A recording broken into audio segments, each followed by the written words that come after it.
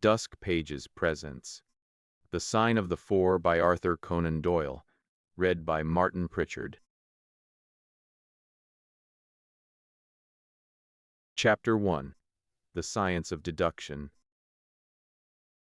Sherlock Holmes took his bottle from the corner of the mantel-piece and his hypodermic syringe from its neat morocco case. With his long, nervous fingers, he adjusted the delicate needle and rolled back his left shirt cuff. For some little time his eyes rested thoughtfully upon the sinewy forearm and wrist all dotted and scarred with innumerable puncture marks. Finally he thrust the sharp point home, pressed down the tiny piston, and sank back into the velvet-lined armchair with a long sigh of satisfaction. 3 times a day for many months I had witnessed this performance, but custom had not reconciled my mind to it.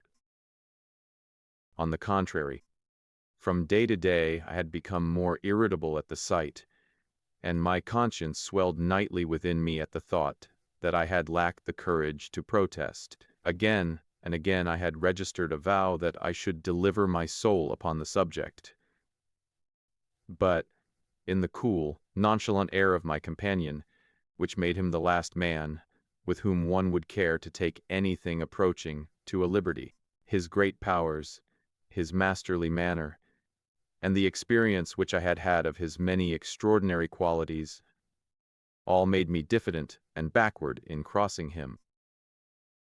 Yet upon that afternoon, whether it was the bone which I had taken with my lunch, or the additional exasperation produced by the extreme deliberation of his manner, I suddenly felt that I could hold out no longer. "Which is it today?" I asked. "Morphine or cocaine?" He raised his eyes languidly from the old black-letter volume which he had opened. "It is cocaine," he said. "A 7% solution. Would you care to try it?" "No, indeed," I answered brusquely. "My constitution has not got over the Afghan campaign yet.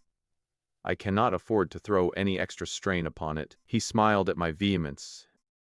"Perhaps you are right, Watson. I suppose that its influence is physically a bad one. I find it, however, so transcendently stimulating and clarifying to the mind that its secondary action is a matter of small moment." "But consider," I said earnestly. "Count the cost. Your brain may, as you say, be roused and excited, but it is a pathological and morbid process, which involves increased tissue change and may at last leave a permanent weakness. You know, too, what a black reaction comes upon you. Surely the game is hardly worth the candle. Why should you, for a mere passing pleasure, risk the loss of those great powers with which you have been endowed? Remember that I speak not only as one comrade to another, but as a medical man to one for whose constitution he is to some extent answerable." He did not seem offended. On the contrary, he put his finger tips together and leaned his elbows on the arms of his chair, like one who has a relish for conversation. "My mind," he said, "rebels at stagnation. Give me problems, give me work, give me the most abstruse cryptogram or the most intricate analysis, and I am in my own proper atmosphere. I can dispense then with artificial stimulants, but I abhor the dull routine of existence. I crave for mental exaltation. That is why I have chosen my own particular profession, or rather created it, for I am the only one in the world." "The only unofficial detective?" I said, raising my eyebrows. "The only unofficial consulting detective," he answered. "I am the last and highest court of appeal in detection. When Gregson or Lestrade or Athelney Jones are out of their depths, which, by the way, is their normal state, the matter is laid before me. I examine the data as an expert and pronounce a specialist's opinion. I claim no credit in such cases. My name figures in no newspaper. The work itself, the pleasure of finding a field for my peculiar powers, is my highest reward. But you have yourself had some experience of my methods of work in the Jefferson Hope case. Yes, indeed, said I cordially. I was never so struck by anything in my life. I even embodied it in a small brochure with the somewhat fantastic title of A Study in Scarlet. He shook his head sadly. I glanced over it, said he. Honestly, I cannot congratulate you upon it. Detection is, or ought to be, an exact science, and should be treated in the same cold and unemotional manner. You have attempted to tinge it with romanticism, which produces much the same effect as if you worked a love story or an elopement into the fifth proposition of Euclid. But the romance was there, I remonstrated. I could not tamper with the facts. Some facts should be suppressed, or at least a just sense of proportion should be observed in treating them. The only point in the case which deserved mention was the curious analytical reasoning from effects to causes, by which I succeeded in unraveling it. I was annoyed at this criticism of a work which had been specially designed to please him. I confess, too, that I was irritated by the egotism which seemed to demand that every line of my pamphlet should be devoted to his own special doings. More than once during the years that I had lived with him in Baker Street, had observed that a small vanity underlay my companion's quiet and didactic manner. I made no remark, however, but sat nursing my wounded leg. I had a Giselle bullet through it some time before, and though it did not prevent me from walking, it ached warily at every change of the weather. My practice has extended recently to the continent, said Holmes, after a while, filling up his old briar-root pipe. I was consulted last week by Francois Le Villard, who, as you probably know, has come rather to the front lately in the French detective service. He has all the Celtic power of quick intuition, but he is deficient in the wide range of exact, which is essential to the higher developments of his art. The case was concerned with a will, and possessed some features of interest. I was able to refer him to two parallel cases, the one at Riga in 1857, and the other at St. Louis in 1871, which have suggested to him the true solution. Here is the letter which I had this morning acknowledging my assistance. He tossed over, as he spoke, a crumpled sheet of foreign notepaper. I glanced my eyes down it, catching a profusion of notes of admiration, with stray magnifiques, coup de maître, and tour de force, all testifying to the ardent admiration of the Frenchman. He speaks as a pupil to his master, said I. Oh, he rates my assistance too highly, said Sherlock Holmes, lightly. He has considerable gifts himself. He possesses 2 out of the 3 qualities necessary for the ideal detective. He has the power of observation and that of deduction. He is only wanting in knowledge, and that may come in time. He is now translating my small works into French. Your works? Oh, didn't you know? He cried, laughing. Yeah, I have been guilty of several monographs. They are all upon technical subjects. Here, for example, is one upon the distinction between the ashes of the various tobaccos. In it I enumerate 140 forms of cigarette, and pipe tobacco, with colored plates illustrating the difference in the ash. It is a point which is continually turning up in criminal trials, and which is sometimes of supreme importance as a clue. If you can say definitely, for example, some murder has been done by a man who was smoking an Indian lanka, it obviously narrows your field of search. To the trained eye, there is much difference between the black ash of a trichinopoly and the white fluff of bird's eye, as there is between a cabbage and a potato. You have an extraordinary genius for minutiae, I remarked. I appreciate their importance. Here is my monograph upon the tracing of footsteps, with some remarks upon the uses of plaster of Paris as a preserver of impresses. Here, too, is a curious little work upon the influence of a trade upon the form of the hand, with lithotypes of the hands of slaters, sailors, cork cutters, compositors, weavers, and diamond polishers. That is a matter of great practical interest to the scientific detective, especially in cases of unclaimed bodies, or in discovering the antecedents of criminals. But I weary you with my hobby. Not at all, I answered earnestly.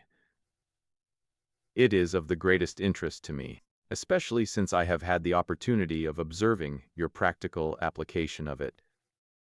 But you spoke just now of observation and deduction. Surely, to some extent, implies the other. Why, hardly, he answered, leaning back luxuriously in his armchair, and sending up thick blue wreaths from his pipe. For example, observation shows me that you have been to the Wigmore Street post office this morning, but deduction lets me know that when there you dispatched a telegram. Right, said I. Right on both points. But I confess that I don't see how you arrived at it. It was a sudden impulse upon my part, and I have mentioned it to no one. It is simplicity itself, he remarked, chuckling at my surprise. So absurdly simple that an explanation is superfluous. And yet it may serve to define the limits of observation and of deduction. Observation tells me that you have a little mode adhering to your instep. Just opposite the Seymour Street office, they have taken up the pavement and thrown up some earth which lies in such a way that it is difficult to avoid treading in it in entering. The earth is of this peculiar reddish tint, which is, as far as I know, nowhere else in the neighborhood. So much is observation. The rest is deduction. How, then, did you deduce the telegram? Why, of course I knew that you had not written a letter, since sat opposite you all morning.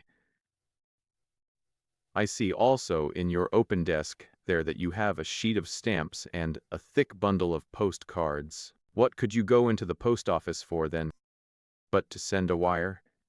Eliminate all other factors, and the one which remains must be the truth. In this case it certainly is so, I replied, after a little thought. The thing, however, is, as you say, of the simplest. Would you think me impertinent if I were to put your theories to a more severe test? On the contrary, he answered, it would prevent me from taking a second dose of cocaine. I should be delighted to look into any problem which you might submit to me. I have heard you say that it is difficult for a man to have any object in daily use without leaving the impress of his individuality upon it in such a way that a trained observer might read it. Now, I have here a watch which has recently come into my possession. Would you have the kindness to let me have an opinion upon the character or habits of the late owner? I handed him over the watch with some slight feeling of amusement in my heart, for the test was, as I thought, an impossible one, and I intended it as a lesson against the somewhat dogmatic tone which he occasionally assumed. He balanced the watch in his hand, gazed hard at the dial, opened the back, and examined the works, first with his naked eyes, and then with a powerful convex lens. I could hardly keep from smiling at his crestfallen face when he finally snapped the case to and handed it back. There are hardly any data, he remarked. The watch has been recently cleaned, which robs me of my most suggestive facts. You are right, I answered. It was cleaned before being sent to me. In my heart I accused my companion of putting forward a most lame and impotent excuse to cover his failure. What data could he expect from an uncleaned watch? Though unsatisfactory, my research has not been entirely barren, he observed, staring up at the ceiling with dreamy, lackluster eyes. Subject to your correction, I should judge that the watch belonged to your elder brother, who inherited it from your father, that you gather, no doubt, from the HW upon the back. Quite so. The B suggests your own name. The date of the watch is nearly 50 years back, and the initials are as old as the watch. So it was made for the last generation. Jewelry usually descends to the eldest son, and he is most likely to have the same name as the father. Your father has, if I remember right, been dead many years. It has, therefore, been in the hands of your eldest brother. Right, so far, said I.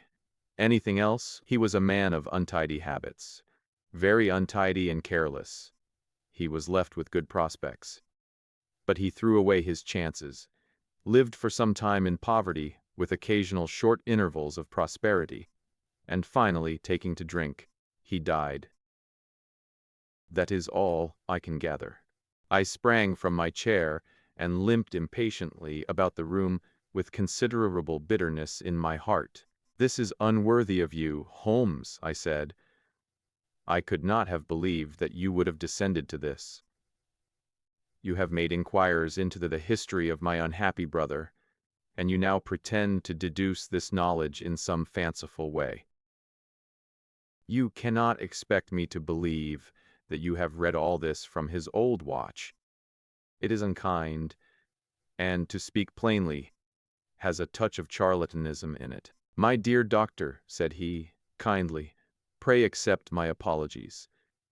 Viewing the matter as an abstract problem, I had forgotten how personal and painful a thing it might be to you. I assure you, however, that I never even knew that you had a brother until you handed me the watch.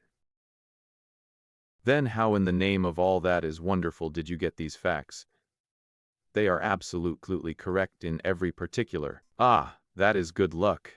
I could only say what was the balance of probability. I did not at all expect to be so accurate, but it was not mere guesswork? No, no, I never guess. It is a shocking habit, destructive to the logical faculty. What seems strange to you is only so, because you do not follow my train of thought, or observe the small facts upon which large inferences may depend. For example, I began by stating that your brother was careless. When you observe the lower part of that watch case, you notice that it is not only dinted in 2 places. It is cut and marked all over from the habit of keeping other hard objects, such as coins or keys, in the same pocket. Surely it is no great feat that a man who watch so cavalierly must be a careless man. Neither is a very far-fetched inference that a man who inherits one article of such value is pretty well provided for in other respects. I nodded to show that I followed his reasoning. It is very customary for pawnbrokers in England, when they take a watch, to scratch the number of the ticket with pinpoint upon the inside of the case. It is more handy than a label, as there is no risk of the number being lost or transposed. There are no less than 4 such numbers visible to my lens on the inside of this case. Inference, that your brother was often at low water. Secondary inference, that he had occasional bursts of prosperity, or he could not have redeemed the pledge. Finally, I ask you to look at the inner plate, which contains the keyhole. Look at the thousands of scratches all round the hole, marks where the key has slipped. What sober man's key could have scored those grooves? But you will never see a drunkard's watch without them. He wins it at night, and he leaves these traces of his unsteady hand. Where is the mystery in all this? It is as clear as daylight, I answered. I regret the injustice which I did you. I should have had more faith in your marvelous faculty. May I ask whether you have any professional inquiry on at present? None. Hence the cocaine. I cannot live without brain work. What else is there to live for? Stand at the window here. Was ever such a dreary, dismal, unprofitable world? See how the yellow fog swirls down the street and drifts across the dun-colored houses. What could be more hopelessly prosaic and material? What is the use of having powers, doctor, when one has no field upon which to exert them? Crime is commonplace. Existence is commonplace. and no qualities, save those which are commonplace, have any function upon earth. I had opened my mouth to reply to this tirade, when with a crisp knock our landlady entered, bearing a card upon the brass salver. "A young lady for you, sir," she said, addressing my companion. "Miss Mary Morstan," he read. I have no recollection of the name. Ask the young lady to step up, Mrs. Hudson. Don't go, doctor. I should prefer that you remain. Chapter 2. The Statement of the Case. Miss Morstan entered the room with a firm step and an outward composure of manner. She was a blonde young lady, small, dainty, well-gloved, and dressed in the most perfect taste. There was, however, a plainness and simplicity about her costume which bore with it a suggestion of limited means. The dress was a sombre grayish beige, untrimmed and unbraided, and she wore a small turban of the same dull hue, relieved only by a suspicion of white feather in the side. Her face had neither regularity of feature nor beauty of complexion, but her expression was sweet and amiable, and her large blue eyes were singularly spiritual and sympathetic. In an experience of women which extends over many nations and 3 separate continents, I have never looked upon a face which gave a clear promise of a refined and sensitive nature. I could not but observe that as she took the seat which Sherlock Holmes placed for her, her lip trembled, her hand quivered, and she showed every sign of intense inward agitation. "I have come to you, Mr. Holmes," she said, "because you once enabled my employer, Mrs. Cecil Forrester, to unravel a little domestic complication. She was much impressed by your kindness and skill." "Miss Cecil Forrester," he repeated thoughtfully. "I believe that I was of some slight service to her. The case, however, as I remember it, was a very simple one." "She did not think so. But at least you cannot say the same of mine. I can hardly imagine anything more strange, more utterly inexplicable, than the situation in which I find myself." Holmes rubbed his hands, and his eyes glistened. He leaned forward in his chair with an expression of extraordinary concentration, clear-cut, hawk-like features. "State your case," said he, in brisk, business tones. I felt that my position was an embarrassing one. "You will, I am sure, excuse me," I said, rising from my chair. To my surprise, the young lady held up her gloved hand to detain me. "If your friend," she said, "would be good enough to stop, he might be of inestimable service to me." I relapsed into my chair. "Briefly," she continued, "the facts are these. Was an officer in an Indian regiment who sent me home when I was quite a child. My mother was dead, and I had no relative in England. I was placed, however, in a comfortable boarding establishment at Edinburgh, and there I remained. I was 17 years of age. In the year 878 my father, who was senior captain of his regiment, obtained 12 months' leave and came home. He telegraphed to me from London that he had arrived all safe, and directed me to come down at once, giving the Langham Hotel as his address. His message, as I remember, was full of kindness and love. On reaching London, I drove to the Langham, and was informed that Captain Morstan was staying there, but that he had gone out the night before and had not yet returned. I waited all day without news of him. That night, on the advice of the manager of the hotel, I communicated with the police, and next morning we advertised in all the papers. Our inquiries led to no result, and from that day to this no word has ever been heard of my unfortunate father. He came home with his heart full of hope, to find some peace, some comfort, and instead. She put her hand to her throat, and a choking sob cut short the sentence. "The date?" asked Holmes, opening his notebook. "He disappeared upon the 3d of December, 878, nearly 10 years ago. His luggage remained at the hotel. There was nothing in it to suggest a clue. some clothes, some books, and a considerable number of curiosities from the Andaman Islands. He had been one of the officers in charge of the convict guard there. Had he any friends in town? Only one that we know of, Major Sholto, of his own regiment, the 34th Bombay Infantry. The major had retired some little time before, and lived at Upper Norwood. We communicated with him, of course, but he did not even know that his brother officer was in England. A singular case, remarked Holmes.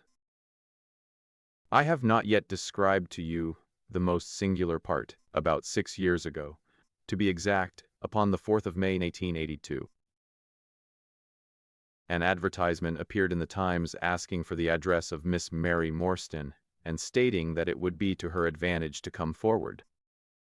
There was no name or address appended. I had at that time just entered the family of Mrs. Cecil Forrester in the capacity of governess. By her advice, I published my address in the advertisement column. The same day, there arrived through the post a small cardboard box addressed to me, which I found to contain a very large and lustrous pearl. No word of writing was enclosed. Since then, every year upon the same date, there has always appeared a similar box, containing a similar pearl, without any clue as to the sender.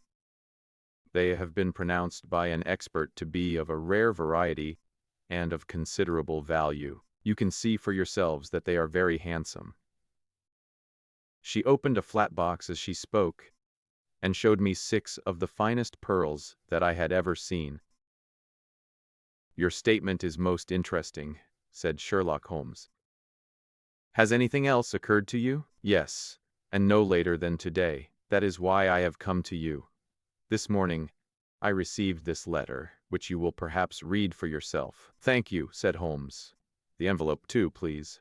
Postmark, London, S.W. Date, July 7th. Man's thumb mark on corner. Probably postman. Postman. Best quality paper. Envelopes at 6 pence a packet. Particular man in his stationery. No address. Be at the 3rd pillar from the left outside the Lyceum Theatre tonight at 7 o'clock. If you are distrustful, bring 2 friends. You are a wronged woman, and shall have justice. Do not bring police. If you do, all will be in vain. Your unknown friend. Well, really, this is a very pretty little mystery. What do you intend to do, Miss Morstan? That is exactly what I want to ask you. Then we shall most certainly go. You and I and... Yes, why, Dr. Watson is the very man. Your correspondent says 2 friends. He and I have worked together before. But would he come? She asked, with something appealing in her voice and expression. I should be proud and happy, said I fervently, if I can be of any service. You are both very kind, she answered. I have led a retired life, and have no friends whom I could appeal to. If I am here at 6, it will do, I suppose? You must not be later, said Holmes. There is one other point, however. Is this handwriting the same as that upon the pearl box addresses? I have them here, she answered, producing half a dozen pieces of paper. You are certainly a model client. You have the correct intuition. Let us see now. He spread out the papers upon the table, and gave little darting glances from one to the other. They are disguised hands, except the letter, he said, presently, but there can be no question as to the authorship. See how the irrepressible Greek E will break out, and see the twirl of the final S. They are undoubtedly by the same person. I should not like to suggest false hopes, Miss Morstan, but is there any resemblance between this hand and that of your father? Nothing could be more unlike. I expected to hear you say so. We shall look out for you, then, at 6. Pray allow me to keep the papers. I may look into the matter before then. It is only 3:30. Au revoir, then. Au revoir, said our visitor, and with a bright, kindly glance from one to the other of us, she replaced her pearl box in her bosom and hurried away. Standing at the window, I watched her walking briskly down the street, until the gray turban and white feather were but a speck in the somber crowd. "What a very attractive woman!" I exclaimed, turning to my companion. He had lit his pipe again and was leaning back with drooping eyelids. "Is," he said, languidly. I did not observe. "You really are an automaton, a calculating machine," I cried. "There is something positively inhuman in you at times. I assure you that the most winning woman I ever knew was hanged for poisoning 3 little children for their insurance money. And the most repellent man of my acquaintance is a philanthropist who has spent nearly $250,000 upon the London poor. In this case, however, we never make exceptions. An exception disproves the rule. Have you ever had occasion to study character in handwriting? What do you make of this fellow's scribble?" "It is legible and regular," I answered. "A man of business habits and some force of character." Holmes shook his head. "Look at his long letters," he said. "They hardly rise above the common herd. That D might be an A, and that L an E. Men of character always differentiate their long letters, however illegibly they may write. There is vacillation in his K's and self-esteem in his capitals. I am going out now. I have some few references to make. Let me read next book. One of the most remarkable ever penned. It is Winwood Reade's Martyrdom of Man. I shall be back in an hour." I sat in the window with the volume in my hand, but my thoughts were far from the daring speculations of the writer. My mind ran upon our late visitor. Her smiles, the deep rich tones of her voice, the strange mystery which overhung her life. If she were 17 at the time of her father's disappearance, she must be 27 now. A sweet age, when youth has lost its self-consciousness and become a little sobered by experience. So I sat and mused, until such dangerous thoughts came into my head that I hurried away to my desk and plunged furiously into the latest treatise upon pathology. What was I, an army surgeon with a weak leg and a weaker banking account, that I should dare to think of such things? She was a unit, a factor, nothing more. If my future were black, it was better surely to face it like a man than to attempt to brighten it by mere will. The wisps of the imagination. Chapter 3. In quest of a solution. It was 5:30 before Holmes returned. He was bright, eager, and in excellent spirits, a mood which in his case alternated with fits of the blackest depression. "There is no great mystery in this matter," he said, taking the cup of tea which I had poured out for him. "The facts appear to admit of only one explanation." "What? You have solved it already?" "Well, that would be too much to say. I have discovered a suggestive fact, that is all.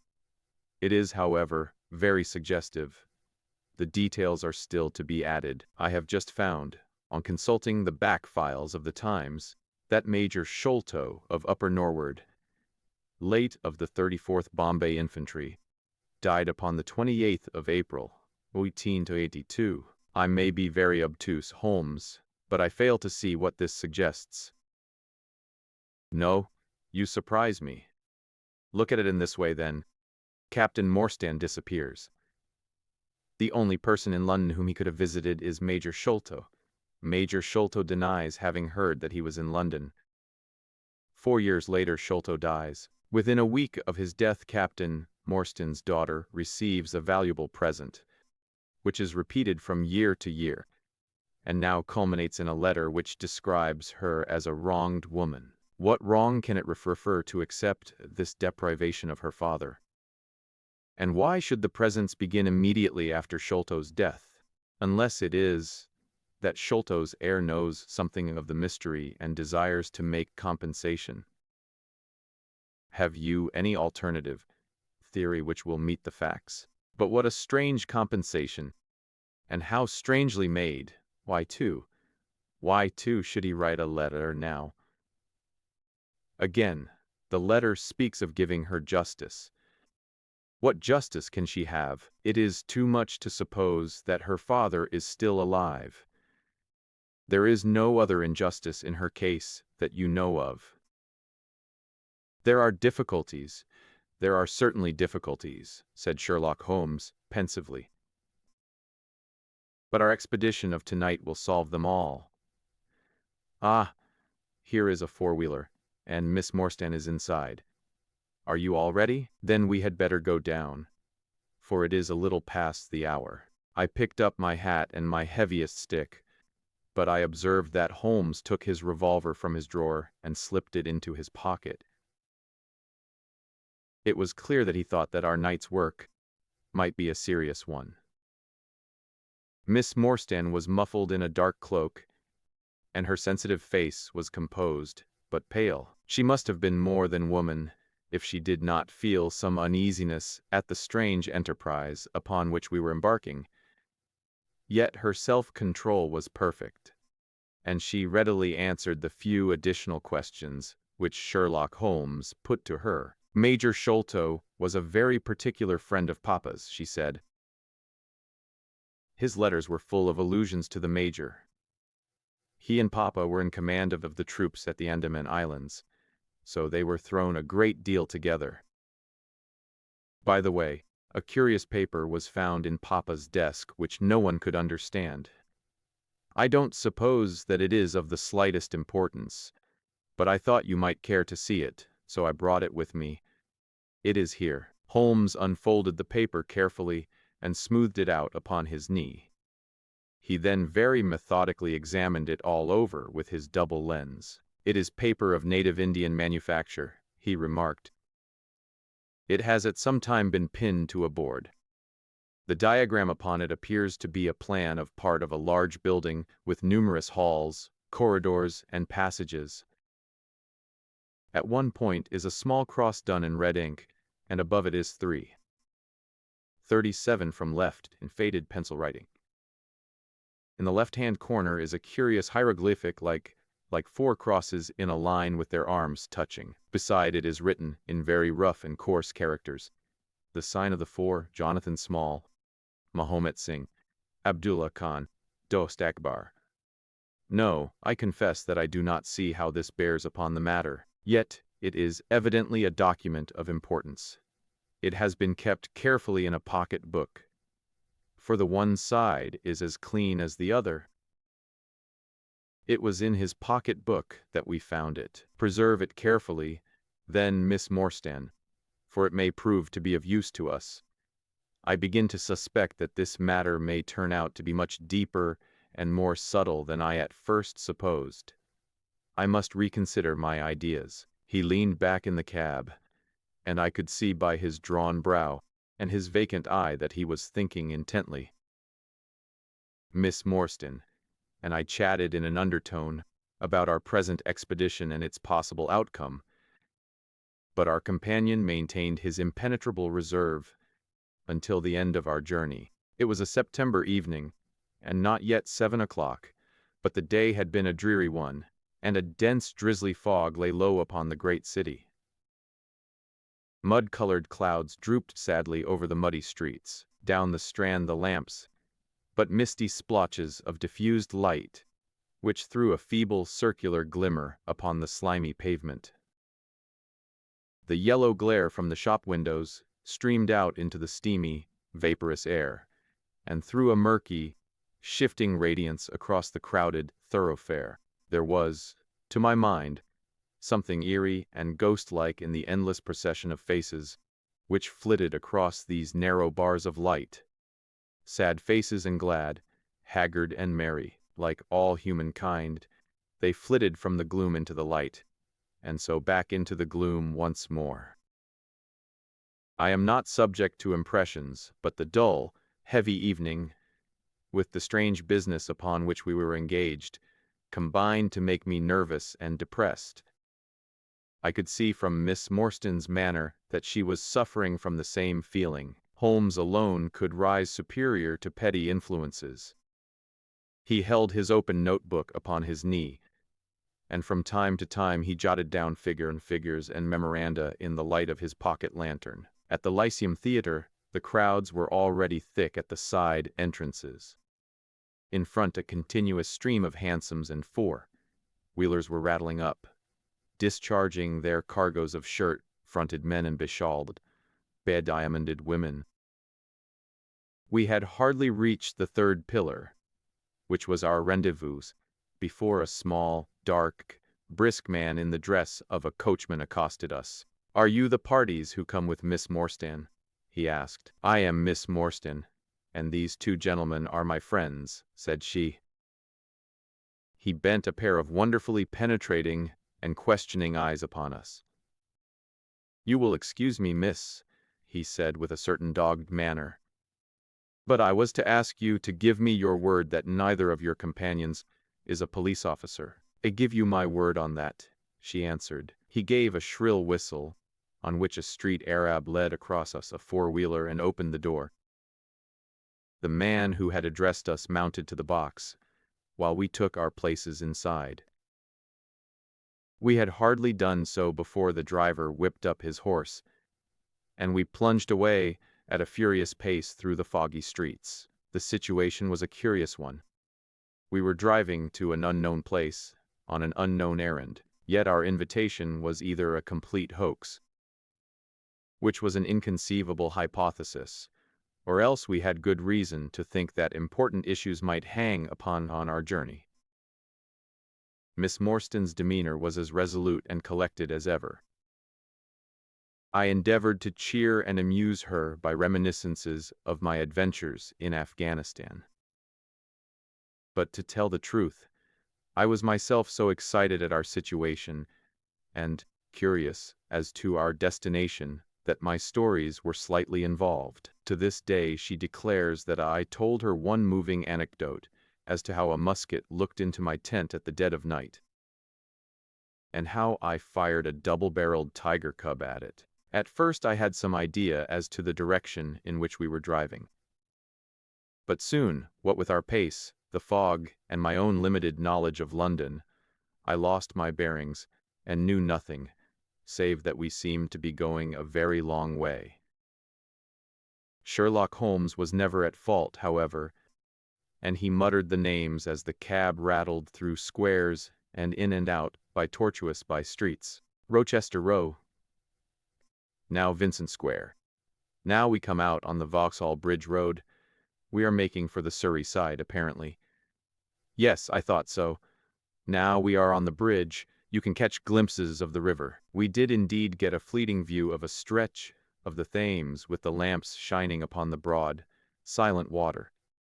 But our cab dashed on, and was soon involved in a labyrinth of streets upon the other side. "Wordsworth Road," said my companion. "Priory Road, Larkhall Lane, Stockwell Place, Robert Street, Cold Harbor Lane. Our quest does not appear to take us to very fashionable regions." We had, indeed, reached a questionable and forbidding neighborhood.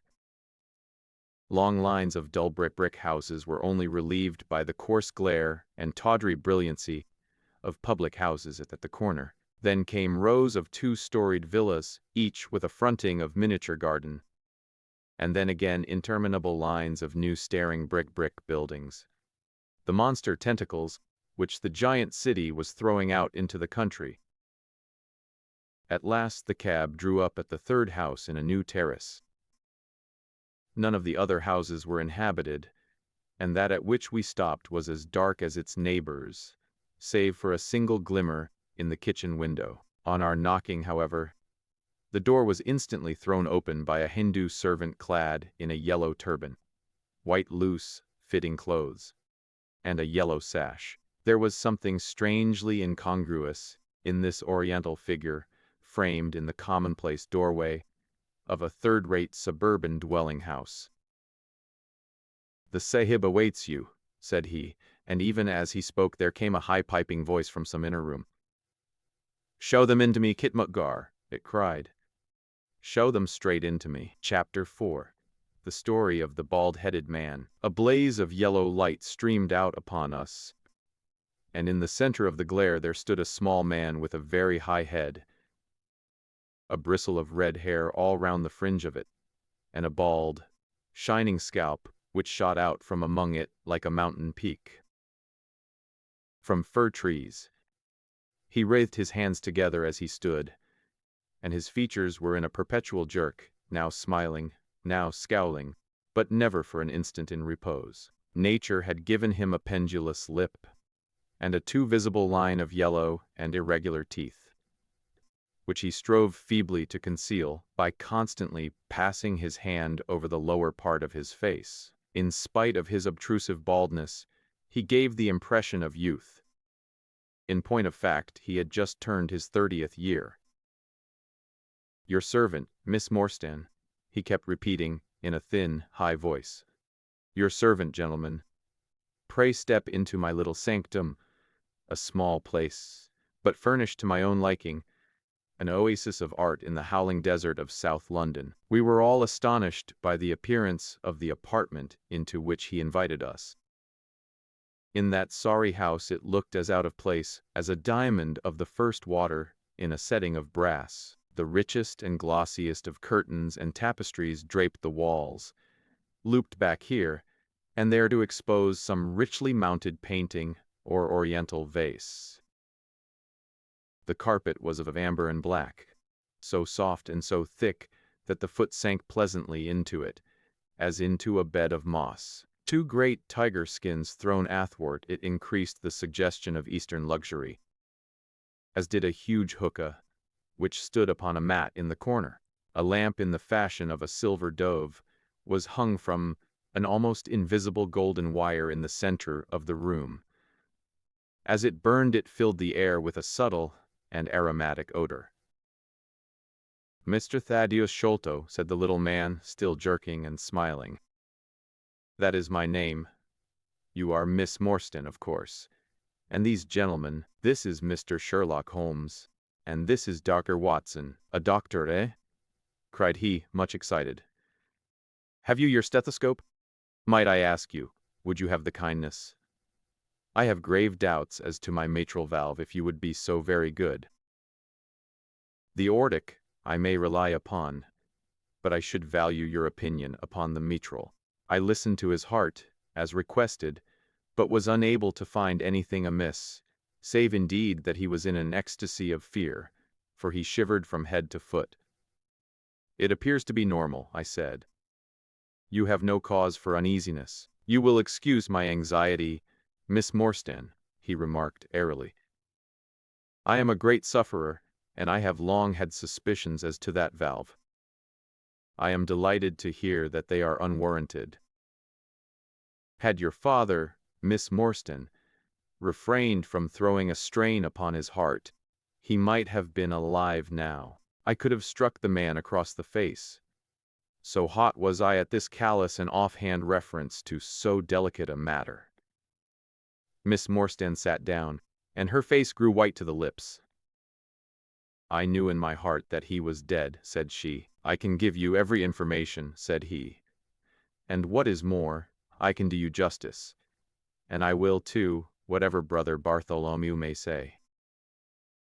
I am so glad to have your friends here, not only as an escort to you, but also as witnesses to what I am about to do and say. The three of us can show a bold front to Brother Bartholomew. But let us have no outsiders, no police or officials. We can settle everything satisfactorily among ourselves, without any interference. Nothing would annoy Brother Bartholomew more than any publicity." He sat down upon a low settee and blinked us inquiringly with his weak, watery blue eyes. "For my part," said Holmes, "whatever you may choose to say will go no further." I nodded to show my agreement. "That is well, said he. "May I offer you a glass of Chianti, Miss Morstan, or of Tokay? I keep no other wines.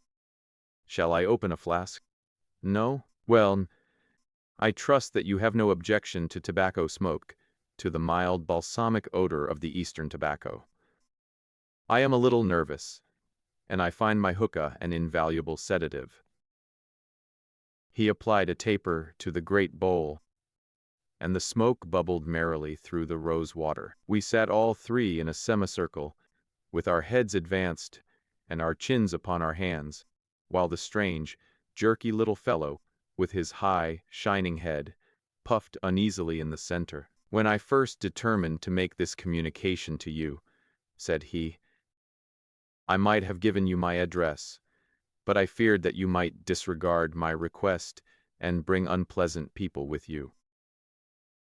I took the liberty, therefore, of making an appointment in such a way that my man Williams might be able to see you first. I have complete confidence in his discretion, and he had orders, if he were dissatisfied, to proceed no further in the matter. You will excuse these precautions, but I am a man of somewhat retiring, and I might even say refined, tastes, and there is nothing more unaesthetic than a policeman. I have a natural shrinking from all forms of rough materialism. I seldom come in contact with the rough crowd. I live, as you see, with some little atmosphere of elegance around me. I may call myself a patron of the arts. It is my weakness. The landscape is a genuine Corot, and though a connoisseur might perhaps throw a doubt upon that Salvator Rosa, there cannot be the least question about the Bouguereau. I am partial to the modern French school. You will excuse me, Mr. Sholto, said Miss Morstan, but I am here at your request to learn something which you desire to tell me. It is very late, and I should desire the interview to be as short as possible. At the best it must take some time, he answered, for we shall certainly have to go to Norwood and see Brother Bartholomew. We shall all go and try if we can get the better of Brother Bartholomew. He is very angry with me for taking the course which seemed right to me. I had quite high words with him last night. You cannot imagine what a terrible fellow he is when he is angry. If we are to go to Norwood, it would perhaps be as well to start at once, I ventured to remark. He laughed until his ears were quite red. That would hardly do, he cried. I don't know what he would say if I brought you in that sudden way. No, I must prepare you by showing you how we all stand to each other. In the first place, I must tell you that there are several points in the story which I am myself ignorant. I can only lay the facts before you as far as I know them myself. My father was, as you may have guessed, Major John Sholto, once of the Indian Army. He retired some 11 years ago and came to live at Pondicherry Lodge in Upper Norwood. He had prospered in India and brought back with him a considerable sum of money, a large collection of valuable curiosities, and a staff of native servants. With these advantages he bought himself a house and lived in great luxury. My twin brother Bartholomew and I were the only children. I very well remember the sensation which was caused by the disappearance of Captain Morstan. We read the details in the papers, and knowing that he had been a friend of our father's, we discussed the case freely in his presence. He used to join in our speculations as to what could have happened. Never for an instant did we suspect that he had the whole secret hidden in his own breast. That of all men he alone knew the fate of Arthur Morstan. We did know, however, that some mystery, some positive danger, overhung our father. He was very fearful of going out alone, and he always employed 2 prize fighters to act as porters at Pondicherry Lodge. Williams, who drove you tonight, was one of them. He was once lightweight champion of England. Our father would never tell us what it was he feared, but he had a most marked aversion to men with wooden legs. On one occasion he actually fired his revolver at a wooden-legged man, who proved to be a harmless tradesman canvassing for orders. We had to pay a large sum to hush the matter up. My brother and I used to think this a mere whim of my father's, but events have since led us to change our opinion. Early in 1882 my father received a letter from India, which was a great shock to him. He nearly fainted at the breakfast table when he opened it, and from that day he sickened to his death. What was in the letter we could never discover. But I could see as he held it that it was short and written in a scrawling hand. He had suffered for years from an enlarged spleen, but he now became rapidly worse. And towards the end of April we were informed that he was beyond all hope, and that he wished to make a last communication to us. When we entered his room, he was propped up with pillows and breathing heavily. He besought us to lock the door and to come upon either side of the bed. Then, grasping our hands, he made a remarkable statement to us, in a voice which was broken as much by emotion as by pain. I shall try and give it to you in his own very words. I have only one thing, he said, which weighs upon my mind at this supreme moment. It is my treatment of poor Morstan's orphan. The cursed greed which has been my besetting sin through life has withheld from her the treasure, half at least of which should have been hers, and yet I have made no use of it myself. So blind and foolish a thing is avarice. The mere feeling of possession has been so dear to me that I could not bear to share it with another. See that chaplet dipped with pearls beside the quinine bottle. Even that I could not bear to part with, although I had got it out with the design of sending it to her. You, my sons, will give her a fair share of the Agra treasure. But send her nothing, not even the chaplet, until I am gone. After all, men have been as bad as this and have recovered. I will tell you how Morstan died, he continued. He had suffered for years from a weak heart, but he concealed it from everyone. I alone knew it. When in India, he and I, through a remarkable chain of circumstances, came into possession of a considerable treasure. I brought it over to England, and on the night of Morstan's arrival he came straight over here to claim his share. He walked over from the station, and was admitted by my faithful Laughter, who is now dead. Morstan and I had a difference of opinion as to the division of the treasure, and we came to heated words. Morstan had sprung out of his chair in a paroxysm of anger, when he suddenly pressed his hand to his side. His face turned a dusky hue, and he fell backwards, cutting his head against the corner of the treasure chest. When I stooped over him I found, to my horror, that he was dead. For a long time I sat half distracted, wondering what I should do. My first impulse was, of course, to call for assistance, but I could not but recognize that there was every chance that I would be accused of his murder. His death at the moment of a quarrel, and the gash in his head, would be black against me. Again, an official inquiry could not be made without bringing out some facts about the treasure, which I was particularly anxious to keep secret. He had told me that no soul upon earth knew where he had gone. There seemed to be no necessity why any soul ever should know. I was still pondering over the matter, when looking up, I saw my servant, Lal Chowdhury, in the doorway. He stole in and bolted the door behind him. "Do not fear, Sahib," he said. "No one need know that you have killed him. Let us hide him away, and who is the wiser?" "I did not kill him," said I. Lal Chowdhury shook his head and smiled. "I heard it all, Sahib," said he. "I heard you quarrel, and I heard the blow. But my lips are sealed. All are asleep in the house. Let us put him away together." That was enough to decide me. If my own could not believe my innocence, how could I hope to make it good before 12 foolish tradesmen in a jury box? Lal Chowdhury and I disposed of the body that night, and within a few days the London papers full of the mysterious disappearance of Captain Morstan.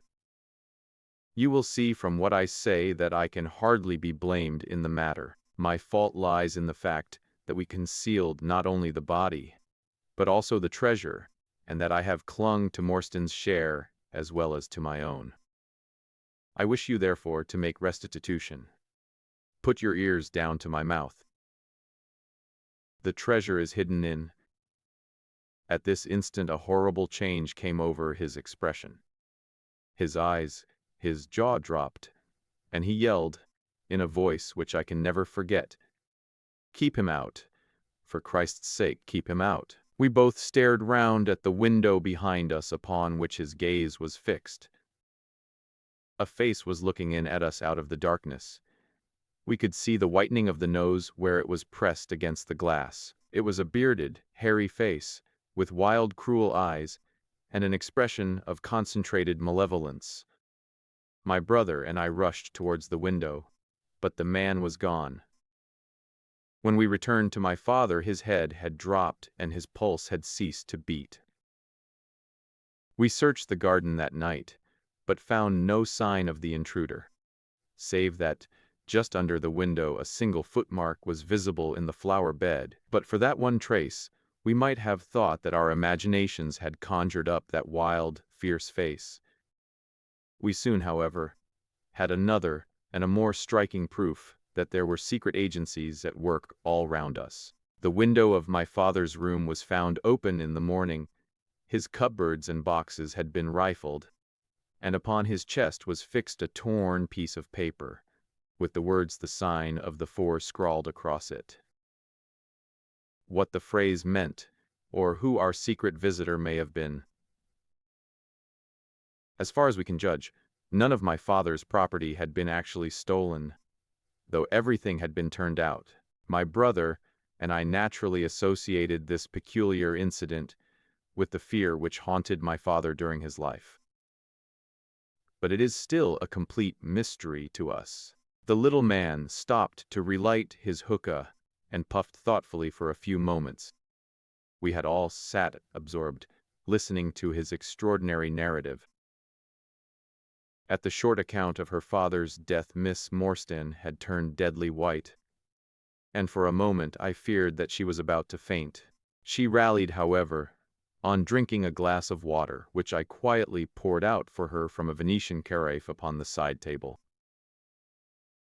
Sherlock Holmes leaned back in his chair with an abstracted expression, and the lids drawn low over his glittering eyes. As I glanced at him, I could not but think how on that very day he had complained bitterly of the commonplaceness of life. Here at least was a problem which would tax his sagacity to the utmost. Mr. Thaddeus Sholto looked from one to the other of us, with obvious pride at the effect which his story had produced, and then continued between the puffs of his overgrown pipe. "My brother and I," said he, "as you may imagine, much excited as to the treasure which my father had spoken of. For weeks and for months we dug and delved in every part of the garden, without discovering its whereabouts. It was maddening to think that the hiding place was on his very lips at the moment that he died. We could judge the splendor of the missing riches by the chaplet which he had taken out. Over this chaplet my brother Bartholomew and I had some little discussion. The pearls were evidently of great value, and he was averse to part with them, for, between friends, my brother was himself a little inclined to my father's fault. He thought, too, that if we parted with the chaplet it might give rise to gossip and finally bring us into trouble. It was all that I could do to persuade him to let me find out Miss Morstan's address and send her a detached pearl at fixed intervals, so that at least she might never feel destitute. "It was a kindly thought," said our companion earnestly.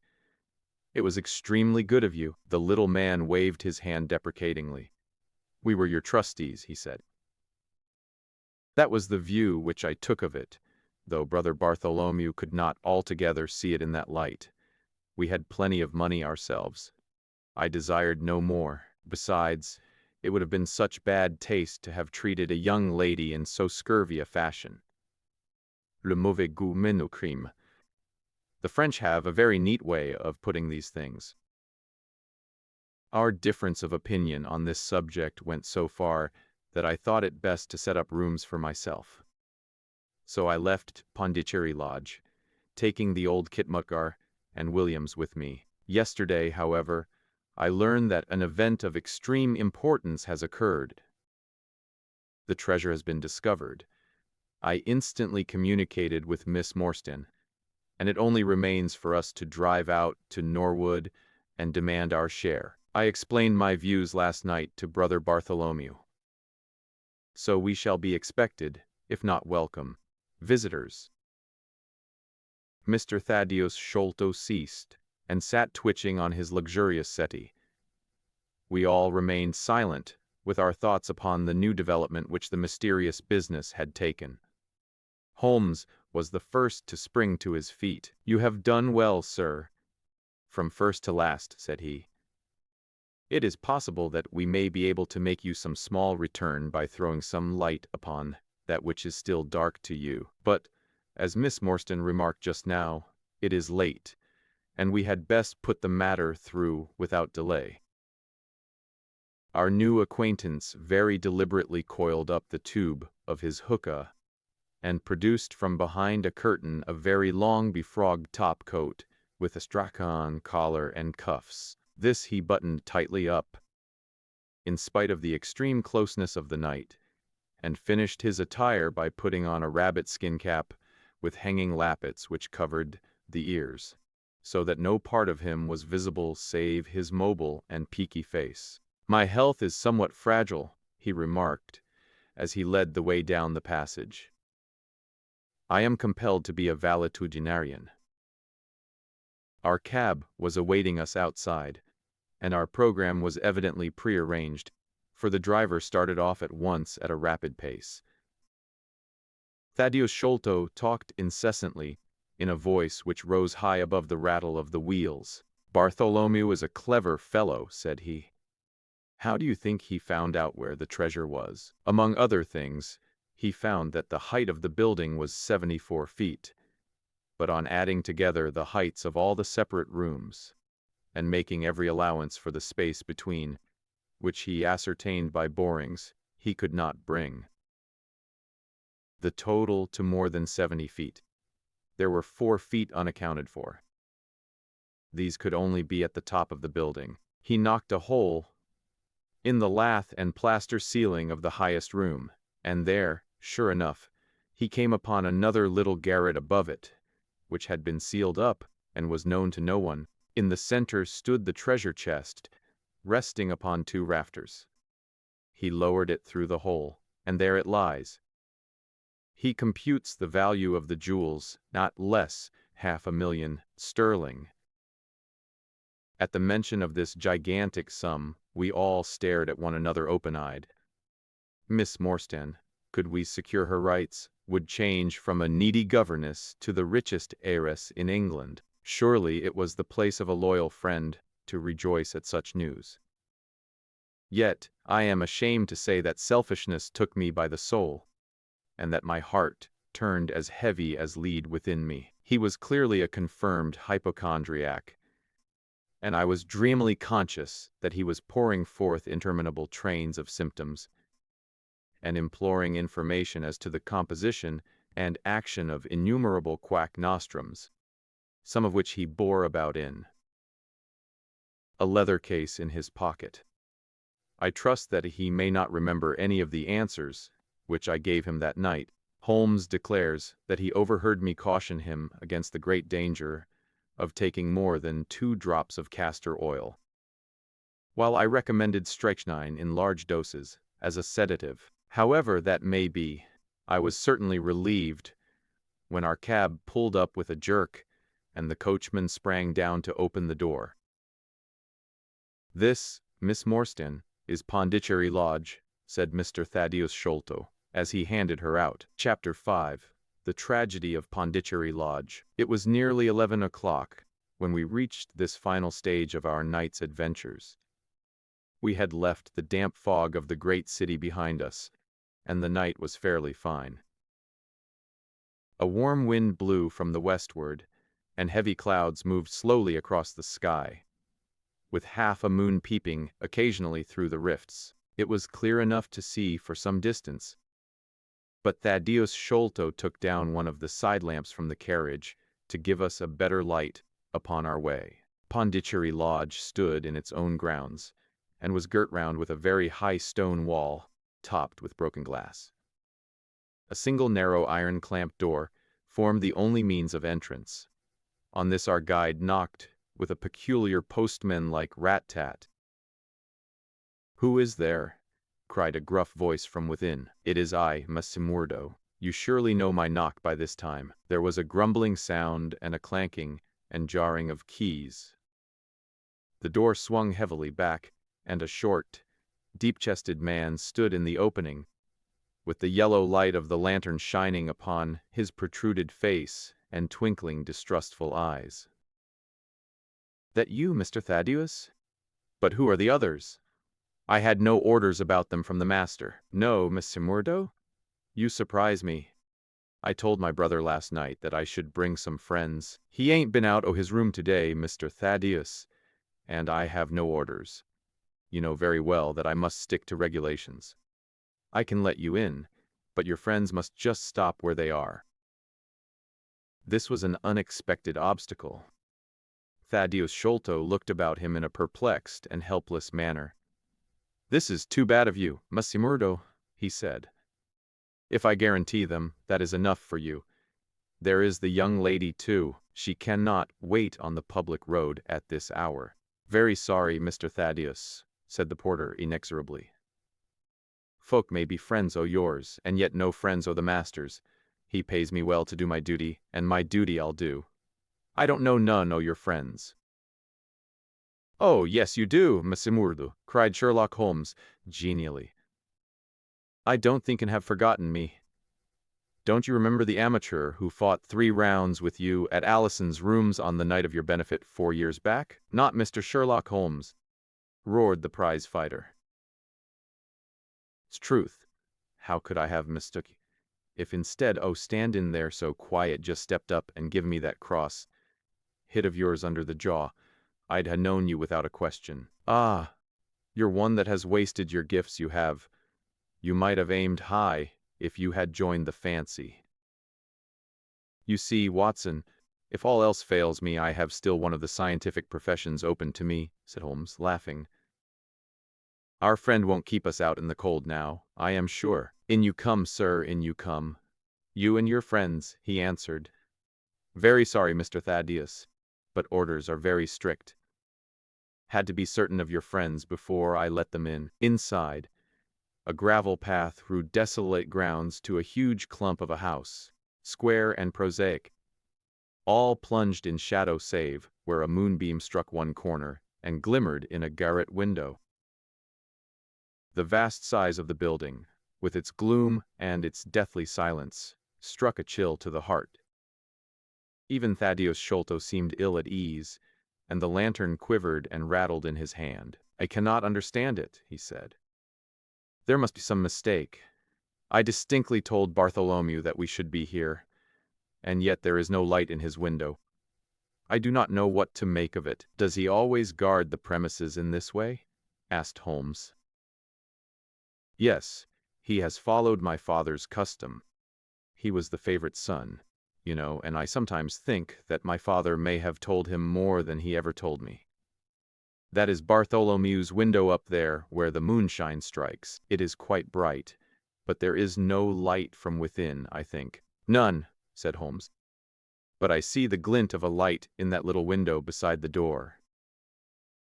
"Ah, that is the housekeeper's room. That is where old Mrs. Bernstone sits. She can tell us all about it. But perhaps you would not mind waiting here for a minute or two, for if we all go in together, and she has no word of our coming, she may be alarmed. But hush! What is that?" He held up the lantern, and his hand shook until the circles of light flickered and wavered all round us. Miss Morstan seized my wrist, and we all stood with thumping hearts, straining our ears. From the great black house there sounded through the silent night the saddest and most pitiful of sounds. The shrill, broken whimpering of a frightened woman. "It is Mrs. Bernstone," said Sholto. "She is the only woman in the house. Wait here. I shall be back in a moment." He hurried for the door and knocked in his peculiar way. We could see a tall old woman admit him, and sway with pleasure at the very sight of him. "Oh, Mr. Thaddeus, sirs, I am so glad you have come. "I am so glad you have come, Mr. Thaddeus, sir." We heard her reiterated rejoicings, till the door was closed and her voice died away into a muffled monotone. Our guide had left us the lantern. Holmes swung it slowly round, and peered keenly at the house, and at the great rubbish heaps which cumbered the grounds. Miss Morstan and I stood together, and her hand was in mine. A wondrous subtle thing is love, for here were we two who had never seen each other before that day, between whom no word or even look of affection had ever passed, and yet now in an hour of trouble our hands instinctively sought for each other. I have marveled at it since, but at the time it seemed the most natural thing that I should go out to her so. And, as she has often told me, there was in her also the instinct to turn to me for comfort and protection. So we stood hand in hand, like two children, and there was peace in our hearts for all the dark things that surrounded us. "What a strange place," she said, looking round. "It looks as though all the moles in England had been let loose in it." "I have something of the sort on the side of a hill near Ballarat, where the prospectors had been at work, and from the same cause," said Holmes. "These are the traces of the treasure-seekers. You must remember that they were 6 years looking for it. No wonder that the grounds look like a gravel pit." At that moment the door of the house burst open, and Thaddeus Sholto came running out, with his hands thrown forward and terror in his eyes. "There is something amiss with Bartholomew," he cried. "I am frightened. My nerves cannot stand it." He was, indeed, half blubbering with fear, and his twitching feeble face peeping out from the great astrakhan collar had the helpless appealing expression of a terrified child. "Come into the house," said Holmes, in his crisp, firm way. "Yes, do," pleaded Thaddeus Sholto. I really do not feel equal to giving directions. We all followed him into the housekeeper's room, which stood upon the left-hand side of the passage. The old woman was pacing up and down, with a scared look and restless picking fingers, but the sight of Miss Morstan appeared to have a soothing effect upon her. "God bless your sweet calm face," she cried with an hysterical sob. "It does me good to see you. Oh, but I have been sorely tried this day." Our companion patted her thin, work-worn hand, and murmured some few words of kindly womanly comfort, which brought the color back into the other's bloodless cheeks. "Master has locked himself in and will not answer me," she explained. "All day I have waited to hear from him, for he often likes to be alone. But an hour ago I feared that something was amiss, so I went up and peeped through the keyhole. You must go up, Mr. Thaddeus. You must go up and look for yourself. I have seen Mr. Bartholomew Sholto in joy and in sorrow for 10 long years, but I never saw him with such a face on him as that." Sherlock Holmes took the lamp and led the way, for Thaddeus Sholto's teeth were chattering in his head. So shaken was he that I passed my hand under his arm as we went up the stairs, for his knees were trembling under him. Twice as we ascended Holmes whipped his lens out of his pocket and carefully examined marks, which appeared to me to be mere shapeless smudges upon the cocoa-nut matting which served as a stair carpet. He walked slowly from step to step, holding the lamp and shooting keen glances to right and left. Miss Morstan had remained behind with the frightened housekeeper. The third flight of stairs ended in a straight passage of some length, with a great picture in Indian tapestry upon the right of it and 3 doors upon the left. Holmes advanced along it in the same slow and methodical way, while we close at his heels, with our long black shadows streaming backwards down the corridor. The third door was that which we were seeking. Holmes knocked, without receiving any answer, and then tried to turn the handle and force it open. It was locked on the inside, however, and by a broad and powerful bolt, as we could see when we set our lamp up against it. The key being turned, however, the hole was not enclosed. Sherlock Holmes bent down to it, and instantly rose again with a sharp intaking of the breath. "There is something devilish in this," said he, more moved than I had ever before seen him. "What do you make of it?" I stooped to the hole and recoiled in horror. Moonlight was streaming into the room, and it was bright with a vague and shifty radiance. Looking straight at me, and suspended, as it were, in the air, for all beneath was in shadow, there hung a face. The very face of our companion Thaddeus. There was the same high, shining head, the same circular bristle of red hair, the same bloodless countenance. The features were set, however, in a horrible smile, a fixed and unnatural grin, which in that still and moonlit room was more jarring to the nerves than any scowl or contortion. So like was the face to that of our little friend that I looked round him to make sure that he was indeed with us. Then I recalled to mind that he had mentioned to us that his brother and he were twins. "This is terrible," I said to Holmes. "What is to be done?" "The door must come down," he answered, and springing against it, he put all his weight upon the lock.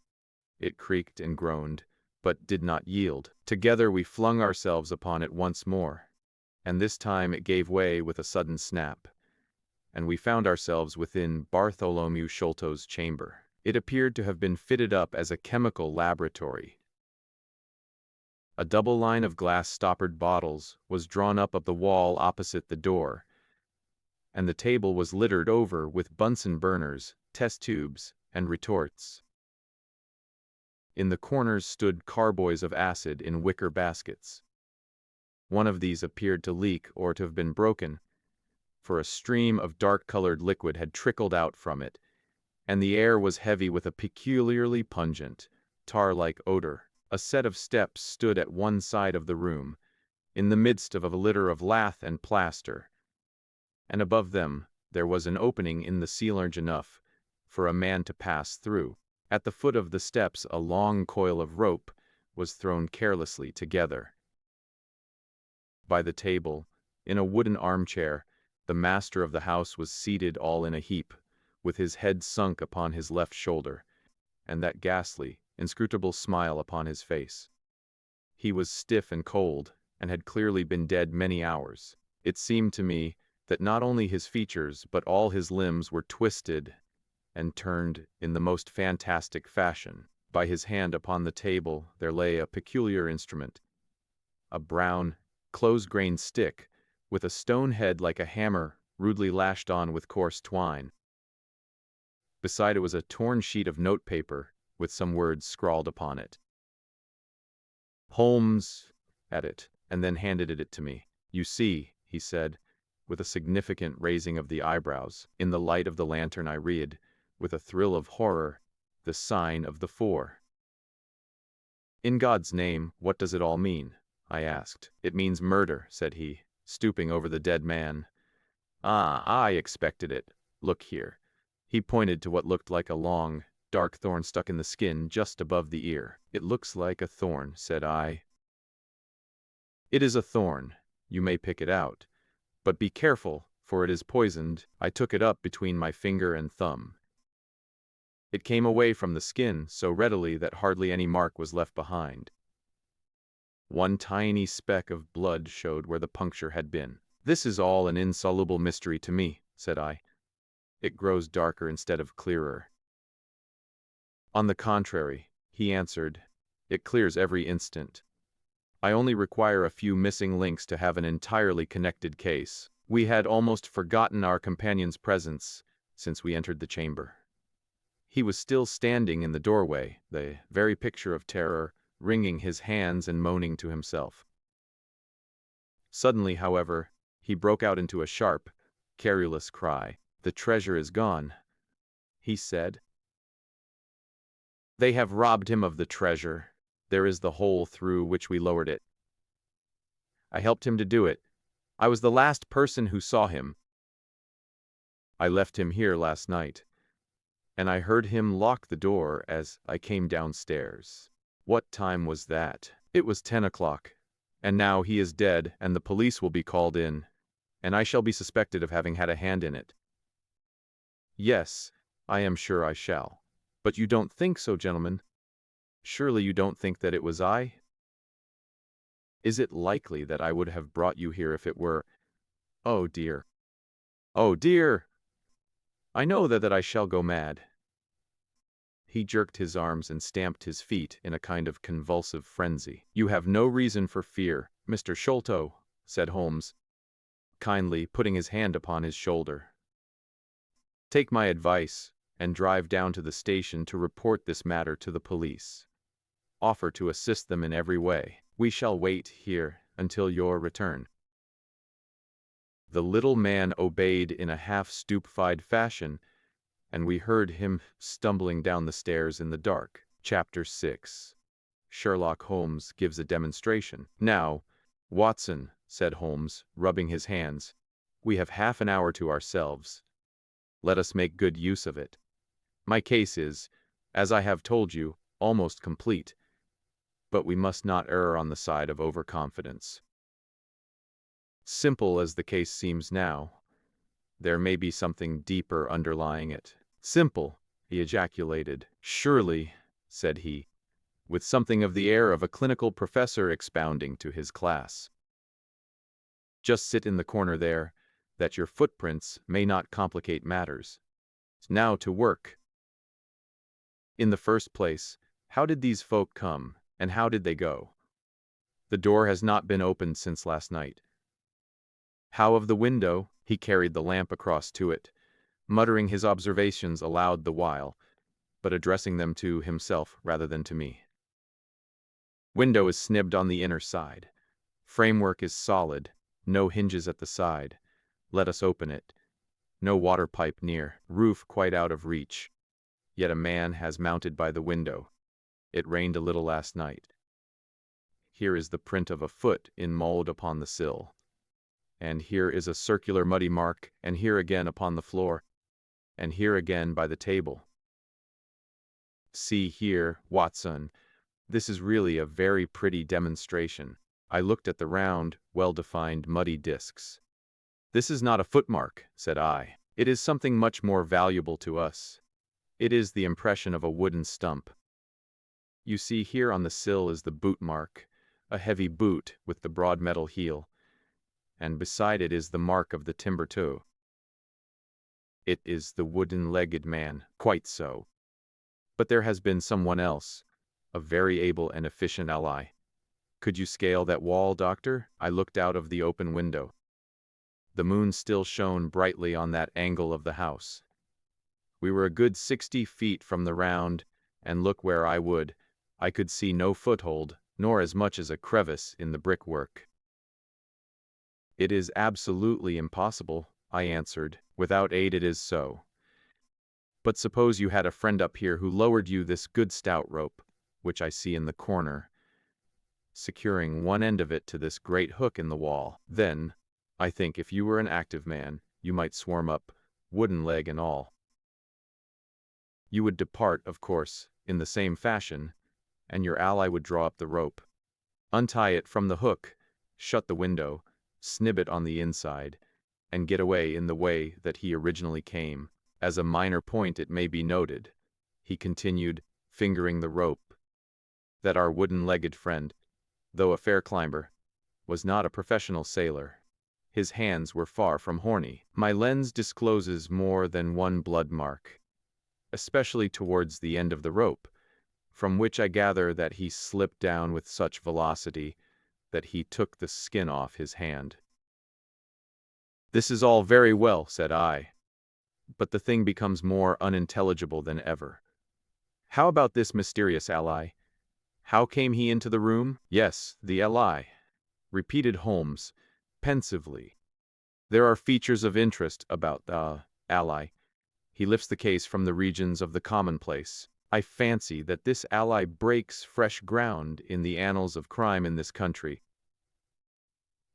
though parallel cases suggest themselves from India, and, if my memory serves me, from Senegambia. How came he then? I reiterated. The door is locked, the window is inaccessible. Was it through the chimney? The grate is much too small, he answered. I had already considered that possibility. How then? I persisted. You will not apply my precept, he said, shaking his head. How often have I said to you that when you have eliminated the impossible, whatever remains, however improbable, must be the truth? We know that he did not come through the door, the window, or the chimney. We also know that he could not have been concealed in the room, as there is no concealment possible. Whence, then, did he come? He came through the hole in the roof, I cried. Of course he did. He must have done so. If you will have the kindness to hold the lamp for me, we shall now extend our researches to the room above, the secret room in which the treasure was found. He mounted the steps. Seizing a rafter with either hand, he swung himself up into the garret. Then, lying on his face, he reached down for the lamp, and held it while I followed him. The chamber in which we found ourselves was about 10 feet one way and 6 the other. The floor was formed by the rafters, with thin lath and plaster between, so that in walking one had to step from beam to beam. The roof ran up to an apex, and was evidently the inner shell of the true roof of the house. There was no furniture of any sort, and the accumulated dust of years lay thick upon the floor. Here you are, you see, said Sherlock Holmes, putting his hand against the sloping wall. This is a trapdoor which leads out onto the roof. I can press it back, and here is the roof itself, sloping at a gentle angle. This, then, is the way by which number 1 entered. Let us see if we can find any other traces of his individuality. He held down the lamp to the floor, and as he did so I saw for the second time that night a startled, surprised look come over his face. For myself, as I followed his gaze, my skin was cold under my clothes. The floor was covered thickly with the prints of a naked foot, clear, well-defined, perfectly formed, but scarce half the size of those of an ordinary man. Holmes, I said in a whisper, a child has done the horrid thing. He had recovered his self-possession in an instant. I was staggered for the moment, he said, but the thing is quite natural. My memory failed me, or I should have been able to foretell it. There is nothing more to be learned here. Let us go down. What is your theory, then, as to those footmarks? I asked, eagerly, when we had regained the lower room once more. My dear Watson, try a little analysis yourself, said he, with a touch of impatience. You know my methods. Apply them, and it will be instructive to compare results. I cannot conceive anything which will cover the facts, I answered. It will be clear enough to you soon, in an offhand way. I think that there is nothing else of importance here, but I will look. So swift, silent, and furtive his movements, like those of a trained bloodhound picking out a scent, that I could not. But what a terrible criminal he would have made had he turned his energy and sagacity against the law, instead of exerting them in its defense. As he hunted about, he kept muttering to himself, and finally he broke out into a loud crow of delight. We are certainly in luck, said he. We ought to have very little trouble now. Number 1 has had the misfortune to tread in the creosote. You can see the outline of the edge of his small foot here, at the side of this evil-smelling mess. The carboy has been cracked, you see, and the stuff has leaked out. What then? I asked. Why, we have got him, that's all, said he. I know a dog that would follow that scent to the world's end. If a pack can track a trailed herring across a shire, how far can a specially trained hound follow so pungent a smell as this? It sounds like a sum in the rule of 3. The answer should give us the... But halloo! Here are the accredited representatives of the law. Heavy steps and the clamor of loud voices were audible from below, and the hall door shut with a loud crash. Before they come, said Holmes, just put your hand here on this poor fellow's arm. and here on his leg. What do you feel? The muscles are as hard as a board, I answered. Quite so. They are in a state of extreme contraction, far exceeding the usual rigor mortis. Coupled with this distortion of the face, this Hippocratic smile, or risus sardonicus, as the old writers called it, what conclusion would it suggest to your mind? Death from some powerful vegetable alkaloid, I answered. Some strychnine-like substance which would produce tetanus. That was the idea which occurred to me the instant I saw the drawn muscles of the face. On getting into the room, I at once looked for the means by which the poison had entered the system. As you saw, I discovered a thorn which had been driven or shot with no great force into the scalp. You observe that the part struck was that which would turn towards the hole in the ceiling if the man were erect in his chair. Now examine the thorn. I took it up gingerly and held it in the light of the lantern. It was long, sharp, and black, with a glazed look near the point, as though some gummy substance had dried upon it. The blunt end had been trimmed and rounded off with a knife. Is that an English thorn? He asked. No, it certainly is not. With all these data you should be able to draw some just inference. But here are the regulars. So the auxiliary forces may beat a retreat. As he spoke, the steps, which had been coming nearer, sounded loudly on the passage, and a very stout, portly man in a gray suit strode heavily into the room. He was red-faced, burly, and plethoric, with a pair of very small twinkling eyes which looked keenly out from between swollen and puffy pouches. He was closely followed by an inspector in uniform, and by the still palpitating Thaddeus Sholto.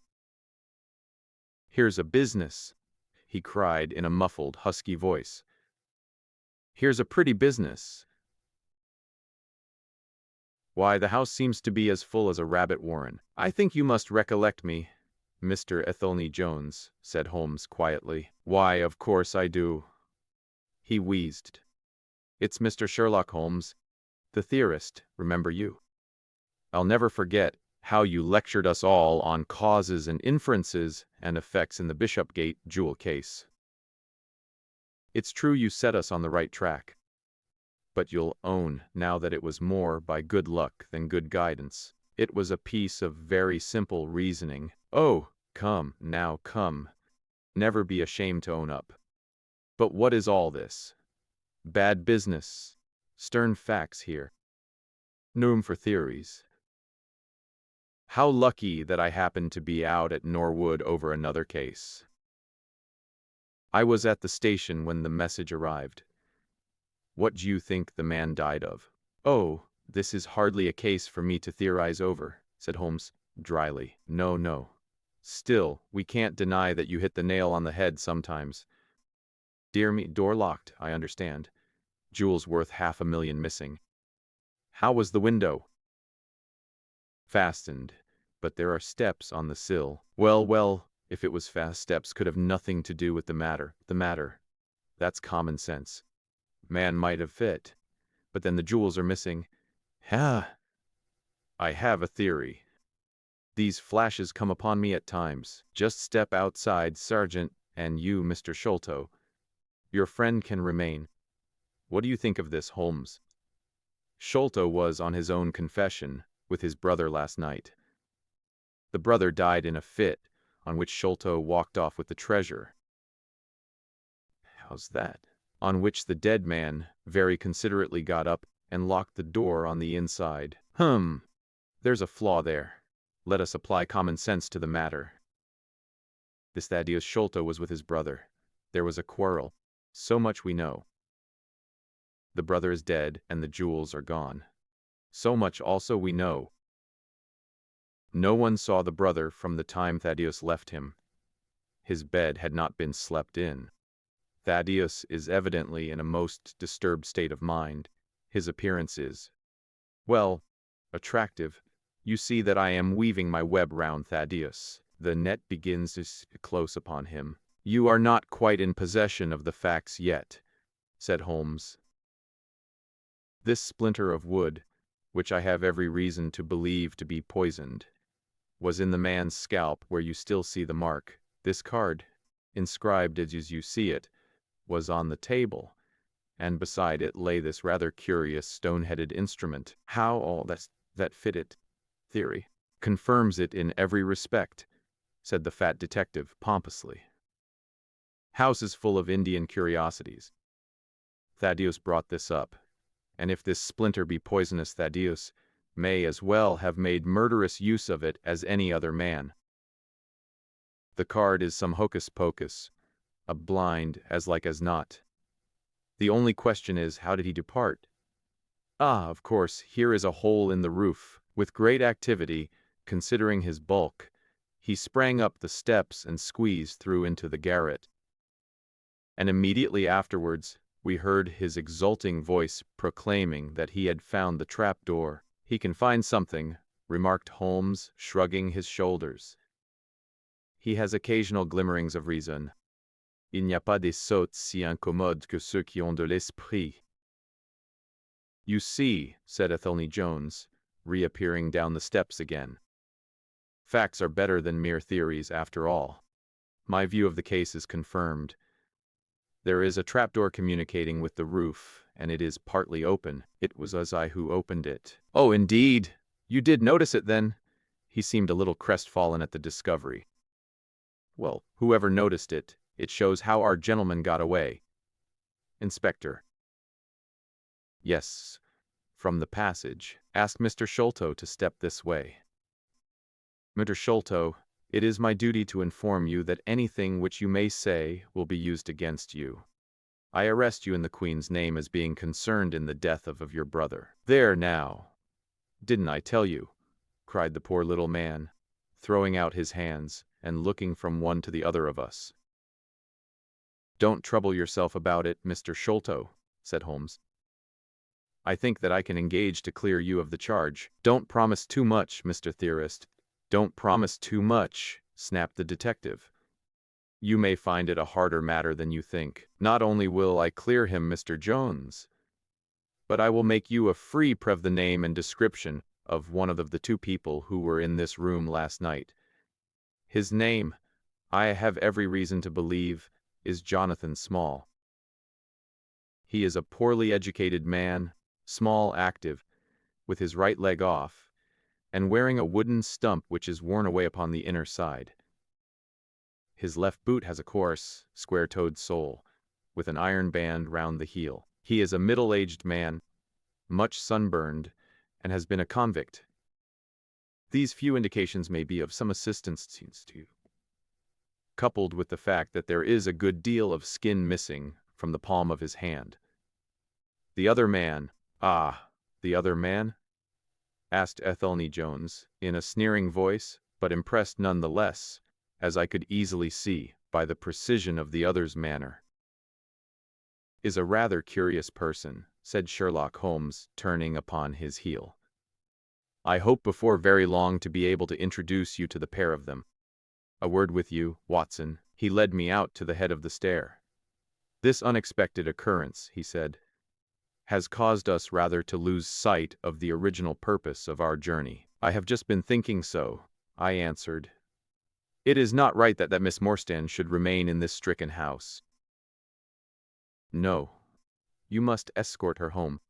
She lives with Cecil Forrester, in Lower Camberwell, so it is not very far. I will wait for you here if you will drive out again. Or perhaps you are too tired? By no means. I don't think I could rest until I know more of this fantastic business. I have seen something of the rough side of life. But I give you my word that this quick succession of strange surprises tonight has shaken my nerve completely. I should like, however, to see the matter through with you, now that I have got so far. Your presence will be of great service to me, he answered. We shall work the case out independently, and leave this fellow Jones to exult over any mare's nest which he may choose to construct. When you have dropped Miss Morstan, I wish you to go on to number 3 Pinchin Lane, down near the water's edge at Lambeth. The third house on the right-hand side is a bird stuffer's. Sherman is the name. You will see a weasel holding a young rabbit in the window. Knock old Sherman up, and tell him, with my compliments, that I want Toby at once. You will bring Toby back in the cab with you. A dog, I suppose. Yes, a queer mongrel, with a most amazing power of scent. I would rather have Toby's help than that of the whole detective force of London. I shall bring him then, said I. It is 1 now. I ought to be back before 3, if I can get a fresh horse. And I, said Holmes, shall see what I can learn from Mrs. Bernstone, and from the Indian servant, who, Mr. Thaddeus tell me, sleeps in the next garret. Then I shall study the great Jones's methods, and listen to his not too delicate sarcasms. Sein Gewand das die Menschen verhohen was sei nicht verstehen. Goethe is always pithy. Chapter 7. The Episode of the Barrel. The police had brought a cab with them, and in this I escorted Miss Morstan back to her home. After the angelic fashion of women, she had borne trouble with a calm face as long as there was some one weaker than herself to support, and I had found her bright and placid by the side of the frightened housekeeper. In the cab, however, she first turned faint, and then burst into a passion of weeping, so sorely had she been tried by the adventures of the night. She has told me since that she thought me cold and distant upon that journey. She little guessed the struggle within my breast, or the effort of self-restraint which held me back.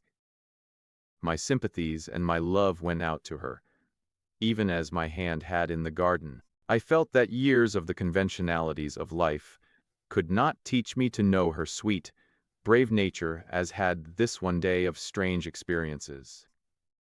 Yet there were 2 thoughts which sealed the words of affection upon my lips. She was weak and helpless, shaken in mind and nerve. It was to take her at a disadvantage to obtrude love upon her at such a time. Worse still, she was rich. If Holmes's researches were successful, she would be an heiress. Was it fair, was it honorable, that a half-pay surgeon should take such advantage of an intimacy which chance had brought about? Might she not look upon me as a mere vulgar fortune-seeker? I could not bear to risk that such a thought should cross her mind.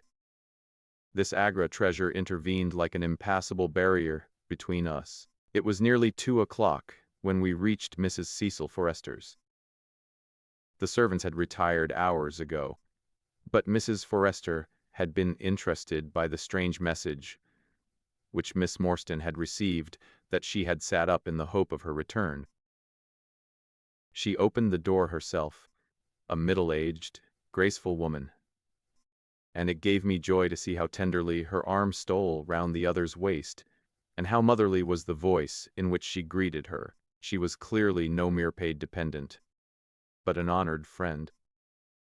I was introduced, and Mrs. Forester earnestly begged me to step in and tell her our adventures. I explained, however, the importance of my errand, and promised faithfully to call and report any progress which we might make with the case. As we drove away, I stole a glance back, and I still seemed to see that little group on the step, the 2 graceful, clinging figures, the half-open door, the hall light shining through stained glass, the barometer, and the bright stair-rods. It was soothing to catch even that passing glimpse of a tranquil English home in the midst of the wild, dark business which had absorbed us, and the more I thought of what had happened, the wilder and darker it grew. I reviewed the whole extraordinary sequence of events as I rattled on through the silent gaslit streets. There was the original problem, that at least was pretty clear now. The Indian treasure, the curious plan found among Morstan's baggage, the strange scene at Major Sholto's death, the rediscovery of the treasure immediately followed by the murder of the discoverer, the very singular accompaniments to the crime, the footsteps, the remarkable weapons, the words upon the card, corresponding with those upon Captain Morstan's chart. Here was indeed a labyrinth in which a man less singularly endowed than my fellow lodger might well despair of ever finding the clue. Pinchin Lane was a row of shabby two-storied houses in the lower quarter of Lambeth. I had to knock for some time at number 3 before I could make my impression. At last, however, there was the glint of a candle behind the blind, and a face looked out at the upper window. "Go on, you drunken vagabond," said the face. "If you kick up any more row, I'll open the kennels and let out 43 dogs upon you. If you'll let one out, it's just what I have come for," said I. "Go on," yelled the voice. "So help me gracious, I have a wiper in the bag, and I'll drop it on your ead if you don't hook it." "But I want a dog," I cried. "I won't be argued with," shouted Mr. Sherman. "Now stand clear, for when I say 3, down goes the wiper." "Mr. Sherlock Holmes," I began, but the words had a most magical effect, for the window instantly slammed down, and within a minute the door was unbarred and open. Mr. Sherman was a lanky, lean old man, with stooping shoulders, a stringy neck, and blue-tinted glasses. "A friend of Mr. Sherlock is always welcome," said he. "Step in, sir.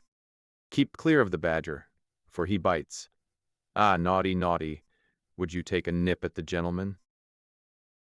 This to a stoat which thrust its wicked head and red eyes between the bars of its cage.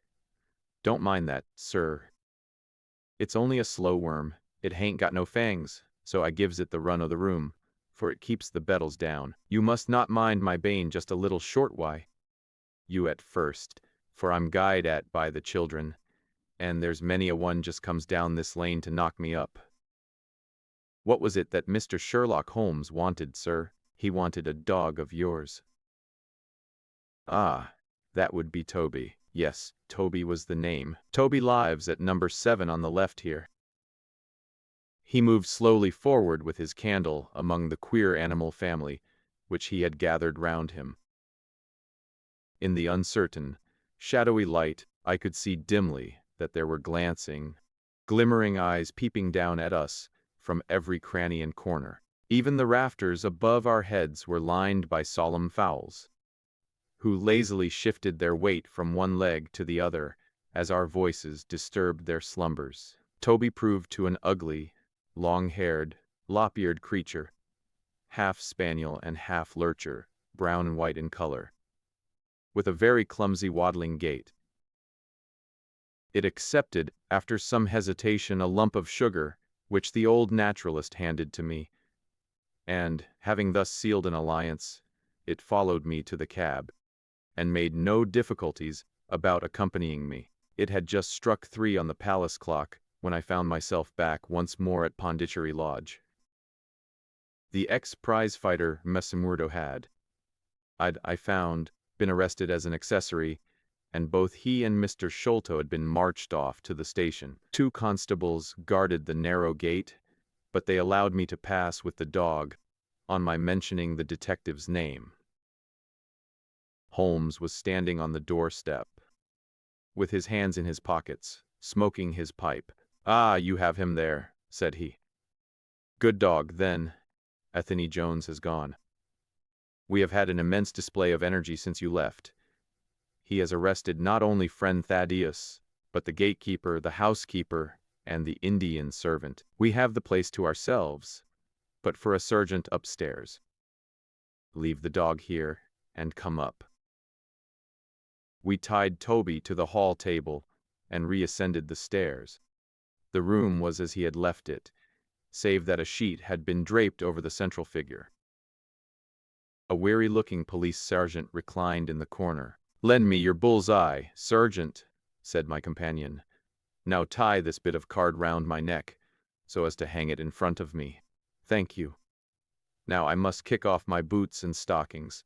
Just you carry them down with you, Watson. I am going to do a little climbing, and dip my handkerchief into the creosote." "Will do. Now come up into the garret with me for a moment." We clambered up through the hole. Holmes turned his light once more upon the footsteps in the dust. "I wish you particularly to notice these footmarks," he said. Do you observe anything noteworthy about them? They belong, I said, to a child or a small woman. Apart from their size, is there nothing else? They appear to be much other footmarks. Not at all. Look here, this is the print of a right foot in the dust. Now I make one with my naked foot beside it. What is the chief difference? Your toes are all cramped together. The other print has each toe distinctly divided. Quite so. That is the point. Bear that in mind. Now, would you kindly step over to that flap window and smell the edge of the woodwork? I shall stay here. As I have this handkerchief in my hand, I did as he directed, and was instantly conscious of a strong tarry smell. That is where he put his foot in getting out. If you can trace him, I should think that Toby will no difficulty. Now run downstairs, loose the dog, and look out for Blondin. By the time that I got out into the grounds, Sherlock Holmes was on the roof, and I could see him like an enormous glowworm crawling very slowly along the ridge. I lost sight of him behind a stack of chimneys, but he presently reappeared, and then vanished once more upon the opposite side.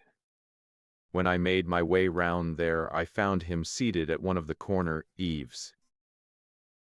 "That you, Watson?" he cried. "Yes, this is the place.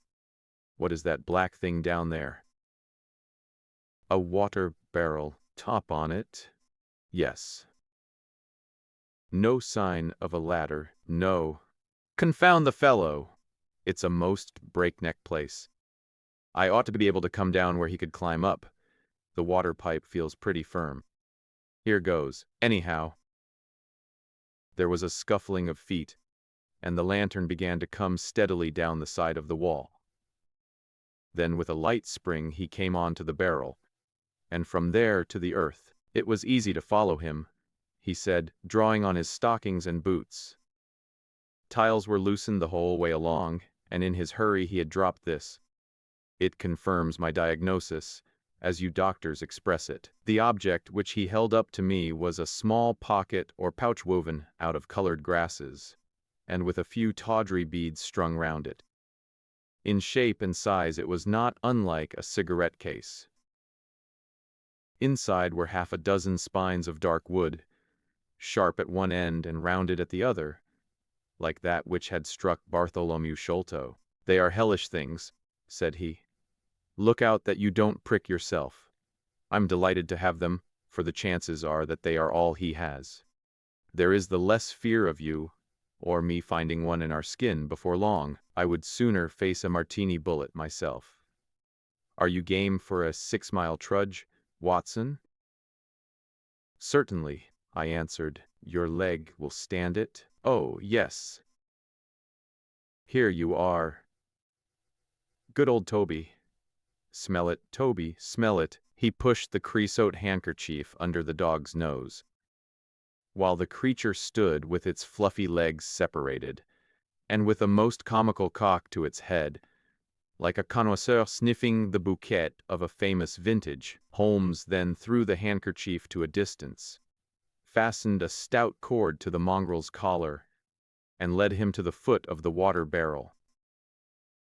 The creature instantly broke into a succession of high, tremulous yelps, with his nose on the ground and his tail in the air, pattered off upon the trail at a pace which strained his leash and kept us at the top of our speed. The east had been gradually whitening, and we could now see some distance in the cold gray light. The square, massive house, with its black, empty windows and high, bare walls, towered up, sad and forlorn, behind us. Our course led right across the grounds, in and out among the trenches and pits, with which they were scarred and intersected.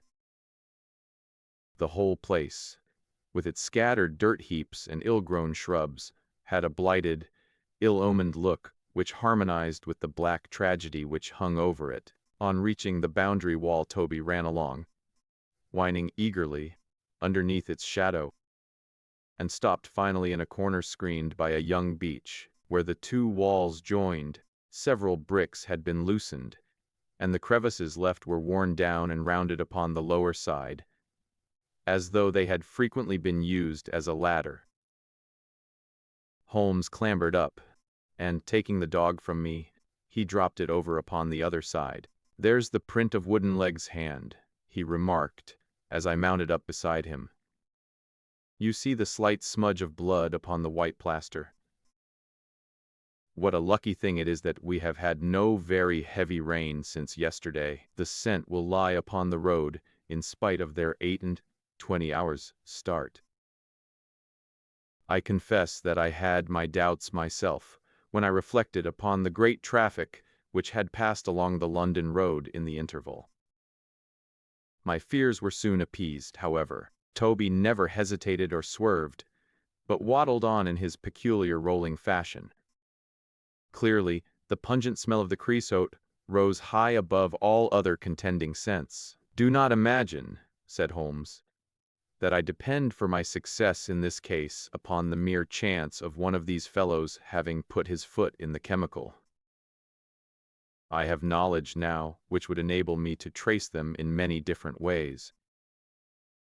This, however, is the readiest, since fortune has put it into our hands. I should be culpable if I neglected it. It, however, prevented the case from becoming the pretty little intellectual problem which it at one time promised to be. There might have been some credit to be gained out of it, but for this too palpable clue." "There is credit and to spare," said I. "I assure you, Holmes, that I marvel at the means by which you obtain your results in this case, even more than I did in the Jefferson Hope murder. The thing seems to me to be deeper and more inexplicable. How, for example, could you describe with such confidence the wooden-legged man? Pshaw, my dear boy, it was simplicity itself. I don't wish to be theatrical. It is all patent and above board.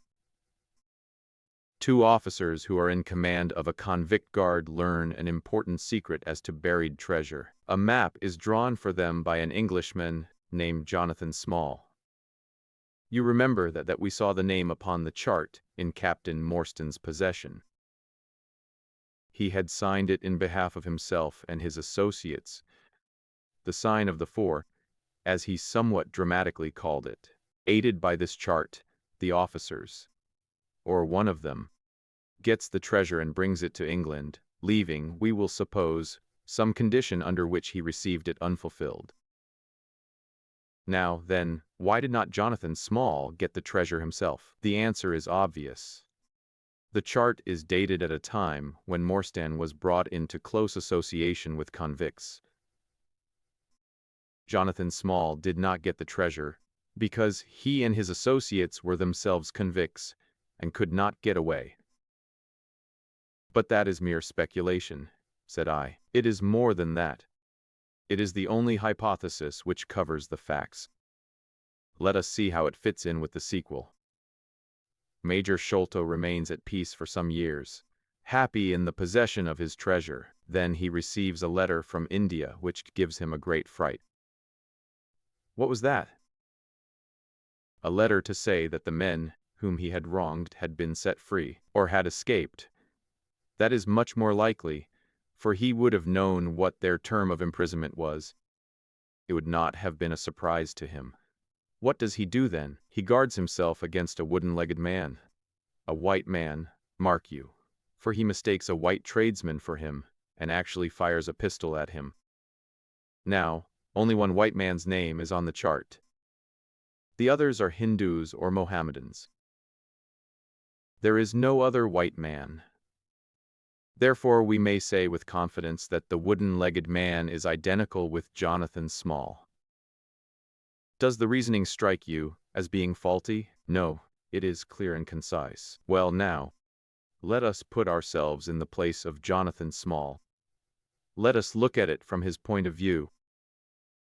He comes to England with the double idea of regaining what he would consider to be his rights, and of having his revenge upon the man who had wronged him. He found out where Sholto lived, and very possibly he established communications with someone inside the house. There is this butler, Lalrau, whom we have not seen. Mrs. Bernstone gives him far from a good character. Small could not find out, however, where the treasure was hid, for no one ever knew, save the Major and one faithful servant who had died. Suddenly Small learns that the Major is on his deathbed. Mad with hate, however, against the dead man, he enters the room that night, searches his private papers in the hope of discovering some memorandum relating to the treasure, and finally leaves a memento of his visit in the short inscription upon the. He had doubtless planned beforehand that should he slay the Major, he would leave some such record upon the body as a sign that it was not a common murder, but, from the point of view of the four associates, something in the nature of an act of justice. Whimsical and bizarre conceits of this kind are common enough in the annals of crime, and usually afford valuable indications as to the criminal. Do you follow all this? Very clearly. Now, what could Jonathan Small do? He could only continue to keep a secret watch upon the efforts made to find the treasure. Possibly he leaves England and only comes back at intervals. Then comes the discovery of the garret, and he is instantly informed of it. We against the presence of some confederate in the household. Jonathan, with his wooden leg, is utterly unable to reach the lofty room of Bartholomew Sholto. He takes with him, however, a rather curious associate, who gets over this difficulty, but dips his naked foot into creosote, whence comes Toby, and a 6-mile limp for a half-pay officer with a damaged tendo Achilles. But it was the associate, and not Jonathan, who committed the crime. Quite so. And rather to Jonathan's disgust, to judge by the way he stamped about when he got into the room. He bore no grudge against Bartholomew Sholto, and would have preferred if he could have been simply bound and gagged. He did not wish to put his head in a halter. There was no help for it, however. The savage instincts of his companion had broken out, and the poison had done its work. So Jonathan Small left his record, lowered the treasure box to the ground, and followed it himself. That was the train of events as far as I can decipher them. Of course, as to his personal appearance, he must be middle-aged, and must be sunburned after serving his time in such an oven as the Andamans. His height is readily calculated from the length of his stride, and we know that he was bearded. His hairiness was the one point which impressed itself upon Thaddeus Sholto when he saw him at the window. I don't know that there is anything else. The associate? Ah, well, there is no great mystery in that. But you will know all about it soon enough. How sweet the morning air is. See how that one little cloud floats like a pink feather from some gigantic flamingo. Now the red rim of the sun pushes itself over the London cloud bank.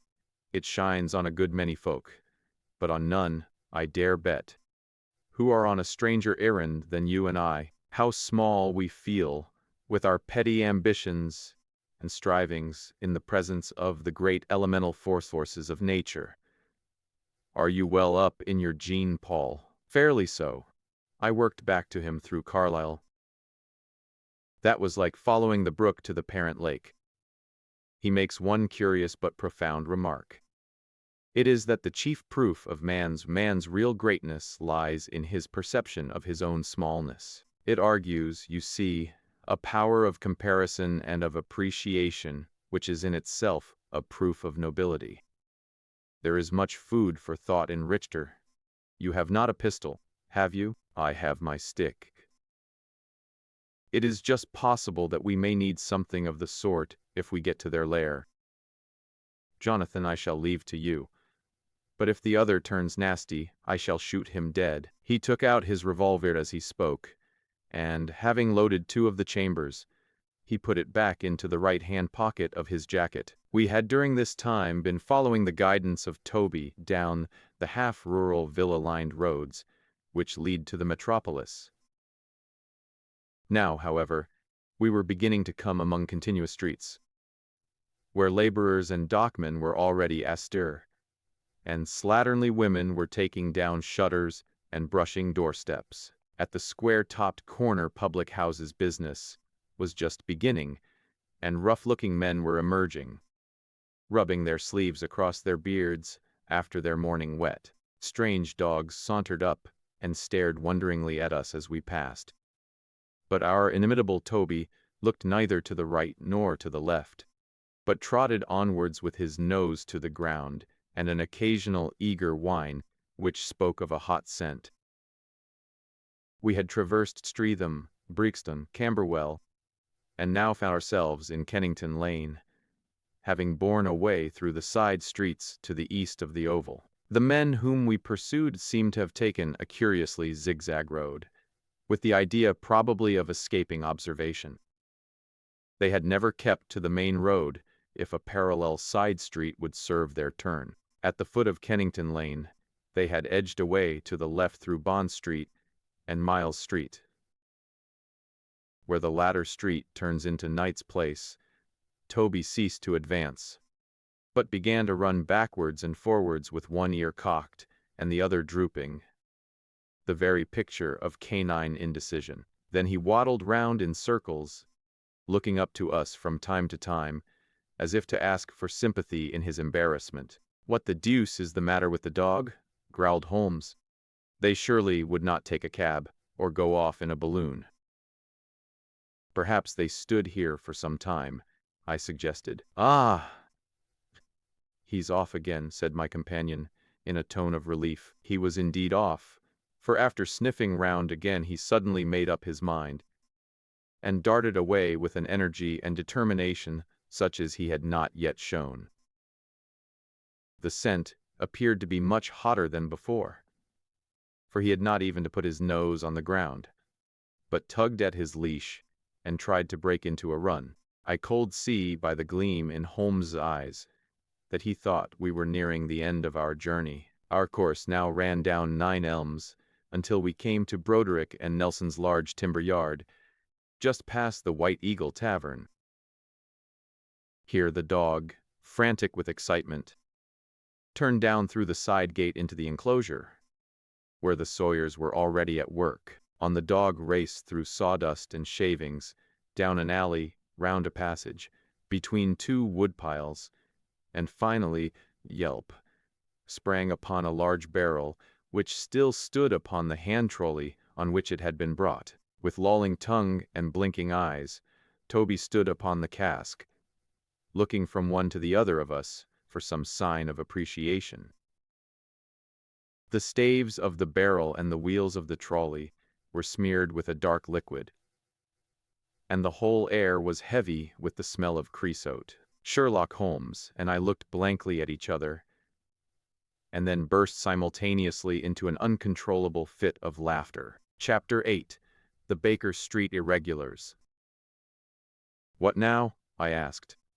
"Toby has lost his character for infallibility. He acted according to his lights," said Holmes, lifting him down from the barrel and walking him out of the timber yard. "If you consider how much creosote is carted about London in one day, it is no great wonder that our trail should have been crossed. It is much used now, especially for the seasoning of wood. Poor Toby is not to blame. We must get on the main scent again, I suppose." "Yes, and fortunately we have no distance to go."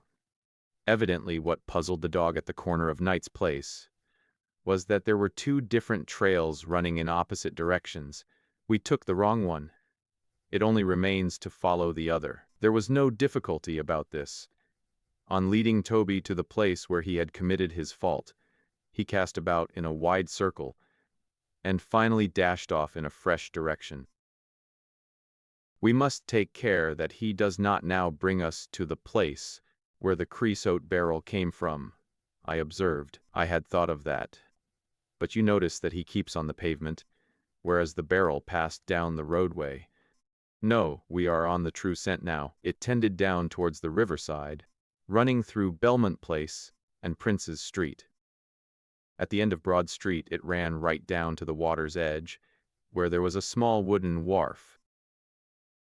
Toby led us to the very edge of this, and there stood whining, looking out on the dark current beyond. "We are out of luck," said Holmes. "They have taken to a boat here." Several small punts and skiffs were lying about in the water, and on the edge of the wharf. We took Toby round to each in turn. Though he sniffed earnestly, he made no sign. Close to the rude landing stage was a small brick house, with a wooden placard slung out through the second window. Mordecai Smith was printed across it in large letters, and underneath, boats to hire by the hour or day. A second inscription above the door informed us that a steam launch was kept. A statement was confirmed by a great pile of coke upon the jetty. Sherlock Holmes looked slowly round, and his face assumed an ominous expression. "This looks bad," said he. "These fellows are sharper than I expected. They seem to have covered their tracks. There has, I fear, been preconcerted management here." He was approaching the door of the house when it opened, and a little, curly-headed lad of 6 came running out, followed by a stoutish, red-faced woman with a large sponge in her hand. "You come back and be washed, Jack," she shouted. "Come back, you young imp, for if your father comes home and finds you like that, he'll let us hear of it." "Dear little chap," said Holmes, strategically. "What a rosy-cheeked young rascal. Now, Jack, is there anything you would like?" The youth pondered for a moment. "I'd like a shillin'," said he. "Nothing you would like better?" "I'd like 2 shillin' better," the prodigy answered, after some thought. "Here you are. Catch. A fine child, Mrs. Smith." "Lor bless you, sir, he is that, and forward. He gets a'most too much for me to manage, specially when my man is away days at a time." "Away, is he?" said Holmes in a disappointed voice.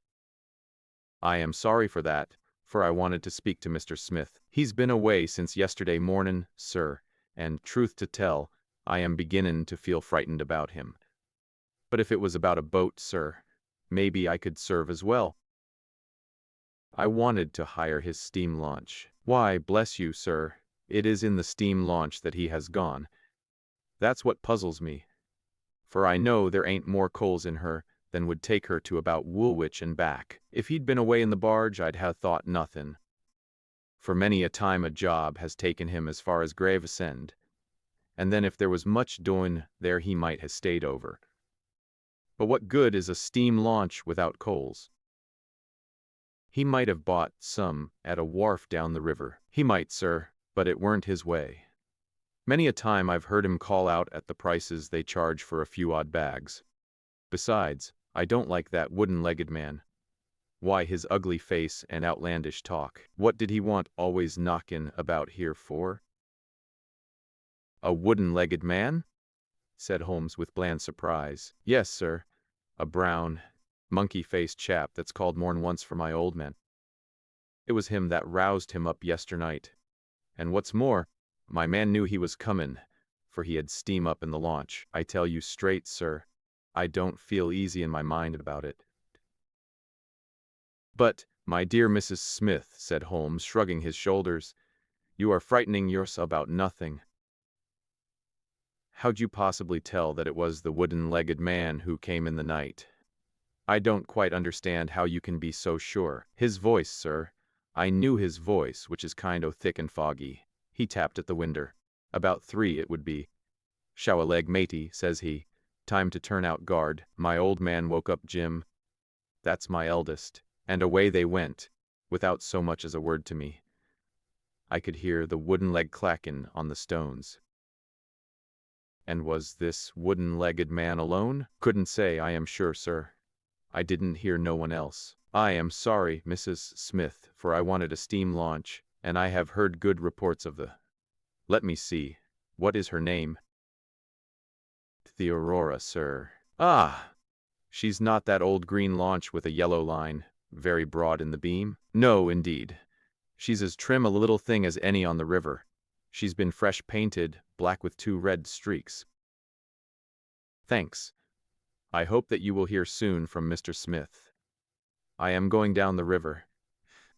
and if I should see anything of the aurora I shall let him know that you are uneasy. A black funnel, you say? No, sir. Black with a white band. Ah, of course. It was the sides which were black. Good morning, Mrs. Smith. There is a boatman here with a wherry, Watson. We shall take it and cross the river. The main thing with people of that sort, said Holmes, as we sat in the sheets of the wherry, is never to let them think that their information can be of the slightest importance to you. If you do, they will instantly shut up like an oyster. If you listen to them under protest, as it were, you are very likely to get what you want. Our course now seems pretty clear, said I. What would you do, then? I would engage a launch, go down the river on the track of the aurora. My dear fellow, it would be a colossal task.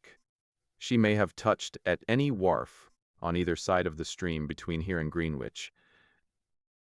Below the bridge there is a perfect labyrinth of landing places for miles. It would take you days and days to exhaust them if you set about it alone. Employ the police, then. No, I shall probably call Athelney Jones in at the last moment. He is not a bad fellow, and I should not like to do anything which would injure him professionally. But I have a fancy for working it out myself, now that we have gone so far. Could we advertise, then, asking for information from wharfingers? Worse and worse. Our men would know that the chase was hot at their heels, and they would be off out of the country. As it is, they are likely enough to leave, but as long as they think they are perfectly safe they will be in no hurry. Jones's energy will be of use to us there, for his view of the case is sure to push itself into the daily press, and the runaways will think that everyone is off on the wrong scent.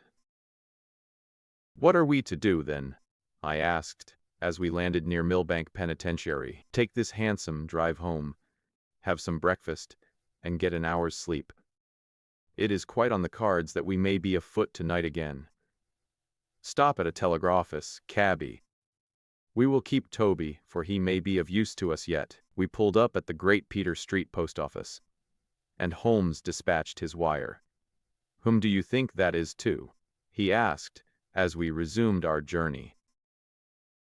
I am sure I don't know. You remember the Baker Street division of the detective police force whom I employed in the Jefferson Hope case? Well, laughing, this is just the case where they might be invaluable.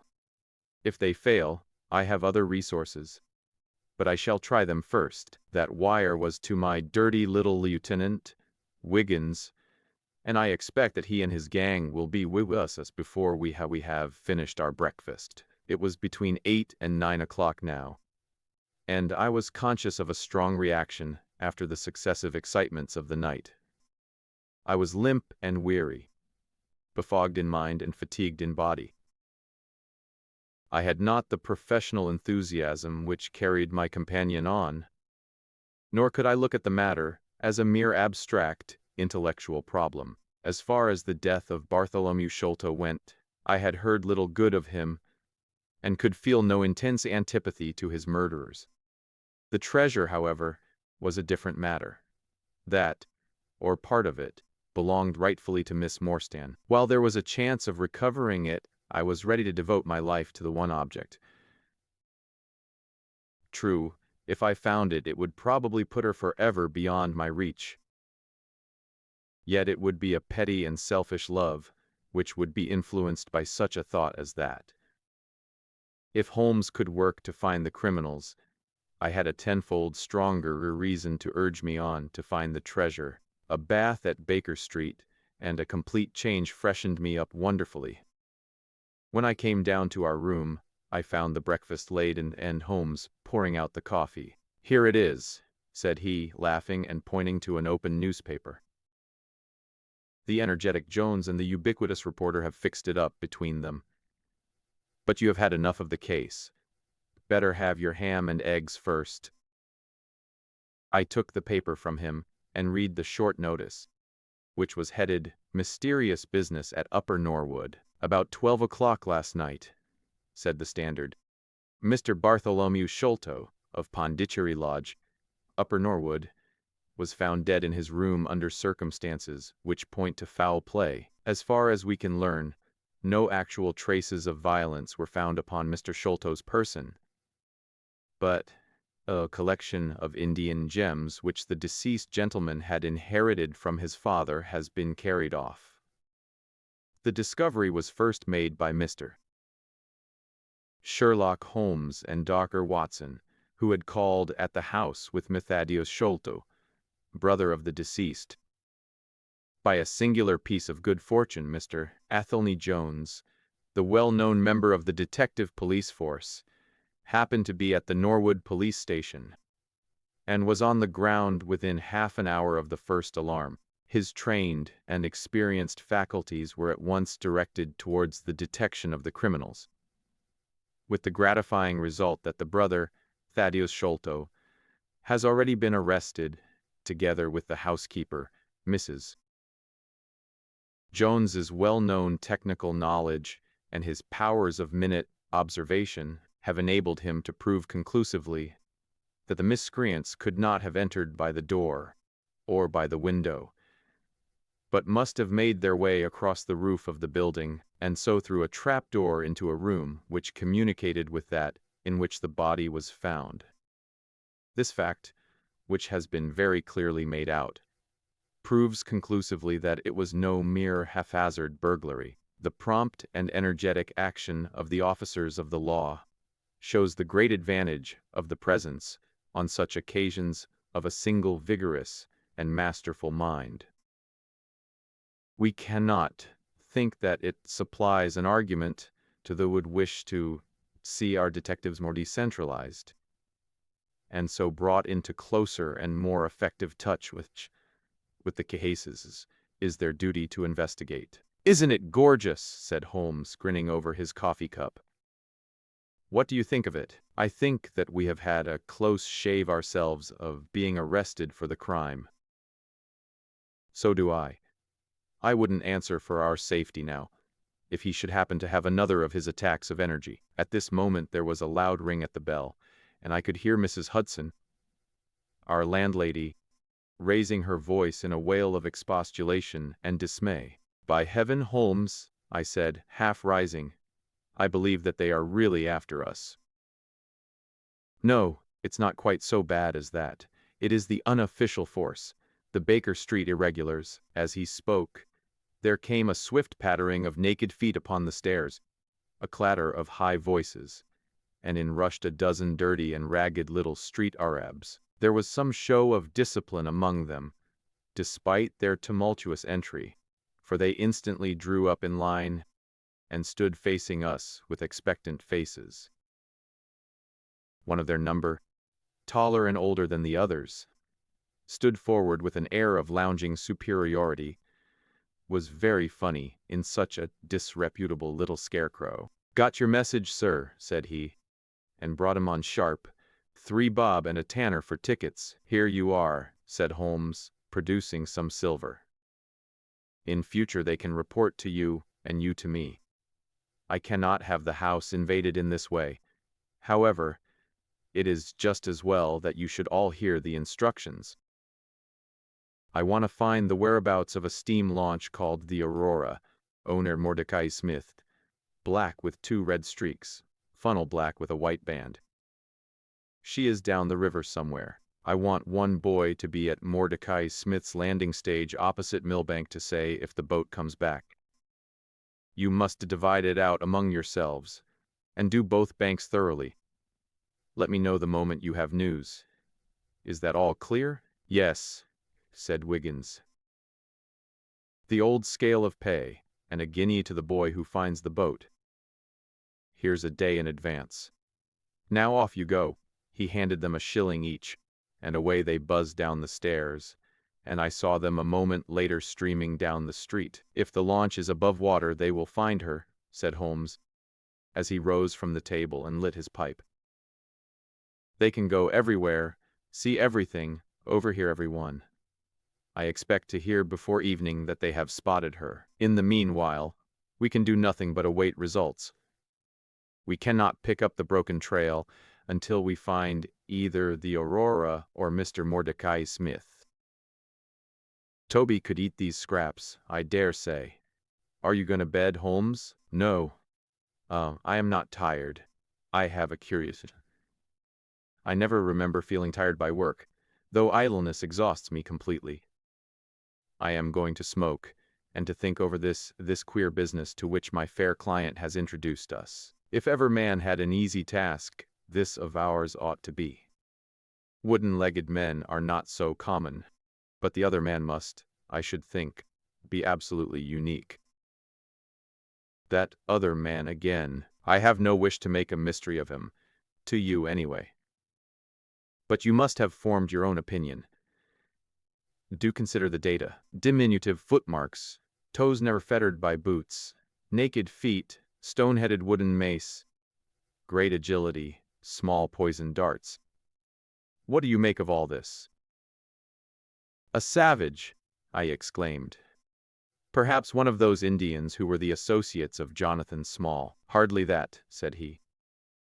When first I saw signs of strange weapons, I was inclined to think so.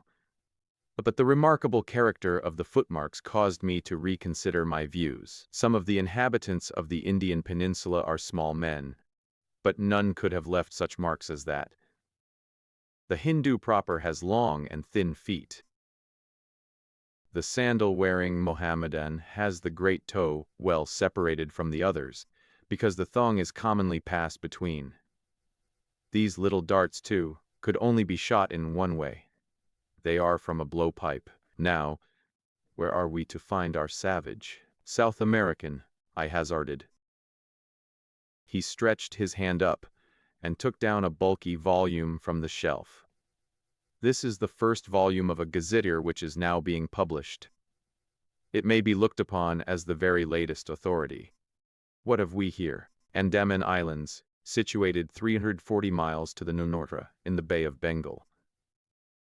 What's all this?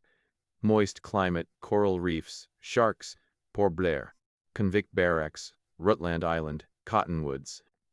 Here we are. The aborigines of the Andaman Islands may perhaps claim the distinction of being the smallest race upon this earth, though some anthropologists prefer the Bushmen of Africa, the Digger Indians of America, and the Terra del Fuegians.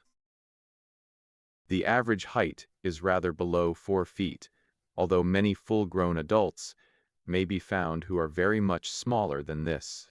They are a fierce, morose, and intractable people, though capable of forming most devoted friendships when their confidence has once been gained. Mark Watson. Now, then, listen to this. They are naturally hideous, having large, misshapen heads, small, fierce eyes, and distorted features. Their feet and hands, however, are remarkably small. So intractable and fierce are they that all the efforts of the British official have failed to win them over in any degree. They have always been a terror to shipwrecked crews, braining the survivors with their stone-headed clubs, or shooting them with their poisoned arrows. These massacres are invariably by a cannibal feast. Nice, amiable people, Watson. If this fellow had been left to his own unaided devices, this affair might have taken an even more ghastly turn. I fancy that, even as it is, Jonathan Small would give a good deal not to have employed him. But how came he to have so singular a companion? That is more than I can tell. Since, however, we had already determined that Small had come from the Andamans, it is not so very wonderful that this islander should be with him. No doubt we shall know all about it in time. Look here, Watson, you look regularly done. Lie down there on the sofa, and see if I can put you to sleep. He took up his violin from the corner, and as I stretched myself out he began to play some low, dreamy, melodious air. His own, no doubt, for he had a remarkable gift for improvisation. I have a vague remembrance of his gaunt limbs, his earnest face, and the rise and fall of his bow. Then I seemed to be floated peacefully away upon a soft sea of sound, until I found myself in dreamland, with the sweet face of Mary Morstan looking down upon me. Chapter 9. A Break in the Chain. It was late in the afternoon before I woke, strengthened and refreshed. Sherlock Holmes still sat exactly as I had left him, save that he had laid aside his violin and was deep in a book. He looked across at me as I stirred, and I noticed that his face was dark and troubled. "You have slept soundly," he said. "I feared that our talk would wake you." "I heard nothing," I answered. "Have you had fresh news, then?" "Unfortunately, no. I confess that I am surprised and disappointed. I expected something definite by this time.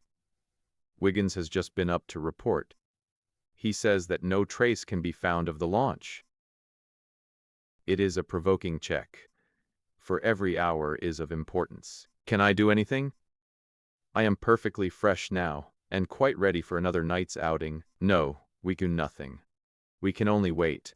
If we go ourselves, the message might come in our absence, and delay be caused. You can do what you will, but I must remain on guard. Then I shall run over to Camberwell and call upon Mrs. Cecil Forrester. She asked me to yesterday. On Mrs. Cecil Forrester? Asked Holmes, with the twinkle of a smile in his eyes. Well, of course, Miss Morstan, too. They were anxious to hear what happened. I would not tell them too much, said Holmes. Women are never to be entirely trusted, not the best of them. I did not pause to argue over this atrocious sentiment. I shall be back in an hour or two, I remarked. All right. Good luck. But I say, if you are crossing the river you may as well return Toby, for I don't think it is at all likely that we shall have any use for him now. I took our mongrel accordingly, and left him, together with a half-sovereign, at the old naturalist's in Pinchin Lane. At Camberwell I found Miss Morstan a little weary after her night's adventures, but very eager to hear the news.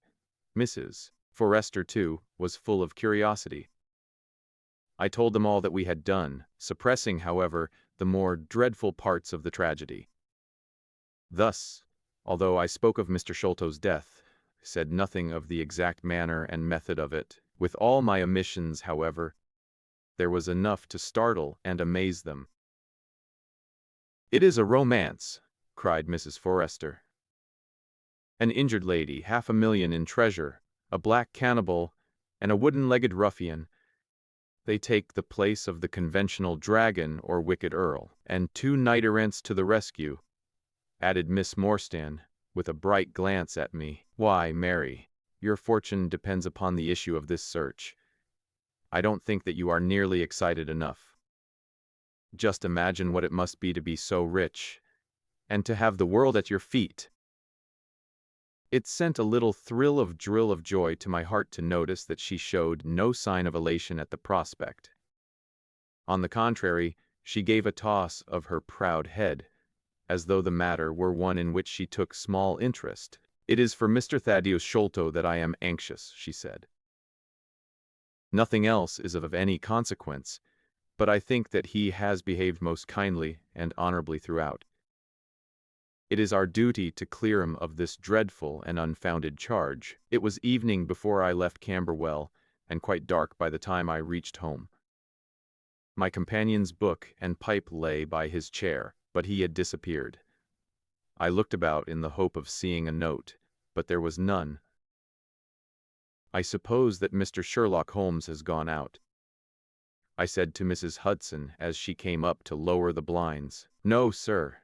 He has gone to his room, sir.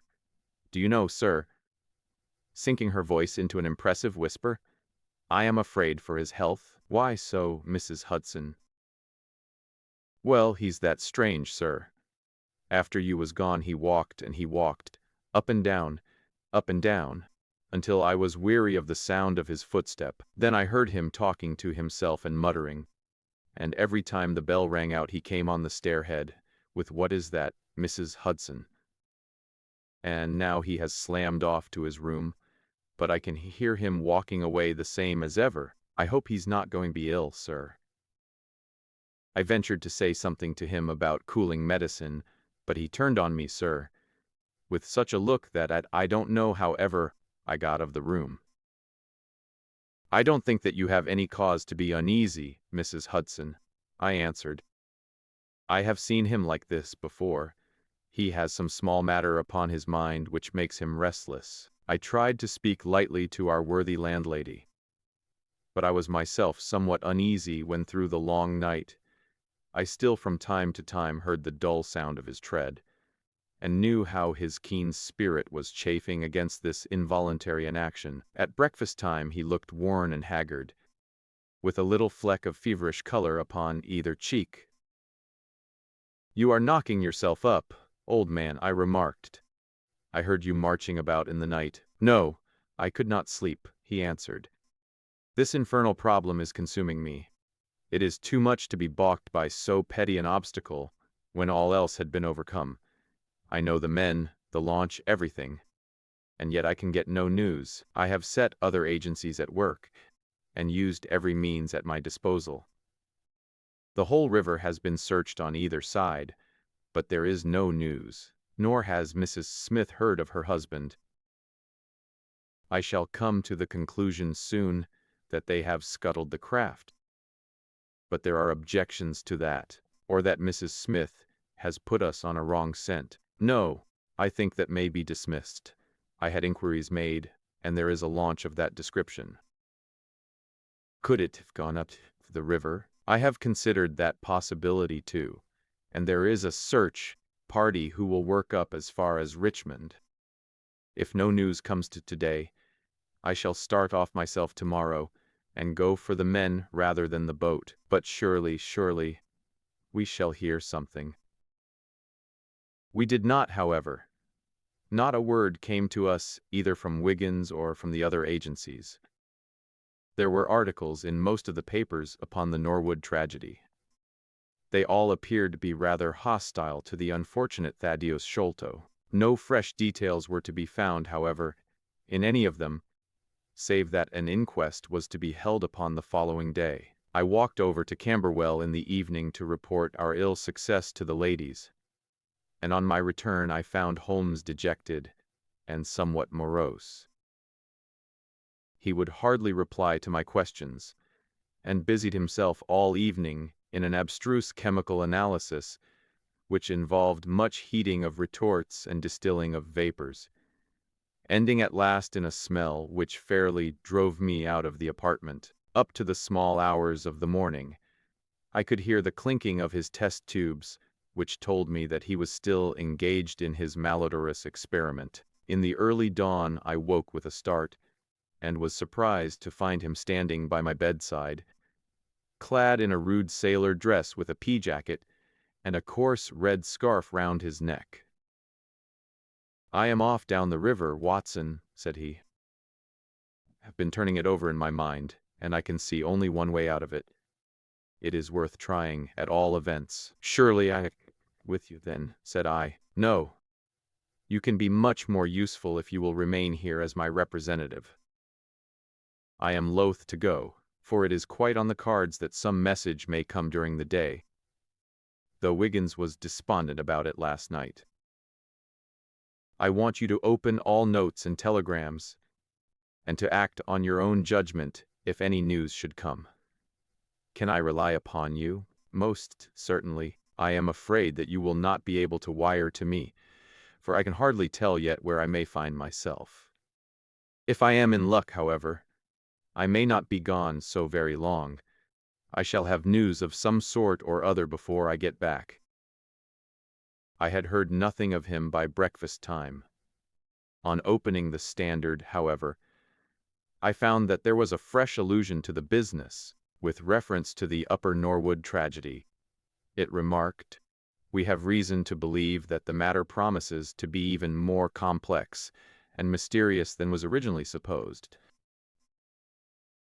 Fresh evidence has shown that it is quite impossible that Mr. Thaddeus Sholto could have been in any way concerned in the matter. He and the housekeeper, Mrs. Burnstone, were both released yesterday evening. It is believed, however, that the police have a clue as to the real culprits, and that it is being prosecuted by Mr. Athelney Jones, of Scotland Yard, with all his well-known energy and sagacity. Further arrests may be expected at any moment. That is satisfactory so far as it goes, thought I. Friend Sholto is safe, at any rate. I wonder what the fresh clue may be. Though it seems to be a stereotyped form whenever the police have made a blunder. I tossed the paper down upon the table, but at that moment my eye caught an advertisement in the agony column.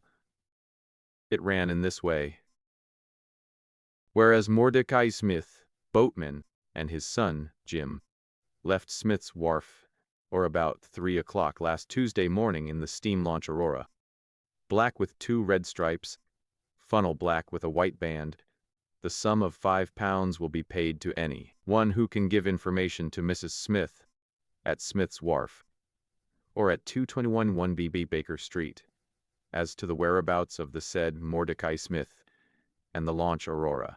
This was clearly Holmes's doing. The Baker Street address was enough to prove that.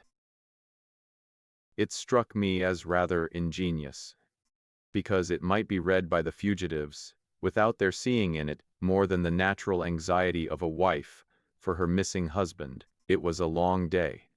Every time that a knock came to the door, or a sharp step passed in the street, I imagined that it was either Holmes returning or an answer to his advertisement. I tried to read, but my thoughts would wander off to our strange quest and to the ill-assorted and villainous pair whom we were pursuing. Could there be, I wondered, some radical flaw in my companion's reasoning? Might he be suffering from some huge self-deception? Was it not possible that his nimble and speculative mind had built up this wild theory upon faulty premises? I had never known him to be wrong. And yet the keenest reasoner may occasionally be deceived. He was likely, I thought, to fall into error through the over-refinement of his logic.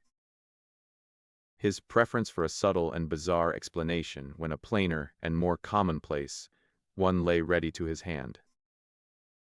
When I looked back on the long chain of curious circumstances, many of them trivial in themselves, but all tending in the same direction, I could not disguise from myself that even if Holmes's explanation were incorrect, the true theory must be equally outre and startling. At 3 o'clock in the afternoon, there was a loud peal at the bell, an authoritative voice in the hall, and, to my surprise, no less a person than Mr. Athelney Jones was shown up to me. Very different was he, however, from the brusque and masterful professor of common sense who had taken over the case so confidently at Upper Norwood. His expression was downcast, and his bearing meek and even apologetic. "Good day, sir, good day," said he. "Mr. Sherlock Holmes is out, I understand." "Yes, and I cannot be sure when he will be back. But perhaps you would care to wait. Take that chair and try one of these cigars." "Thank you. I don't mind if I do," said he, mopping his face with a red bandana handkerchief. "And a whiskey and soda." "Well, half a glass. It is very hot for the time of year, and I have had a good deal to worry and try me. You know my theory about this Norwood case?" "I remember. You expressed one." "Well, I have been obliged to reconsider it. I had my net drawn tightly round Mr. Sholto, sir. When he went through a hole in the middle of it. He was able to prove an alibi which could not be shaken. From the time that he left his brother's room, he was never out of sight of someone or other. So it could not be he who climbed over roofs and through trap doors. It's a very dark case, and my professional credit is at stake. I should be very glad of a little assistance."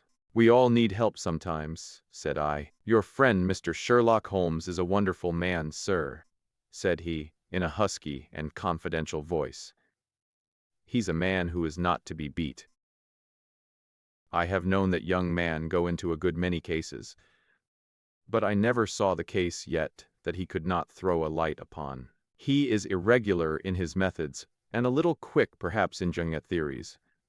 But, on the whole, I think he would have made a most promising officer. And I don't care who knows it. I have had a wire from him this morning, by which I understand that he has got some clue to this Sholto business. Here is the message. He took the telegram out of his pocket and handed it to me. It was dated from Poplar at 12 o'clock. Go to Baker Street at once, it said. If I have not returned, wait for me. I am close on the track of the Sholto gang. You can come with us if you want to be in at the finish. This sounds well. He has evidently picked up the scent again, said I. Ah, then he has been at fault too, exclaimed Jones, with evident satisfaction. Even the best of us are thrown off sometimes. Of course this may prove to be a false alarm, but it is my duty as an officer of the law to allow no chance to slip. But there is someone at the door. Perhaps this is he. A heavy step was heard ascending the stair, with a great wheezing, and from a man who was sorely put to it for breath. Once or twice he stopped, as though the climb were too much for him, but at last he made his way to our door and entered. His appearance corresponded to the sounds which we had heard. He was an aged man, clad in seafaring garb, with an old pea-jacket buttoned up to his throat. His back was bowed, his knees were shaky, and his breathing was painfully asthmatic. As he leaned upon a thick oaken cudgel, his shoulders heaved in the effort to draw the air into his lungs. He had a colored scarf round his chin, and I could see little of his face save a pair of keen dark eyes, overhung by bushy white brows and long gray side whiskers. Altogether he gave me the impression of a respectable master mariner who had fallen into years and poverty. What is it? I asked. He looked about him in the slow methodical fashion of old age. Is Mr. Sherlock Holmes here? Said he. No, but I am acting for him. You can tell me any message you have for him.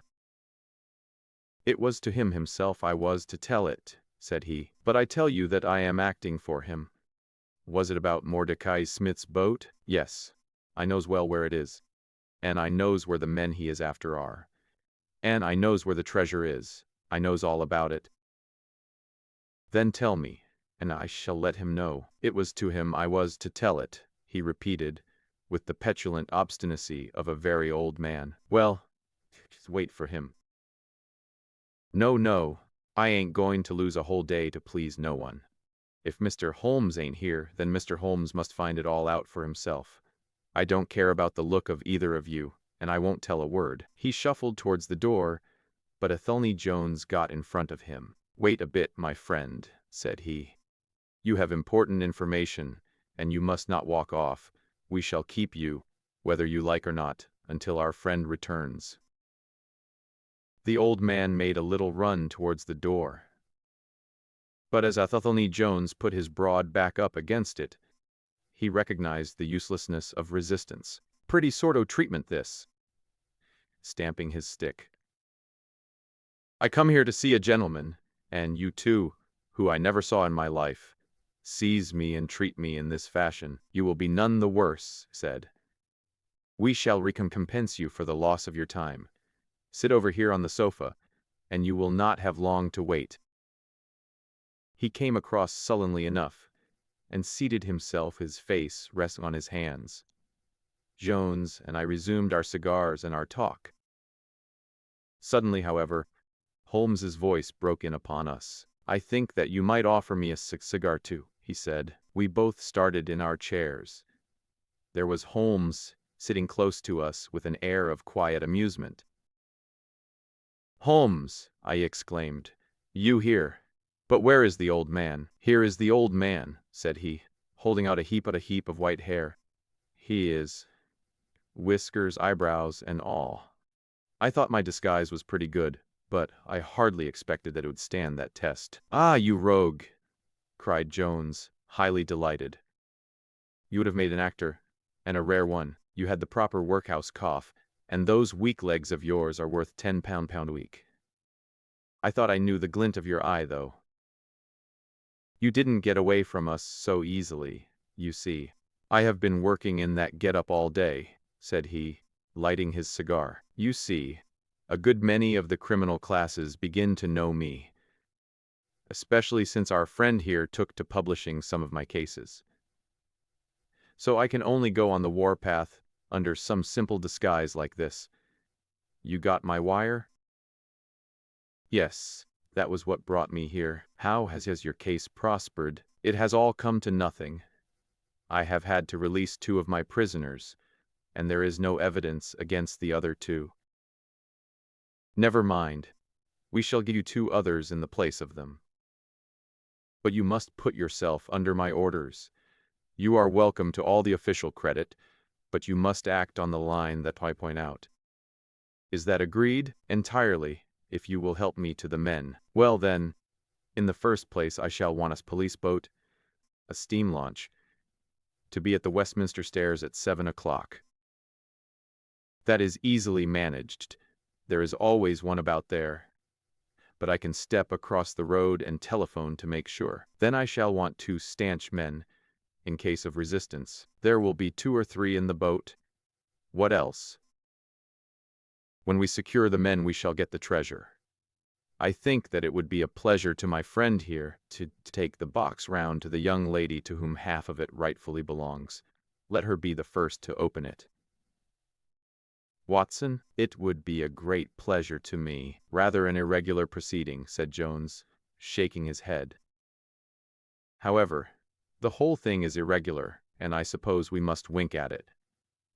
The treasure must afterwards be handed over to the authorities until after the official investigation. Certainly. That is easily managed. One other point. I should much like to have a few details about this matter from the lips of Jonathan Small himself. You know I like to work the detail of my cases out. There is no objection my having an unofficial interview with him, either here in my rooms or elsewhere, as long as he is efficiently guarded. Well, you are master of the situation. I have had no proof yet of the existence of this Jonathan Small. If you can catch him, I don't see how I can refuse you an interview with him. That is understood, then, perfectly. Is there anything else? Only that I insist upon your dining with us. It will be ready in half an hour. I have oysters and a brace of grouse, with something a little choice in white wines. Watson, you have never yet recognized my merits as a housekeeper. Chapter 10. The End of the Islander. Our meal was a merry one. Holmes could talk exceedingly well when he chose, and that night he did choose. He appeared to be in a state of nervous exaltation. I have never known him so brilliant. He spoke on a quick succession of subjects, on miracle plays, on medieval pottery, on Stradivarius violins, on the Buddhism of Ceylon, and on the war ships of the future, handling each as though he had made a special study of it. His bright humor marked the reaction from his black depression of the preceding days. Athelney Jones proved to be a sociable soul in his hours of relaxation, and faced his dinner with the air of a bon vivant. For myself, I felt elated at the thought that we were nearing the end of our task, and I caught something of Holmes's gaiety. None of us alluded during dinner to the cause which had brought us together. When the cloth was cleared, Holmes glanced at his watch, and filled up 3 glasses with port. "1 bumper," said he, "to the success of our little expedition. And now it is high time we were off. Have you a pistol, Watson?" "I have my old service revolver in my desk." "You had best take it, then. It is well to be prepared. I see that the cab is at the door. I ordered it for 6:30. It was a little past 7 before we reached the Westminster Wharf, and found our launch awaiting us." Holmes eyed it critically. "Is there anything to mark it as a police boat?" "Yes, that green lamp at the side." "Then take it off." The small change was made, we stepped on board, and the ropes were cast off. Jones, Holmes, and I sat in the stern, There was one man at the rudder, one to tend the engines, and two burly police inspectors forward. "Where to?" asked Jones. "To the tower. Tell them to stop opposite Jacobson's yard." Our craft was evidently a very fast one. We shot past the long lines of loaded barges, as though they were stationary. Holmes smiled with satisfaction as we overhauled a river steamer and left her behind us. "We ought to be able to catch anything on the river," he said. "Well, hardly that. But there are not many launches to beat us. We shall have to catch the Aurora, and she has a name for being a clipper. I will tell you how the land lies, Watson. You recollect how annoyed I was at being balked by so small a thing?" "Yes. Well, I gave my mind a thorough rest by plunging into a chemical analysis. One of our greatest statesmen has said that a change of work is the best rest. So it is. When I had succeeded in dissolving the hydrocarbon which I was at work at, I came back to our problem of the Sholtos, and thought the whole matter out again. My boys had been up the river and down the river, without result. The launch was not at any landing stage or wharf, nor had it returned. Yet it could hardly have been scuttled to hide their traces, though that always remained as a possible hypothesis, if all else failed. I then reflected that he had certainly been in London some time, as we had evidence that he maintained a continual watch over Pondicherry Lodge. He could hardly leave at a moment's notice, but would need some little time, if it were only a day, to arrange his affairs. That was the balance of probability. "At any rate, it seems to me to be a little weak," said I. "It is more probable that he had arranged his affairs before ever he set out upon his expedition." "No, I hardly think so. This lair of his would be too valuable a retreat in case of need for him to give it up until he was sure that he could do without it." But a second consideration struck me. Jonathan Small must have felt that the peculiar appearance of his companion, however much he may have top-coated him, would rise to gossip and possibly be associated with this Norwood tragedy. He was quite sharp enough to see that. They had started from their headquarters under cover of darkness, and he would wish to get back before it was broad light. Now, it was past 3 o'clock, according to Mrs. Smith. When they got the boat, it would be quite bright, and people would be about in an hour or so. Therefore, I argued, they did not go very far. In a couple of nights, when they had time to see what view the papers took, and whether there was any suspicion, they would make their way under cover of darkness to some ship at Gravesend or in the Downs, where no doubt they had already arranged for passages to America or the colonies. But the launch, they could not have taken that to their lodgings. Quite so. I argued that the launch must be no great way off, in spite of its invisibility. I then put myself in the place of Small, and looked at it as a man of his capacity would. He would probably consider that to send back the launch, or to keep it at a wharf, would make pursuit easy, if the police did happen to get on his track. How, then, could he conceal the launch and yet have her at hand when wanted? I wondered what I should do myself if I were in his shoes. I could only think of one way of doing it. I might land the launch over to some boat builder or repairer, with directions to make a trifling change in her. She would then be removed to his shed or yard, and so be effectually concealed, while at the same time I could have her at a few hours' notice. That seems simple enough. It is just these very simple things which are extremely liable to be overlooked. However, I determined to act on the idea. I started at once in this harmless seaman's rig and inquired at all the yards down the river. I drew blank at 15, but at the 16th, Jacobson's, I learned that the Aurora had been handed over to them 2 days ago by a wooden-legged man, with some trivial directions as to her rudder. "There ain't naught amiss with her rudder," said the foreman. "There she lies, with the red streaks." At that moment who should come down but Mordecai Smith, the missing owner? He was rather the worse for liquor. I should not, of course, have known him, but he bellowed out his name and the name of his launch. "I want her tonight at 8 o'clock, said he. 8 o'clock sharp, mind, for I have 2 gentlemen who won't be kept waiting."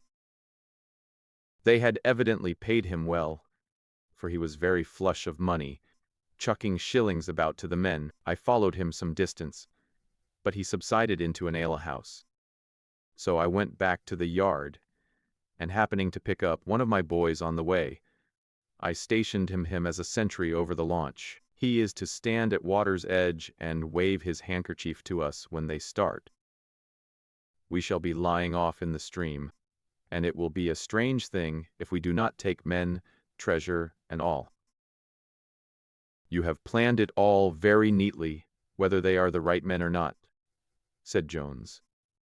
"But if the affair were in my hands, I should have had a body of police in Jacobson's yard, and arrested them when they came down, which would have been never. This man Small is a pretty shrewd fellow.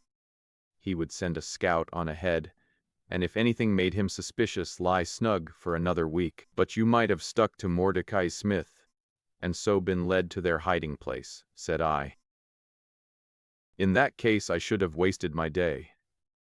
I think that it is 100 to 1 against Smith knowing where they live.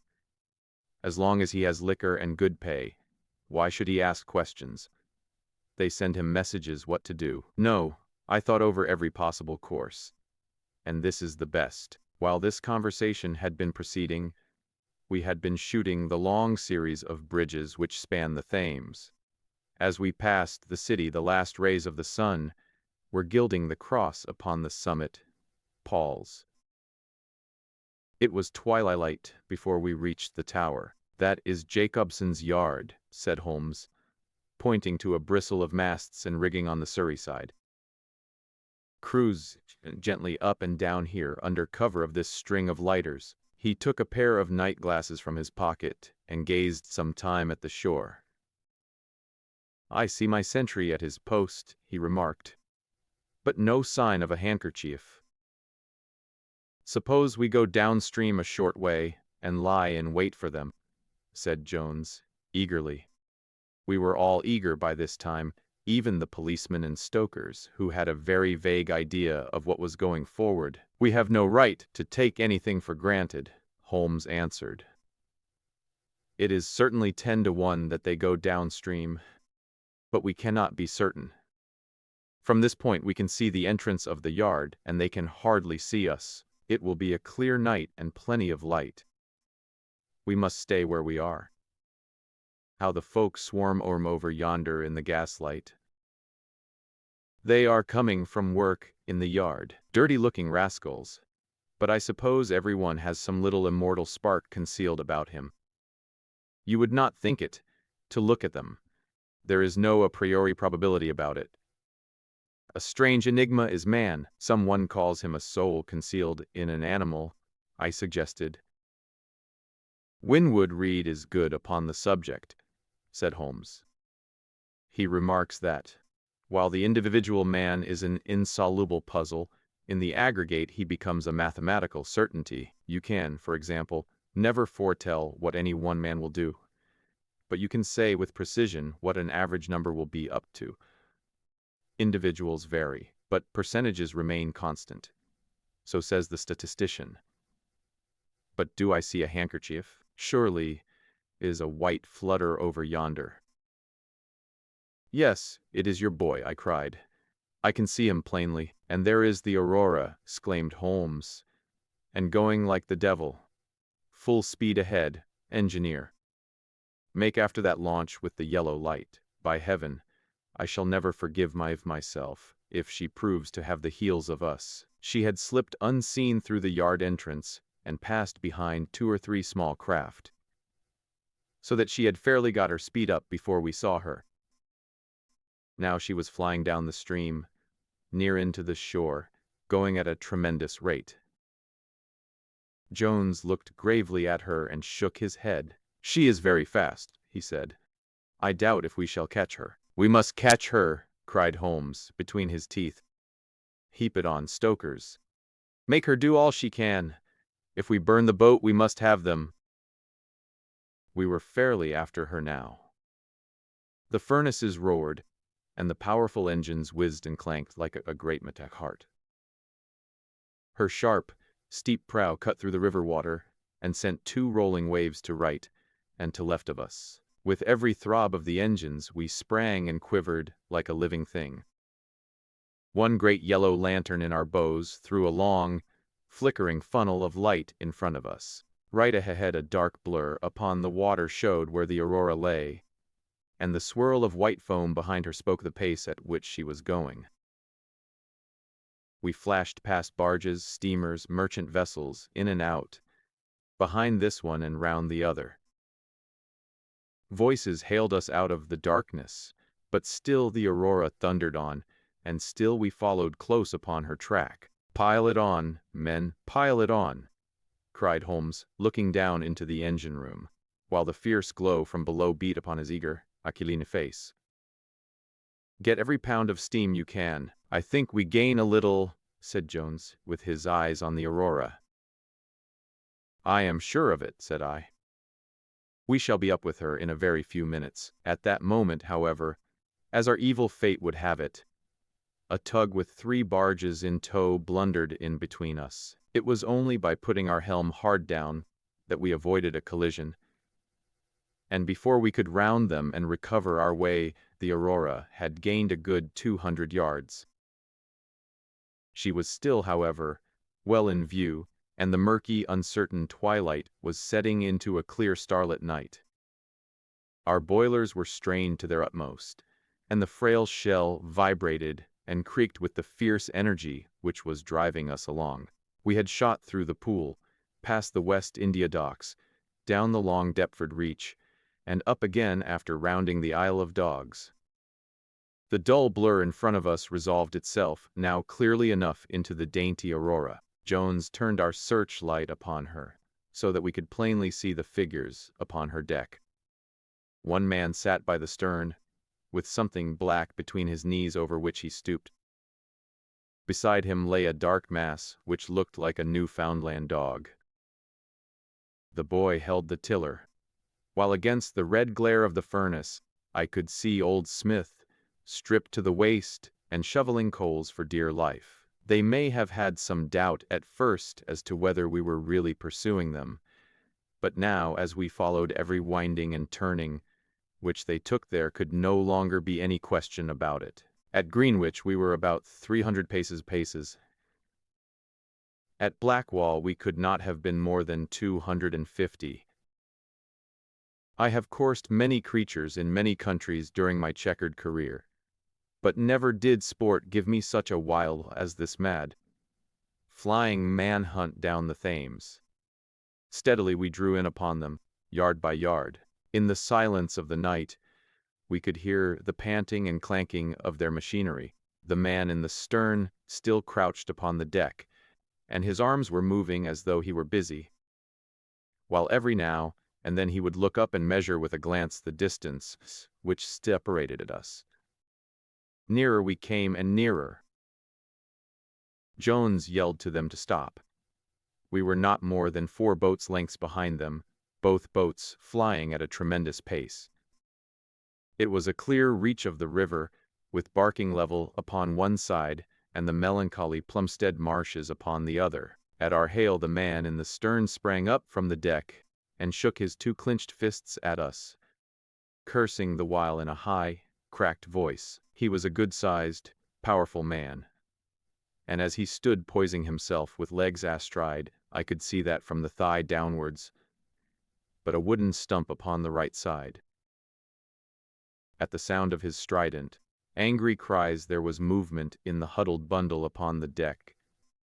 It straightened itself into a little black man, the smallest I have ever seen, with a great, misshapen head and a shock of tangled, disheveled hair. Holmes had already drawn his revolver, and I whipped out mine at the sight of this savage, distorted creature. He was wrapped in some sort of dark ulster or blanket, which left only his face exposed. But that face was enough to give a man a sleepless night. Never have I seen features so deeply marked with all bestiality and cruelty. His small eyes glowed and burned with a sombre light, and his thick lips were writhed back from his teeth, which grinned and chattered at us with a half-animal fury. "Fire if he raises his hand," said Holmes quietly. We were within a boat's length by this time, and almost within touch of our quarry. I can see the two of them now as they stood, the white man with his legs far apart, shrieking out curses, and the unhallowed dwarf with his hideous face, and his strong yellow teeth gnashing at us, in the light of our lantern. It was well that we had so clear a view of him. Even as we looked, he plucked out from under his covering a short, round piece of wood, like a school ruler, and clapped it to his lips. Our pistols rang out together. He whirled round, threw up his arms, and with a kind of choking cough fell sideways into the stream. I caught one glimpse of his venomous, menacing eyes amid the white swirl of the waters. At the same moment the wooden-legged man threw himself upon the rudder and put it hard down, so that his boat made straight in for the southern bank, while we shot past her stern, only clearing her by a few feet. We were round after her in an instant, but she was already nearly at the bank. It was a wild and desolate place, where the moon glimmered upon a wide expanse of marshland, with pools of stagnant water and beds of decaying vegetation. The launch with a dull thud ran up upon the mudbank, with her bow in the air and her stern flush with the water. The fugitive sprang out, but his stump instantly sank its whole length into the sodden soil. In vain he struggled and writhed. Not one step could he possibly take either forwards or backwards. He yelled in impotent rage, and kicked frantically into the mud with his other foot. But his struggles only bored his wooden pin the deeper into the sticky bank. When we brought our launch alongside, he was so firmly anchored that it was only by throwing the end of a rope over his shoulders that we were able to haul him out, and to drag him, like some evil fish, over our side. The two Smiths, father and son, sat sullenly in their launch, but came aboard meekly enough when commanded. The Aurora herself we hauled off and made fast to our stern. A solid iron chest of Indian workmanship stood upon the deck. This, there could be no question, was the same that had contained the ill-omened treasure of the Sholtos. There was no key, but it was of considerable weight, so we transferred it carefully to our own little cabin. As we steamed slowly upstream again, we flashed our searchlight in every direction, but there was no sign of the islander. Somewhere in the dark ooze at the bottom of the Thames lie the bones of that strange visitor to our shores. "See here," said Holmes, pointing to the wooden hatchway. We were hardly quick enough with our pistols. There, sure enough, just behind where we had been standing, stuck one of those murderous darts which we knew so well. It must have whizzed between us at the instant that we fired. Holmes smiled at it and shrugged his shoulders in his easy fashion, but I confess that it turned me sick to think of the horrible death which had passed so close to us that night. Chapter 11. The Great Agra Treasure. Our captive sat in the cabin opposite to the iron box, which he had done so much and waited so long to gain. He was a sunburned, reckless-eyed fellow, with a network of lines and wrinkles all over his mahogany features, which told of a hard, open-air life. There was a singular prominence about his bearded chin, which marked a man who was not to be easily turned from his purpose. His age may have been 50 or thereabouts, for his black, curly hair was thickly shot with gray. His face in repose was not an unpleasing one, though his heavy brows and aggressive chin gave him, as I had lately seen, a terrible expression when moved to anger. He sat now with his handcuffed hands upon his lap, and his head sunk upon his breast, while he looked with his keen, twinkling eyes at the box which had been the cause of his ill-doings. It seemed to me that there was more sorrow than anger in his rigid and contained countenance. Once he looked up at me, with a gleam of something like humor in his eyes. "Well, Jonathan Small," said Holmes, lighting a cigar, "I am sorry that it has come to this." "And so am I, sir," he answered frankly. "I don't believe that I can swing over the job. I give you my word on the book that I never raised hand against Miss Sholto. It was that little hell, Hound Tonga, who shot one of his cursed darts into him. I had no part in it, sir. I was as grieved as if it had been my blood relation. I welted the little devil with the slack end of the rope for it, but it was done, and I could not undo it again." "Have a cigar," said Holmes, "and you had best take a pull out of my flask, for you are very wet." "How could you expect so small and weak a man as this black fellow to overpower Mr. Sholto and hold him while you were climbing the rope? You seem to know as much about it as if you were there, sir. The truth is that I hoped to find the room clear. I knew the habits of the house pretty well, and it was the time when Mr. Sholto usually went down to his supper. I shall make no secret of the business. The best defense that I can make is just the simple truth. If it had been the old Major, I would have swung for him with a light heart. I would have thought no more of knifing him than of smoking this cigar. But it's cursed hard that I should be lagged over this young Sholto, with whom I had no quarrel whatever. You are under the charge of Mr. Athelney Jones of Scotland Yard. He is going to bring you up to my rooms, and I shall ask you for a true account of the matter. You must make a clean breast of it, for if you do, I hope that I may be of use to you. I think I can prove that the poison acts so quickly that the man was dead before ever you reached the room." "That he was, sir. I never got so turn in my life as when I saw him grinning at me with his head on his shoulder as I climbed through the window. It fairly shook me, sir.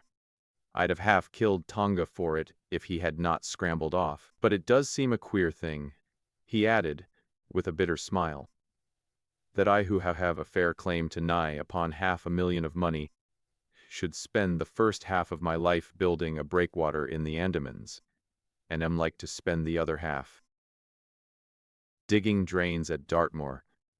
It was an evil day for me when first I clapped eyes upon the merchant Achmet, and had to do with the Agra treasure, which never brought anything but a curse yet upon the man who owned it. To him it brought murder, to Major Sholto it brought fear and guilt.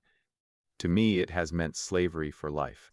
At this moment Athelney Jones thrust his broad face and heavy shoulders into the tiny cabin. "Quite a family party," he remarked. "I think I shall have a pull at that flask, Holmes. Well, I think we may all congratulate each other. Pity we didn't take the other alive, but there was no choice. I say, Holmes, you must confess that you cut it rather fine. It was all we could do to overhaul her." "All is well that ends well," said Holmes. "But I certainly did not know that the Aurora was such a clipper. Smith says she is one of the fastest launches on the river, and that if he had had another man to help him with the engines we should never have caught her. He swears he knew nothing of this Norwood business." "Neither he did," cried our prisoner. "Not a word. I chose his launch because I heard that she was a flyer. We told him nothing, but we paid him well, and he was to get something handsome if we reached our vessel, the Esmeralda, at Gravesend, outward bound for the Brazils. Well, if he has done no wrong, we shall see that no wrong comes to him. If we are pretty quick in catching our men, we are not so quick in condemning them." It was amusing to notice how the Consual Jones was already beginning to give himself airs on the strength of the capture. From the slight smile which played over Sherlock Holmes's face, I could see that the speech had not been lost upon him. "We will be at Vauxhall Bridge presently," said Jones, "and shall land you, Dr. Watson, with the treasure box. I need hardly tell you that I am taking a very grave responsibility upon myself in doing this. It is most irregular, But of course an agreement is an agreement. I must, however, as a matter of duty, send an inspector with you, since you have so valuable a charge. You will drive, no doubt? Yes, I shall drive. It is a pity there is no key, that we may make an inventory first. You will have to break it open. Where is the key, my man? At the bottom of the river, said Small, shortly. There was no use your giving this unnecessary trouble. We have had work enough already through you. However, doctor, I need not warn you to be careful. Bring the box back with you to the Baker Street rooms. You will find us there, on our way to the station. They landed me at Vauxhall, with my heavy iron box, and with a bluff, genial inspector as my companion. A quarter of an hour's brought us to Mrs. Cecil Forester's. The servant seemed surprised at so late a visitor. Mrs. Cecil Forester was out for the evening, she explained, and likely to be very late. Miss Morstan, however, was in the drawing-room. To the drawing-room I went, box in hand, leaving the obliging inspector in the cab. She was seated by the open window, dressed in some sort of white diaphanous material, with a little touch of scarlet at the neck and waist. The soft light of a shaded lamp fell upon her as she leaned back in the basket chair, playing over her sweet, gruff face, and tinting with a dull, metallic sparkle the rich coils of her luxuriant hair. One white arm and hand drooped over the side of the chair, and her whole pose and figure spoke of an absorbing melancholy. At the sound of my footfall she sprang to her feet, however, and a bright flush of surprise and of pleasure colored her pale cheeks. I heard a cab drive up. I thought that Mrs. Forester had come back very early, but I never dreamed that it might be you. What news have you brought me? I have brought something better than news, said I, putting down the box upon the table and speaking jovially and boisterously, though my heart was heavy within me. I have brought you something which is worth all the news in the world. I have brought you a fortune. She glanced at iron box. Is that the treasure, then? She asked, coolly enough. Yes, this is the great Agra treasure. Half of it is yours and half is Thaddeus Sholto's. You will have a couple of 100,000 each. Think of that. An annuity of £10,000. There will be few richer young ladies in England. Is it not glorious? I think that I must have been rather overacting my delight, and that she detected a hollow ring in my congratulations, for I saw her eyebrows rise a little, and she glanced at me curiously. If I have it, said she, I owe it to you. No, no, I answered, not to me, but to my friend Sherlock Holmes.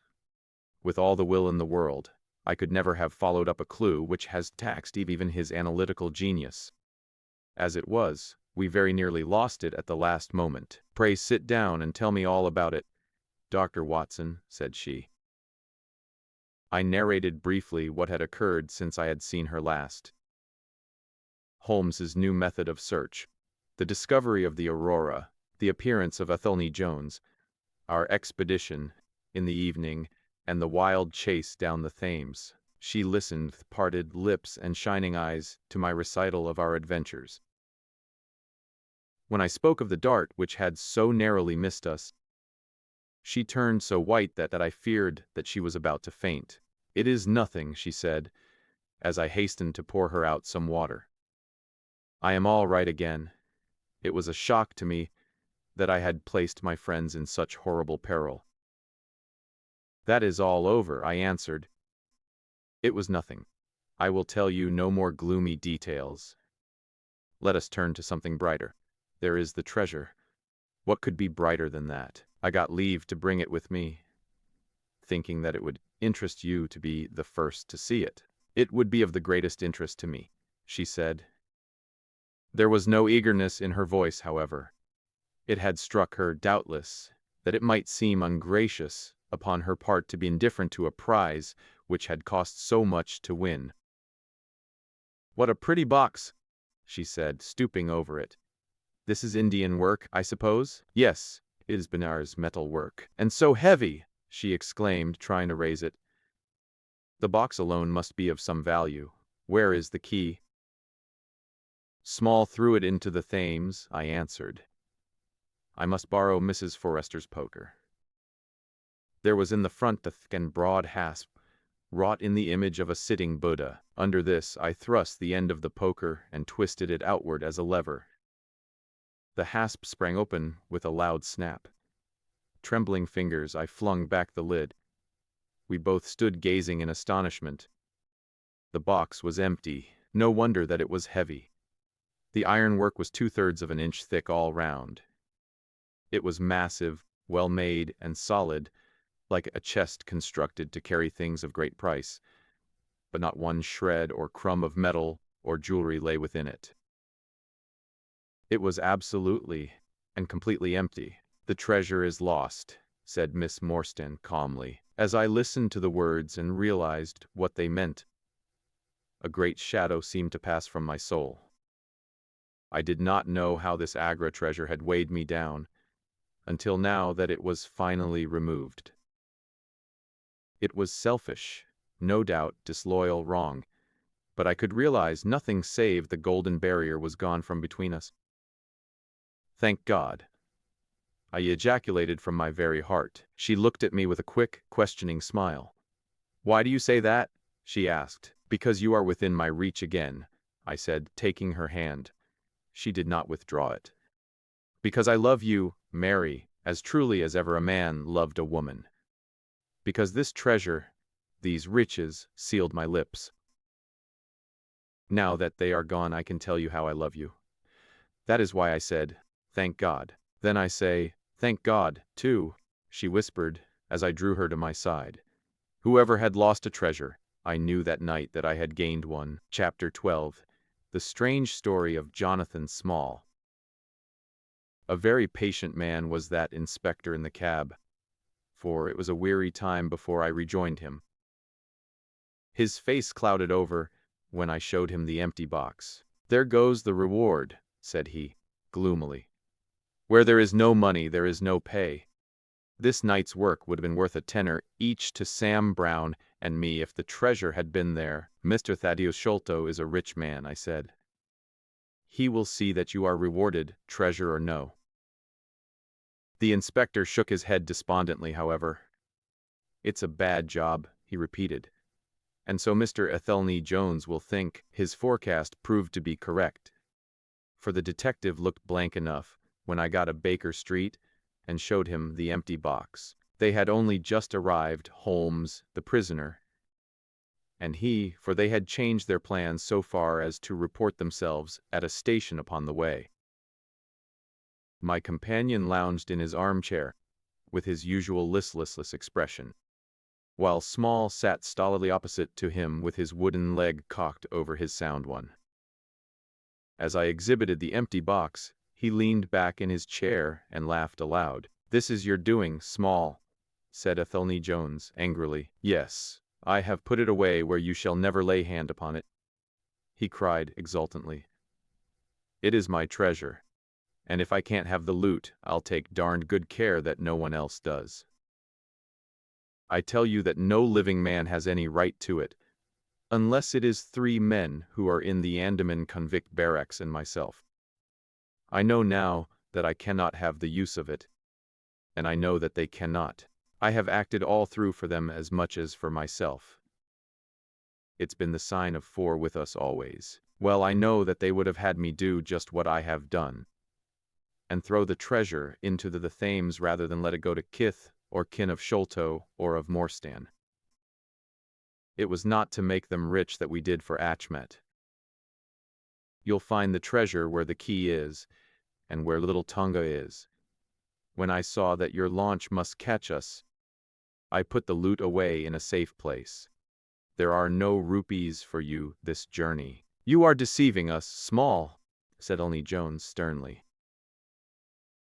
"If you had wished to throw the treasure into the Thames, it would have been easier for you to have thrown box and all. Easier for me to throw, and easier for you to recover," he answered, with a shrewd, sidelong look.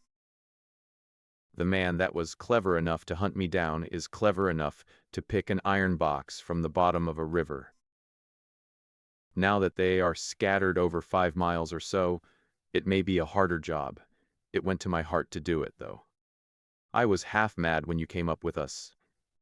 However, there's no good grieving over it. I've had ups in my life, and I've had downs, but I've learned not to cry over spilled milk. This is a very serious matter, Small, said the detective.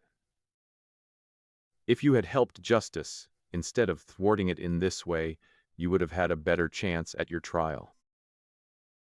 20 long years in that fever-ridden swamp, all day at work under the mangrove tree, all night chained up in the filthy convict huts, bitten by mosquitoes, racked with ague, bullied by recursed black-faced policemen who loved to take it out of a white man. That was how I earned the Agra treasure. And you talk to me of justice, because I cannot bear to feel that I have paid this price, only that another may enjoy it. I would rather swing a score of times, or have one of Tunga's darts in my hide, than live in a convict's cell and feel that another man is at his ease in a palace with the money that should be mine. Small had dropped his mask of stoicism, and all this came out in a wild whirl of words, while his eyes blazed, and the handcuffs clanked together with the impassioned movement of his hands. I could understand, as I saw the fury and the passion of the man, that it was no groundless or unnatural terror, which had possessed Major Sholto when he first learned that the injured convict was upon his track. You forget that we know nothing of all this, said Holmes quietly. We have not heard your story, and we cannot tell how far justice may originally have been on your side. Well, sir, you have been very spoken to me, though I can see that I have you to thank that I have these bracelets upon my wrists. I bear no grudge for that. It is all fair and above board. If you want to hear my story, I have no wish to hold it back. What I say to you is God's truth, every word of it. Thank you. You can put the glass beside me here, and I'll put my lips to it if I am dry. I am a Worcestershire man myself, born near Pershore. I dare say you would find a heap of Smalls living there now if you were to look. I have often thought of taking a look round there, but the truth is that I was never much of a credit to the family, and I doubt if they would be so very glad to see me. They were all steady, chapel-going folk, small farmers, well known and respected over the countryside, while I was always a bit of a rover. At last, however, when I was about 18, I gave them no more trouble, for I got into a mess over a girl, and could only get out of it again by taking the Queen's shilling and joining the 3D Buffs, which was just starting for India. I wasn't destined to do much soldiering, however. I had just got past the goose step and learned to handle my musket when I was fool enough to go swimming in the Ganges. Luckily for me, my company sergeant, John Holder, was in the water at the same time, and he was one of the finest swimmers in the service. A crocodile took me, just as I was halfway across, and nipped off my right leg, as clean as a surgeon could have done it, just above the knee. What with the shock and the loss of blood, I fainted, and should have drowned if Holder had not caught hold of me and paddled for the bank. I was 5 months in hospital over it, and when at last I was able to limp out of it with this timber toe strapped to my stump, I found myself invalided out of the army and unfitted for any active occupation. I was, as you can imagine, pretty down on my luck at this time, for I was a useless cripple though not yet in my 20th year. However, my misfortune soon proved to be a blessing in disguise. A man named Abel White, who had come out there as an indigo planter, wanted an overseer to look after his coolies and keep them up to their work. He happened to be a friend of our colonel's, who had taken an interest in me since the accident. To make a long story short, the colonel recommended me strongly for the post, as the work was mostly to be done on horseback. My leg was no great obstacle, for I had enough knee left to keep good grip on the saddle. What I had to do was to ride over the plantation, to keep an eye on the men as they worked, and to report the idlers. The pay was fair. I had comfortable quarters, and altogether I was content to spend the remainder of my life in indigo planting. Mr. Abel White was a kind man, and he would often drop into my little shanty and smoke a pipe with me. For white folk out their hearts warmed to each other as they never do here at home. Well, I was never in luck's way long. Suddenly, without a note of warning, the great mutiny broke upon us. 1 month India lay as still and peaceful, to all appearance, as Surrey or Kent. The next there were 200,000 black devils let loose, and the country was a perfect hell. Of course you know all about it, gentlemen, a deal more than I do, very like, since reading is not in my line. I only know what I saw with my own eyes. Our plantation was at a place called Mutra, near the border of the northwest provinces. Night after night the whole sky was alight with the burning bungalows, and day after day we had small companies of Europeans passing through our estate with their wives and children, on their way to Agra, where were the nearest troops. Mr. Abel White was an obstinate man. He had it in his head that the affair had been exaggerated, and that it would blow over as suddenly as it had sprung up. There he sat on his veranda, drinking whiskey pegs and smoking cheroots, while the country was in a blaze about him. Of course we stuck by him, I and Dawson, who, with his wife, used to do the book work and the managing. Well, one fine day the crash came. I had been away on a distant plantation, and was riding slowly home in the evening, when my eye fell upon something all huddled together at the bottom of a steep nullah. I rode down to see what it was, and the cold struck through my heart when I found it was Dawson's wife, all cut into ribbons and half eaten by jackals and native dogs. A little further up the road Dawson himself was lying on his face, quite dead, with an empty revolver in his hand and 4 sepoys lying across each other in front of him. I reined up my horse, wondering which way I should turn. But at that moment I saw thick smoke curling up from Abel White's bungalow, and the flames beginning to burst through the roof. I knew then that I could do my employer no good, but would only throw my own life away if I meddled in the matter. From where I stood I could see hundreds of the black fiends, with their red coats still on their backs, dancing and howling round the burning house. Some of them pointed at me, and a couple of bullets sang past my head. So I broke away across the paddy fields, and found myself late at night safe within the walls at Agra. As it proved, however, there was no great safety there either. The whole country was up like a swarm of bees. Wherever the English could collect in little bands, they held just the ground that their guns commanded. It was a fight of the millions against the hundreds, and the cruelest part of it was that these men that we fought against, foot, horse, and gunners, were our own picked troops, whom we had taught and trained, handling our own weapons, and blowing our own bugle calls. At Agra there were the 3D Bengal Fusiliers, some 6, 2 troops of horse, and a battery of artillery. A volunteer corps of clerks and merchants had been formed, and this I joined, wooden leg and all. We went out to meet the rebels at Shahgunj early in July, and we beat them back for a time, but our powder gave out, and we had to fall back upon the city. Nothing but the worst news came to us from every side, which is not to be wondered at, for if you look at the map you will see that we were right in the heart of it. Lucknow is rather better than 100 miles to the east, and Cawnpore about as far to the south. From every point on the compass there was nothing but torture and murder and outrage. The city of Agra is a great place, swarming with fanatics and fierce devil worshippers of all sorts.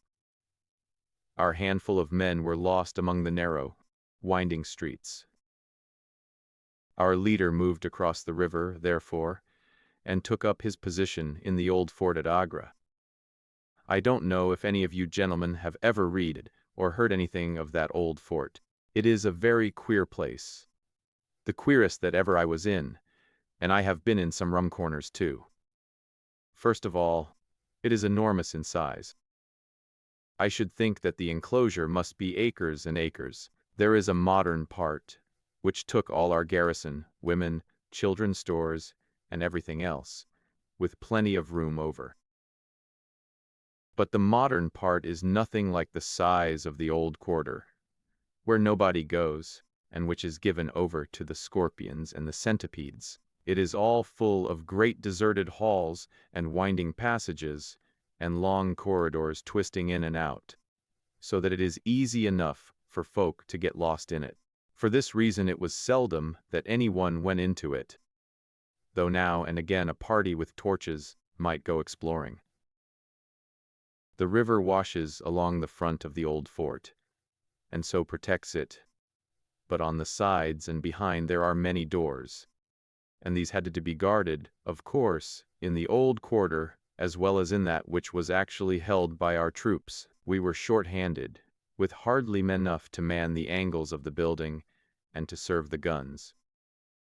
It was impossible for us, therefore, to station a strong guard every one of the innumerable gates. What we did was to organize a central guard house in the middle of the fort, and to leave each gate under the charge of one white man and 2 or 3 natives. I was selected to take charge, during certain hours of the night, of a small isolated door upon the southwest side of the building. 2 sick troopers were placed under my command, and I was instructed, if anything went wrong, to fire my musket, when I might rely upon help coming at once from the central guard. As the guard was as a good 200 paces away, however, and as the space between was cut up into a labyrinth of passages and corridors, I had great doubts as to whether they could arrive in time to be of any use in case of an actual attack. Well, I was pretty proud at having this small command given me, since I was a raw recruit, and a game-legged one at that. For 2 nights I kept the watch with my Punjabis. They were tall, fierce-looking chaps, Mahomet Singh and Abdullah Khan by name, both old fighting men who had borne arms against us at Chilianwala. They could talk English pretty well, but I could get little out of them. They preferred to stand together and jabber all night in their queer sick lingo.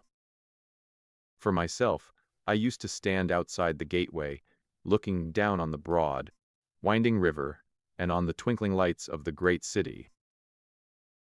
The beating of drums, the rattle of tom-toms, and the yells and howls of the rebels, drunk with opium and with bang, were enough to remind us all night of our dangerous neighbors across the stream. Every 2 hours the officer of the night used to come round to all the posts to make sure that all was well. The 3rd night of my watch was dark and dirty, with a small, driving rain.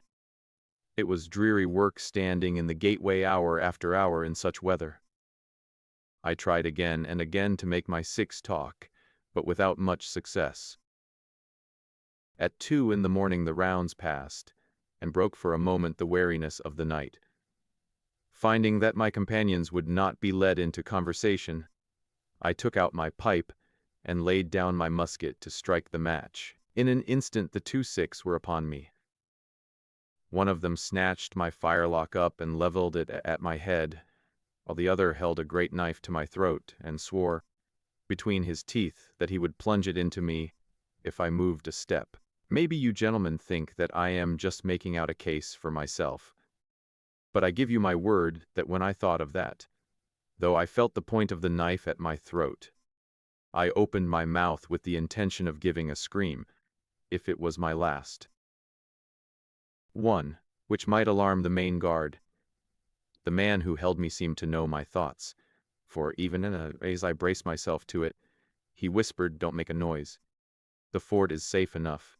There are no rebel dogs on this side of the river." There was the ring of truth in what he said, and I knew that if I raised my voice I was a dead man. I could read it in the fellow's brown eyes.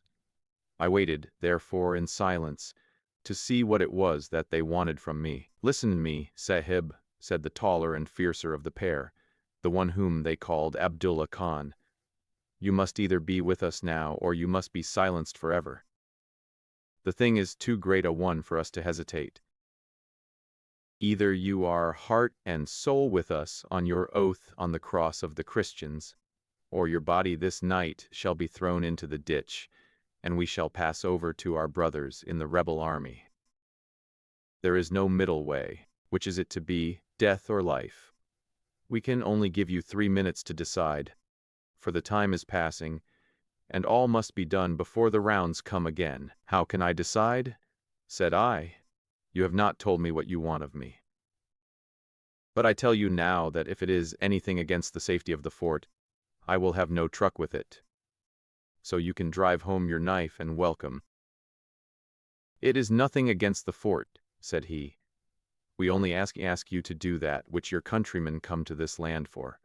We ask you to be rich. If you will be one of us this night, we will swear to you upon the naked knife, and by the threefold oath, which no Sikh was ever known to break, that you shall have your fair share of the loot. A quarter of the treasure shall be yours. We can say no fairer." "But what is the treasure, then?" I asked. "I am as ready to be rich as you can be, if you will but show me how it can be done." "You will swear, then," he, "by the bones of your father, by the honor of your mother, by the cross of your faith, to raise no hand and speak no word against us, either now or afterwards." "I will swear it," I answered, "provided that the fort is not endangered." "Then, my comrade, and I will swear that you shall have a quarter of the treasure, which shall be equally divided among the 4 of us." "There are but 3, said I. "No, Dost Akbar must have his share. We can tell the tale to you while we await them. Do you stand at the gate, Mahomet Singh, and give notice of their coming." "The thing stands thus, Sahib, and I tell it to you, because I know that an oath is binding upon a Firangi, and that we may trust you. Had you been a lying Hindu, though you had sworn by all the gods in their false temples, your blood would have been upon the knife, and your body in the water. But the Sikh knows the Englishman, and the Englishman knows the Sikh. Hearken to what I have to say. There is a Raja in the northern provinces who has much wealth, though his lands are small.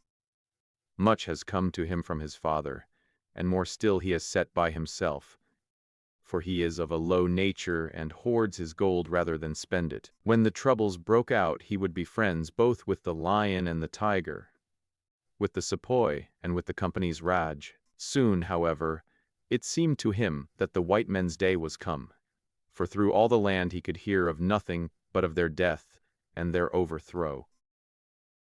That which was in gold and silver he kept by him in the vaults of his palace, but the most precious stones and the choicest pearls that he had he put in an iron box, and sent it by a trusty servant who, under the guise of a merchant, should take it to the fort at Agra, there to lie until the land is at peace. Thus, if the rebels won, he would have his money, but if the company conquered, his jewels would be saved to him. Having thus divided his hoard, he threw himself into the cause of the sepoys, since they were strong upon his borders. By doing this, mark you, Sahib, his property becomes the due of those who have been true to their salt. This pretended merchant, who travels under the name of Achmet, is now in the city of Agra, and desires to gain his way into the fort. He has with him as traveling companion my foster brother Dost Akbar, who knows his secret. Dost Akbar has promised this night to lead him to a side postern of the fort, and has chosen this one for his purpose. Here he will come presently, and here he will find Mahomet Singh and myself awaiting him. The place is lonely, and none shall know of his coming. The world shall know of the merchant Achmet no more, but the great treasure of the Raja shall be divided among us. What say you to it, Sahib?" Whether Achmet the merchant lived or died was as a thing as light as air to me. but at the talk about the treasure my heart turned to it, and I thought of what I might do in the old country with it, and how my folk would stare when they saw their ne'er-do-well coming back with his pockets full of gold moidores. I had, therefore, already made up mind. Abdullah Khan, however, thinking that I hesitated, pressed the matter more closely. "Consider, Sahib, that if this man is taken by the commandant he will be hung or shot, and his jewels taken by the government, so that no man will be a rupee the better for them. Now, since we do the taking of him, why should we not do the rest as well? The jewels will be as well with us as in the company's coffers. There will be enough to make every one of us rich men and great chiefs. No one can know about the matter, for here we are cut off from all men. What could be better for the purpose? Say again, then, Sahib, whether you are with us, or if we must look upon you as an enemy." "I am with you heart and soul," said I. "It is well," he answered, handing me back my firelock. "You see that we trust you, for your word, like ours, is not to be broken. We have now only to wait for my brother and the merchant." "Does your brother know of what you will do?" I asked. "The plan is his. He has devised it. We will go to the gate and share the watch with Mahomet Singh." The rain was still falling steadily, for it was just the beginning of the wet season. Brown, heavy clouds were drifting across the sky, and it was hard to see more than a stone cast. A deep moat lay in front of our door, but the water was in places nearly dried up, and it could easily be crossed. It was strange to me to be standing there with those two wild Punjabis waiting for the man who was coming to his death. Suddenly my eye caught the glint of a shaded lantern at the other side of the moat.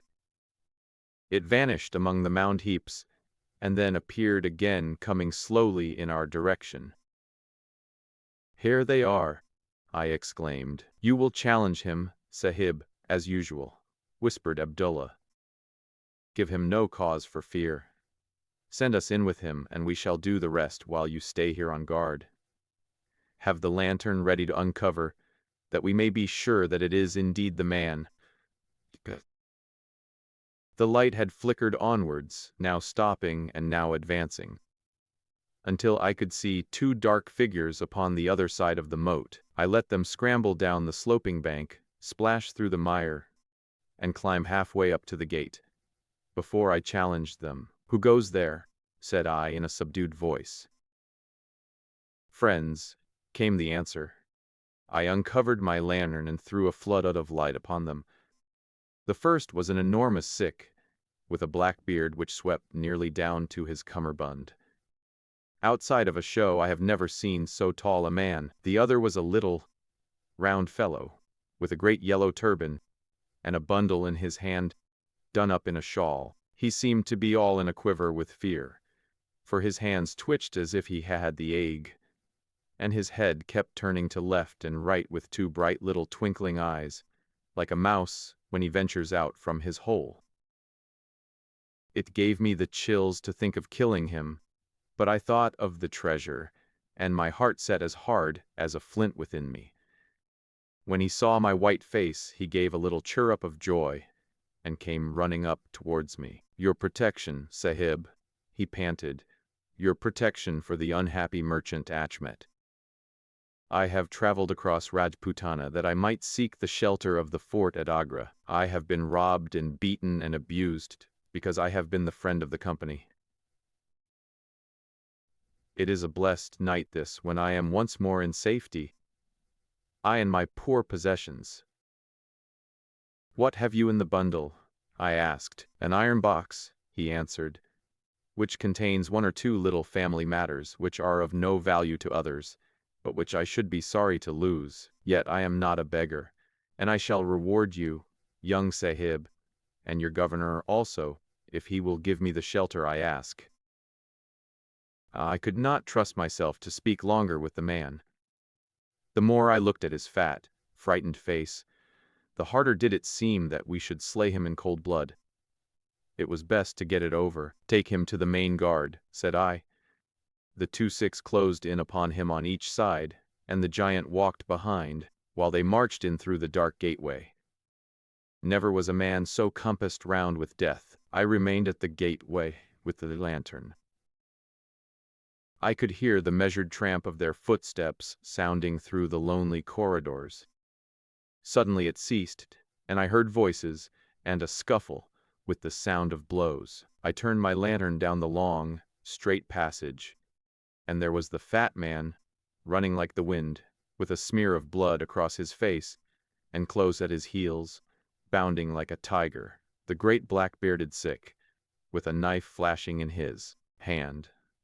I have never seen a man run so fast as that little merchant.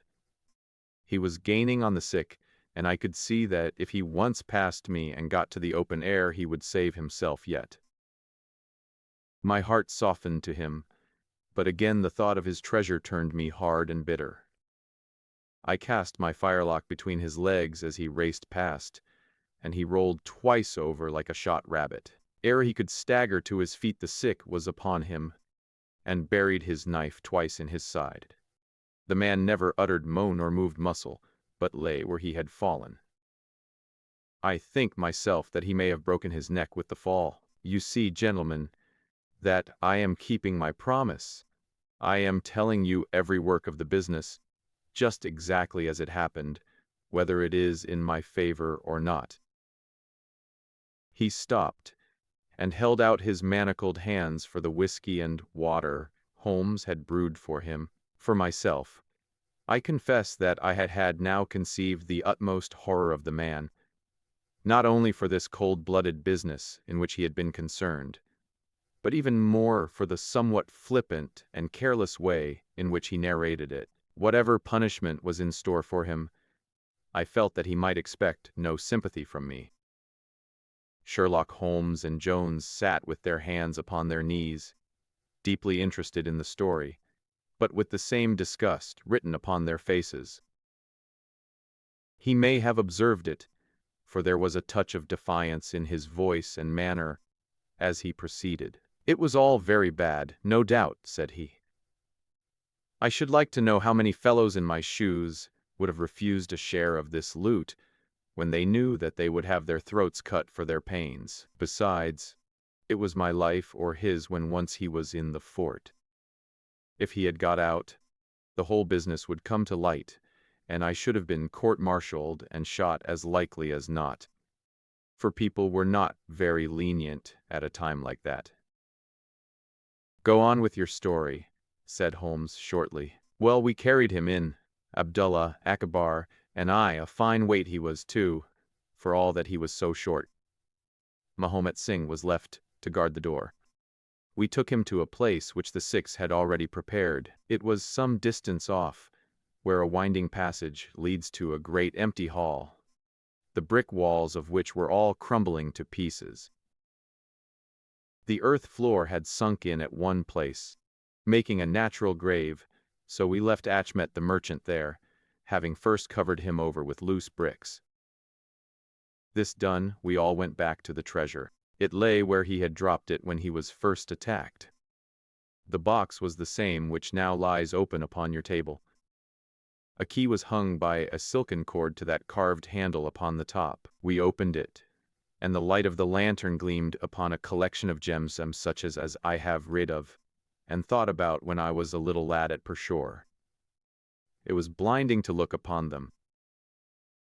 When we had feasted our eyes, we took them all out and made a list of them. There were 143 diamonds of the first water, including one which has been called, I believe, the Great Mogul, and is said to be the second largest in existence. There were 40 carbuncles, 210 sapphires, 61 agates, and a great quantity of beryls, cat's eyes, turquoises, and other stones, the very names of which I did not know at the time, though I have become more familiar with them since. Besides this, there were nearly 300 very fine pearls, 12 of which were set in a gold coronet. By the way, these last had been taken out of the chest, and were not there when I recovered it. After we had counted our treasures, we put them back into the chest, and carried them to the gateway to show them to Mahomet Singh. Then we solemnly renewed our oath to stand by each other and be true to our secret. We agreed to conceal our loot in a safe place until the country should be at peace again, and then to divide it equally among ourselves. There was no use dividing it at present, for if gems of such value were found upon us, it would cause suspicion, and there was no privacy in the fort, nor any place where we could keep them. We carried the box, therefore, into the same hall where we had buried the body, and there, under certain bricks in the best preserved wall, we made a hollow and put our treasure. We made careful note of the place, and next day I drew 4 plans, one for each of us, and put the sign of the 4 of us at the bottom, for we had sworn that we should each always act for all, so that none might take advantage. That is an oath that I can put my hand to my heart and swear that I have never broken. Well, there's no use my telling you gentlemen what came of the Indian Mutiny. After Wilson took Delhi and Sir Colin relieved Lucknow, the back of the business was broken. Fresh troops came pouring in, and Nana Sahib made himself scarce over the frontier. A flying column under Colonial Greathed came round to Agra and cleared the Pandys away from it.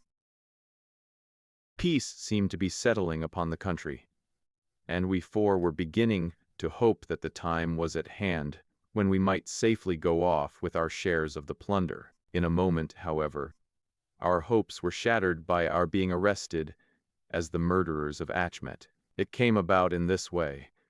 When the Rajah put his jewels into the hands of Achmet, he did it because he knew that he was a trusty man. They are suspicious folk in the East, however. So what does this Rajah do but take a second, even more trusty servant and set him to play the spy upon the first? This second man was ordered never to let Achmet out of his sight, and he followed him like his shadow. He went after him that night and saw him pass through the doorway. Of course, he thought he had taken refuge in the fort and applied for admission there himself next day, but could find no trace of Achmet. Thus, at the very moment that we thought that all was, we were all seized and brought to trial on a charge of murder, because we had held the gate that night, and the 4th, because he was known to have been in the company of the murdered man. Not a word about the jewels came out at the trial, for the Rajah had been deposed and driven out of India, so no one had any particular interest in them. The murder, however, was clearly made out, and it was certain that we must all have been concerned in it. The 3 Sikhs got penal servitude for life, and I was condemned to death, though my sentence was afterwards commuted into the same as the others. It was rather a queer position that we found ourselves in then. There we were all 4 tied by the leg, and with precious little chance of ever getting out again, while we each held a secret which might put in a palace, if we could only have made use of it. It was enough to make a man eat his heart out to have to stand the kick and the cuff of every petty jack in office, to have rice to eat and water to drink, when that gorgeous fortune was ready for him outside, just waiting to be picked up. It might have driven me mad, but I was always a pretty stubborn one, so I just held on and bided my time. At last it seemed to me to have come. I was changed from Agra to Madras, and from there to Blair Island in the Andamans. There are very few white convicts at this settlement, and as I had behaved well from the first, I soon found myself a sort of privileged person. I was given a hut in Hope Town, which is a small place on the slopes of Mount Harriet, and I was left pretty much to myself. It is a dreary, fever-stricken place, and all beyond our little clearings was infested with wild cannibal natives, who were ready enough to blow a poisoned dart at us if they saw a chance. There was digging and ditching, and yam planting, and a dozen other things to be done, so we were busy enough all day, though in the evening we had a little time to ourselves. Among other things, I learned to dispense drugs for the surgeon and picked up a smattering of his knowledge. All the time I was on the lookout for a chance of escape, but it is hundreds of miles from any other land, and there is little or no wind in those seas. So it was a terribly difficult job to get away. The surgeon, Dr. Somerton, was a fast, sporting young chap, and the other young officers would meet in his rooms of an evening and play cards. The surgery, where I used to make up my drugs, was next to his sitting room, with a small window between us. Often, if I felt lonesome, I used to turn out the lamp in the surgery. Standing there, I could hear their talk and watch their play. I am fond of a hand at cards myself, and it was as good as having one to watch the others. There was Major Sholto, Captain Morstan, and Lieutenant Bromley Brown, who were in command of the native troops, and there was the surgeon himself, and 2 or 3 prison officials. Crafty old hands who played a nice sly-safe game. A very snug little party they used to make. Well, there was one thing which very soon struck me, and that was that the soldiers used always to lose and the civilians to win. Mind, I don't say that there was anything unfair, but so it was. These prison chaps had done little else than play cards ever since they had been at the Andamans, and they knew each other's game to a point, while the others just played to pass the time and threw their cards down anyhow. Night after night the soldiers got up poorer men, and the poorer they got the more keen they were to play. Major Sholto was the hardest hit. He used to pay in notes and gold at first, but soon it came to notes of hand, and for big sums. He sometimes would win for a few deals, just to give him heart, and then the luck would set in against him worse than ever. All day he would wander about as black as thunder, and he took to drinking a deal more than was good for him. One night he lost even more heavily than usual. I was sitting in my hut when he and Captain Morstan came stumbling along on the way to their quarters. They were bosom friends, those two, and never far apart. The major was raving about his losses. "It's all up, Morstan," he was saying as they passed my hut. "I shall have to send in my papers. I am a ruined man." "Nonsense, old chap," said the other, slapping him upon the shoulder. "I've had a nasty facer myself, but—" That was all I could hear, but it was enough to set me thinking. A couple of days later Major Sholto was strolling on the beach, so I took the chance of speaking to him. "I wish to have your advice, Major," said I. "Well, Small, what is it?" he asked, taking his cheroot from his lips. "I wanted to ask you, sir," said I, "who is the proper person to whom hidden treasure should be handed over? I know where $500,000 worth lies, and as I cannot use it myself, I thought perhaps best thing that I could do would be to hand it over to the proper authorities, and then perhaps they would get my sentence shortened for me." "$500,000, Small?" he gasped, looking hard at me to see if I was in earnest.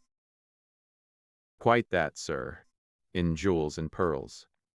It lies there ready for anyone. And the queer thing about it is that the real owner is outlawed and cannot hold property, so that it belongs to the first comer. To government, Small," he stammered, "to government." But he said it in a halting fashion, and I knew in my heart that I had got him. "You think, then, sir, that I should give the information to the Governor-General?" said I quietly. "Well, well, you must not do anything rash or that you might repent. Let me hear all about it, Small. Give me the facts." I told him the whole story, with small changes so that he could not identify the places. When I had finished, he stood stock still and full of thought. I could see by the twitch of his lip that there was a struggle going on within him. "This is a very important matter, Small," he said at last. "You must not say a word to anyone about it, and I shall see you again soon." 2 nights later, he and his friend, Captain Morstan, came to my hut in the dead of the night with a lantern. "I want you just to let Captain Morstan hear that story from your own lips, Small," said he. I repeated it, as I had told it before. "It rings true, eh?" said he. "It's good enough to act upon?" Captain Stin nodded. "We have been talking it over, my friend here and I, and we have come to the conclusion that this secret of yours is hardly a government matter, after all, but is a private concern of your own, which of course you have the power of disposing of as you think best. Now, the question is, what price would you ask for it? We might be inclined to take it up, and at least look into it, if we could agree as to terms." He tried to speak in a cool, careless way, but his eyes were shining with excitement and greed. "Why, as to that, gentlemen," I answered, trying also to be cool, but feeling as excited as he did, "there is only one bargain which a man in my position can make. I shall want Yo to help me to my freedom, and to help my 3 companions to theirs. We shall then take you into partnership, and give you a 5th share to divide between you." Said he, "a 5th share. That is not very tempting." "It would come to 50,000 apiece," said I. "But how can we gain your freedom?" "You know very well that you ask an impossibility." "Nothing of the sort," I answered. "I have thought it all out to the last detail. The only bar to our escape is that we can get no boat fit for the voyage, and no provisions to last us for so long a time. There are plenty of little yachts and yawls at Calcutta or Madras which would serve our turn well. Do you bring one over? We shall engage to get aboard her by night, and if you will drop us on any part of the Indian coast, you will have done your part of the bargain." "If there were only one," he said. "None or all," I answered. "We have sworn it. The 4 of us must always act together." "You see, Morstan," said he, small as a man of his word, he does not flinch from his friend. "I think we may very well trust him." "It's a dirty business," the other answered. "Yet, as you say, the money would save our commissions handsomely." "Well, Small," said the Major, "we must, I suppose, try and meet you. We must first, of course, test the truth of your story. Tell me where the box is hid, and I shall get leave of absence, and go back to India in the monthly relief boat to inquire into the affair." "Not so fast," said I, growing colder as he got hot. "I must have the consent of my 3 comrades. I tell you that it is 4 or none with us." "Nonsense!" he broke in. "What have 3 black fellows to do with our agreement?" "Black or blue," said I, "they are in with me, and we all go together." Well, the matter ended by a second meeting, at which Mahomet Singh, Abdullah Khan, and Dost Akbar were all present. We talked the matter over again, and at last we came to an arrangement. We were to provide both the officers with charts of the part of the Agra fort, and mark the place in the wall where the treasure was hid. Major Sholto was to go to India to test our story. If he found the box, he was to leave it there, to send out a small yacht provisioned for a voyage, which was to lie off Rutland Island, and to which we were to make our way, and finally to return to his duties. Captain Morstan was then to apply for leave of absence, to meet us at Agra, and there we were to have a final division of the treasure, he taking the Major's share as well as his own. All this we sealed by the most solemn oaths that the mind could think or the lips utter. I sat up all night with paper and ink, and by the morning I had the 2 charts all ready, signed with the sign of 4. That is, of Abdullah, Akbar, Mahomet, and myself. Well, gentlemen, I weary you with my long story, and I know that my friend Miss Jones is impatient to get me safely stowed in Choki.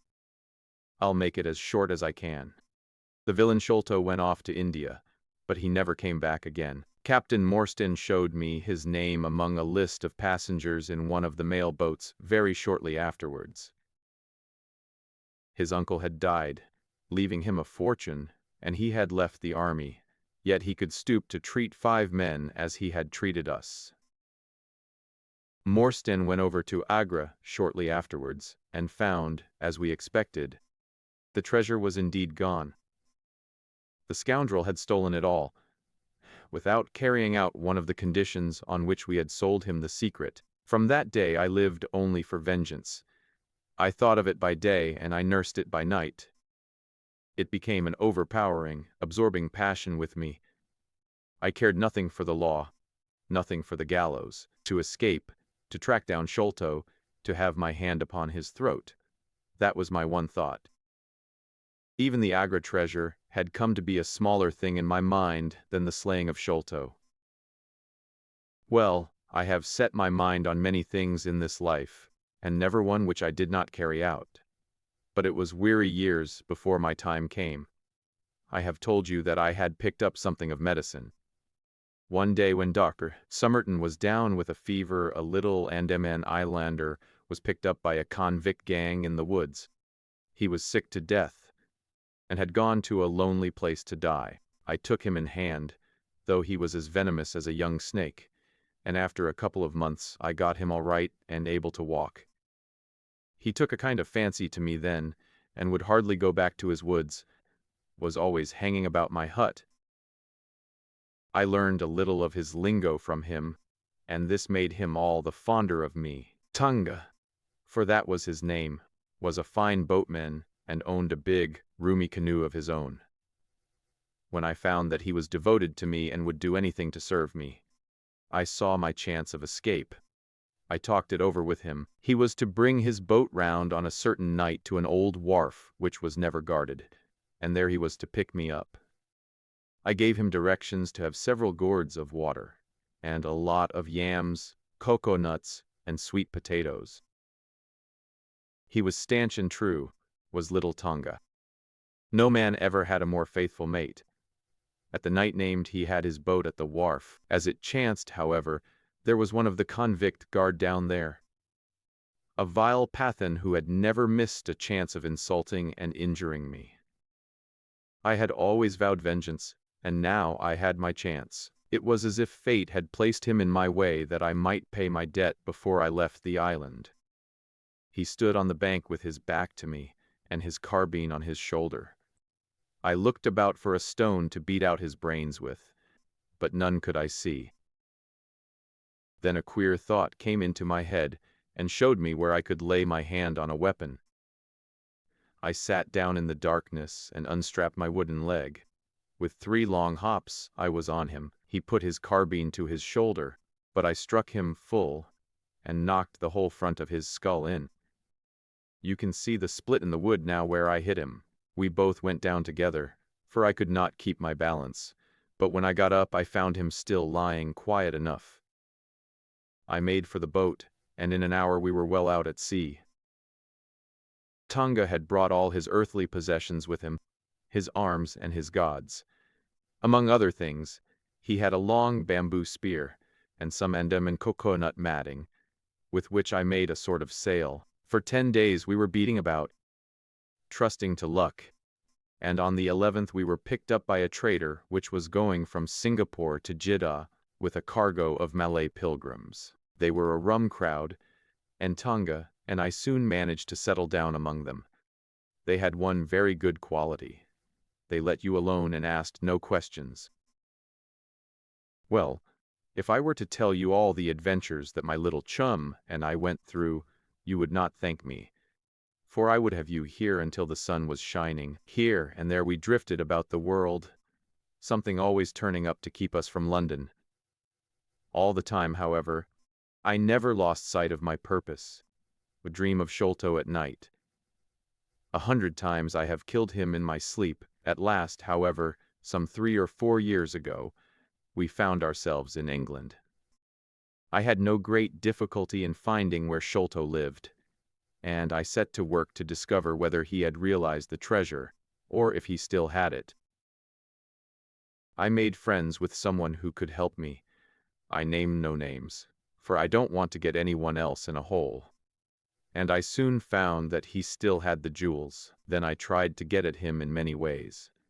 But he was pretty sly, and had always 2 prize fighters, besides his sons and his Khitmutgar, on guard over him. One day, however, I got word that he was dying. I hurried at once to the garden, mad that he should slip out of my clutches like that, and looking through the window, I saw him lying in his bed, with his sons on each side of him. I'd have come through and taken my chance with the three of them, only even as I looked at him his jaw dropped, and I knew that he was gone.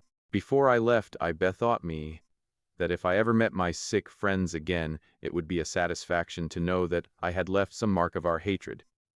So I scrawled down the sign of the four of us, as had been on the chart, and I pinned it on his bosom. It was too much that he should be taken to the grave, without some token from the men whom he had robbed and befooled. We earned a living at this time by my exhibiting poor Tonga at fairs and other such places as the Black Cannibal.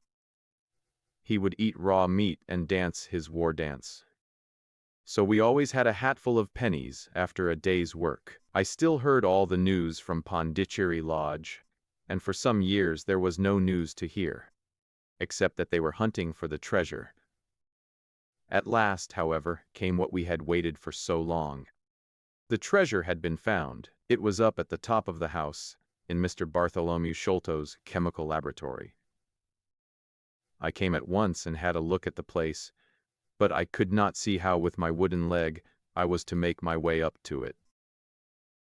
I learned, however, about a trap door in the roof, and also about Mr. Sholto's supper hour.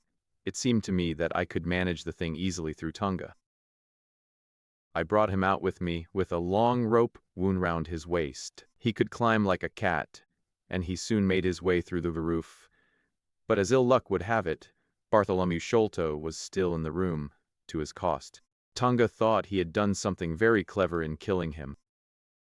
For when I came up by the rope, I found him strutting about as proud as a peacock.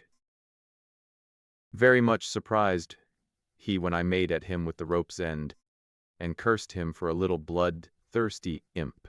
I took the treasure box and let it down, and then slid down myself, having first left the sign of the four upon the table, to show that the jewels had come back at last to those who had most right to them. Tonga then pulled up the rope, closed the window, and made off the way that he had come. I don't know that I have anything else to tell you. I had heard a waterman speak of the speed of Smith's launch, the Aurora, so I thought she would be a handy craft for our escape. All this is the truth, and if I tell it to you, gentlemen, it is not to amuse you, for you have not done me a very good turn, but it is because I believe the best defense I can make is to hold back nothing.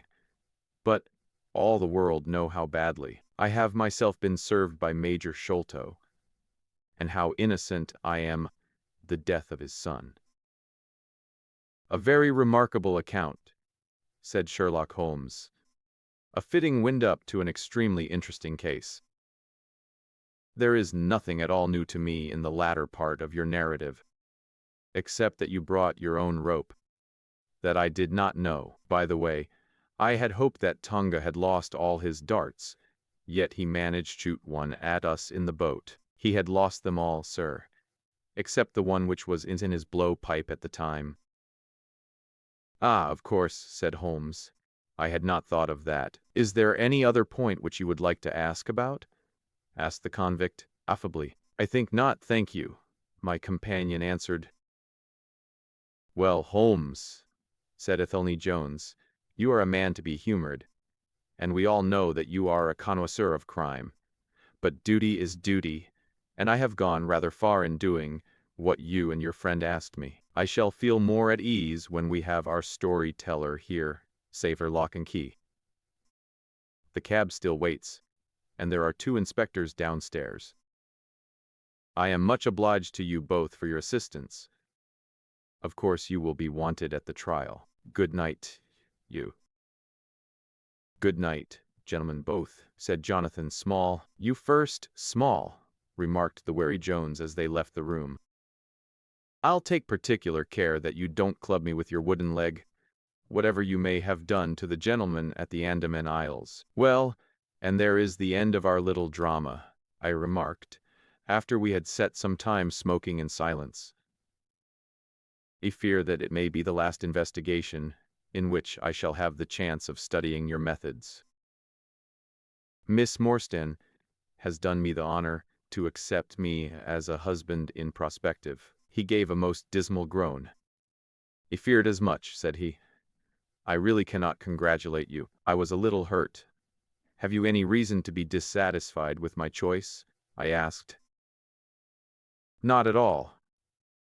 I think she is one of the most charming young ladies I ever met, and might have been most useful in such work as we have been doing. She had a decided genius that way. Witness the way in which she preserved that agriplan from all the other papers of her father. But love is an emotional thing, and whatever is emotional is opposed to that true cold reason which I place above all things. I should never marry myself, lest I bias my judgment." "I trust," said I, laughing, "that my judgment may survive the ordeal. But you look weary." "Yes, the reaction is already upon me. I shall be as limp as a rag for a week." "Strange," said I, "how terms of what in another man I should call laziness alternate with your fits of splendid energy and vigor." "Yes," he answered, "there are in me the makings of a very fine loafer, and also of a pretty spry sort of fellow. I often think of those lines of old Goethe: "Steht das die Natur nur einen Mensch, o dir schuf, den zum würdigen Mann war und zum Schelmen der Stoff." By the way, apropos of this Norwood business, you see that they had, as I surmised, a confederate in the house, who could be none other than Lalrau, the butler. So Jones actually has the undivided honor of having caught one fish in his great haul. The division seems rather unfair," I remarked. "You have done all the work in this business. I get a wife out of it. Jones gets the credit. Pray, what remains for you?" "For me," said Sherlock Holmes, "there still remains the cocaine bottle." And he stretched his long white hand up for it. The Adventures of Sherlock Holmes.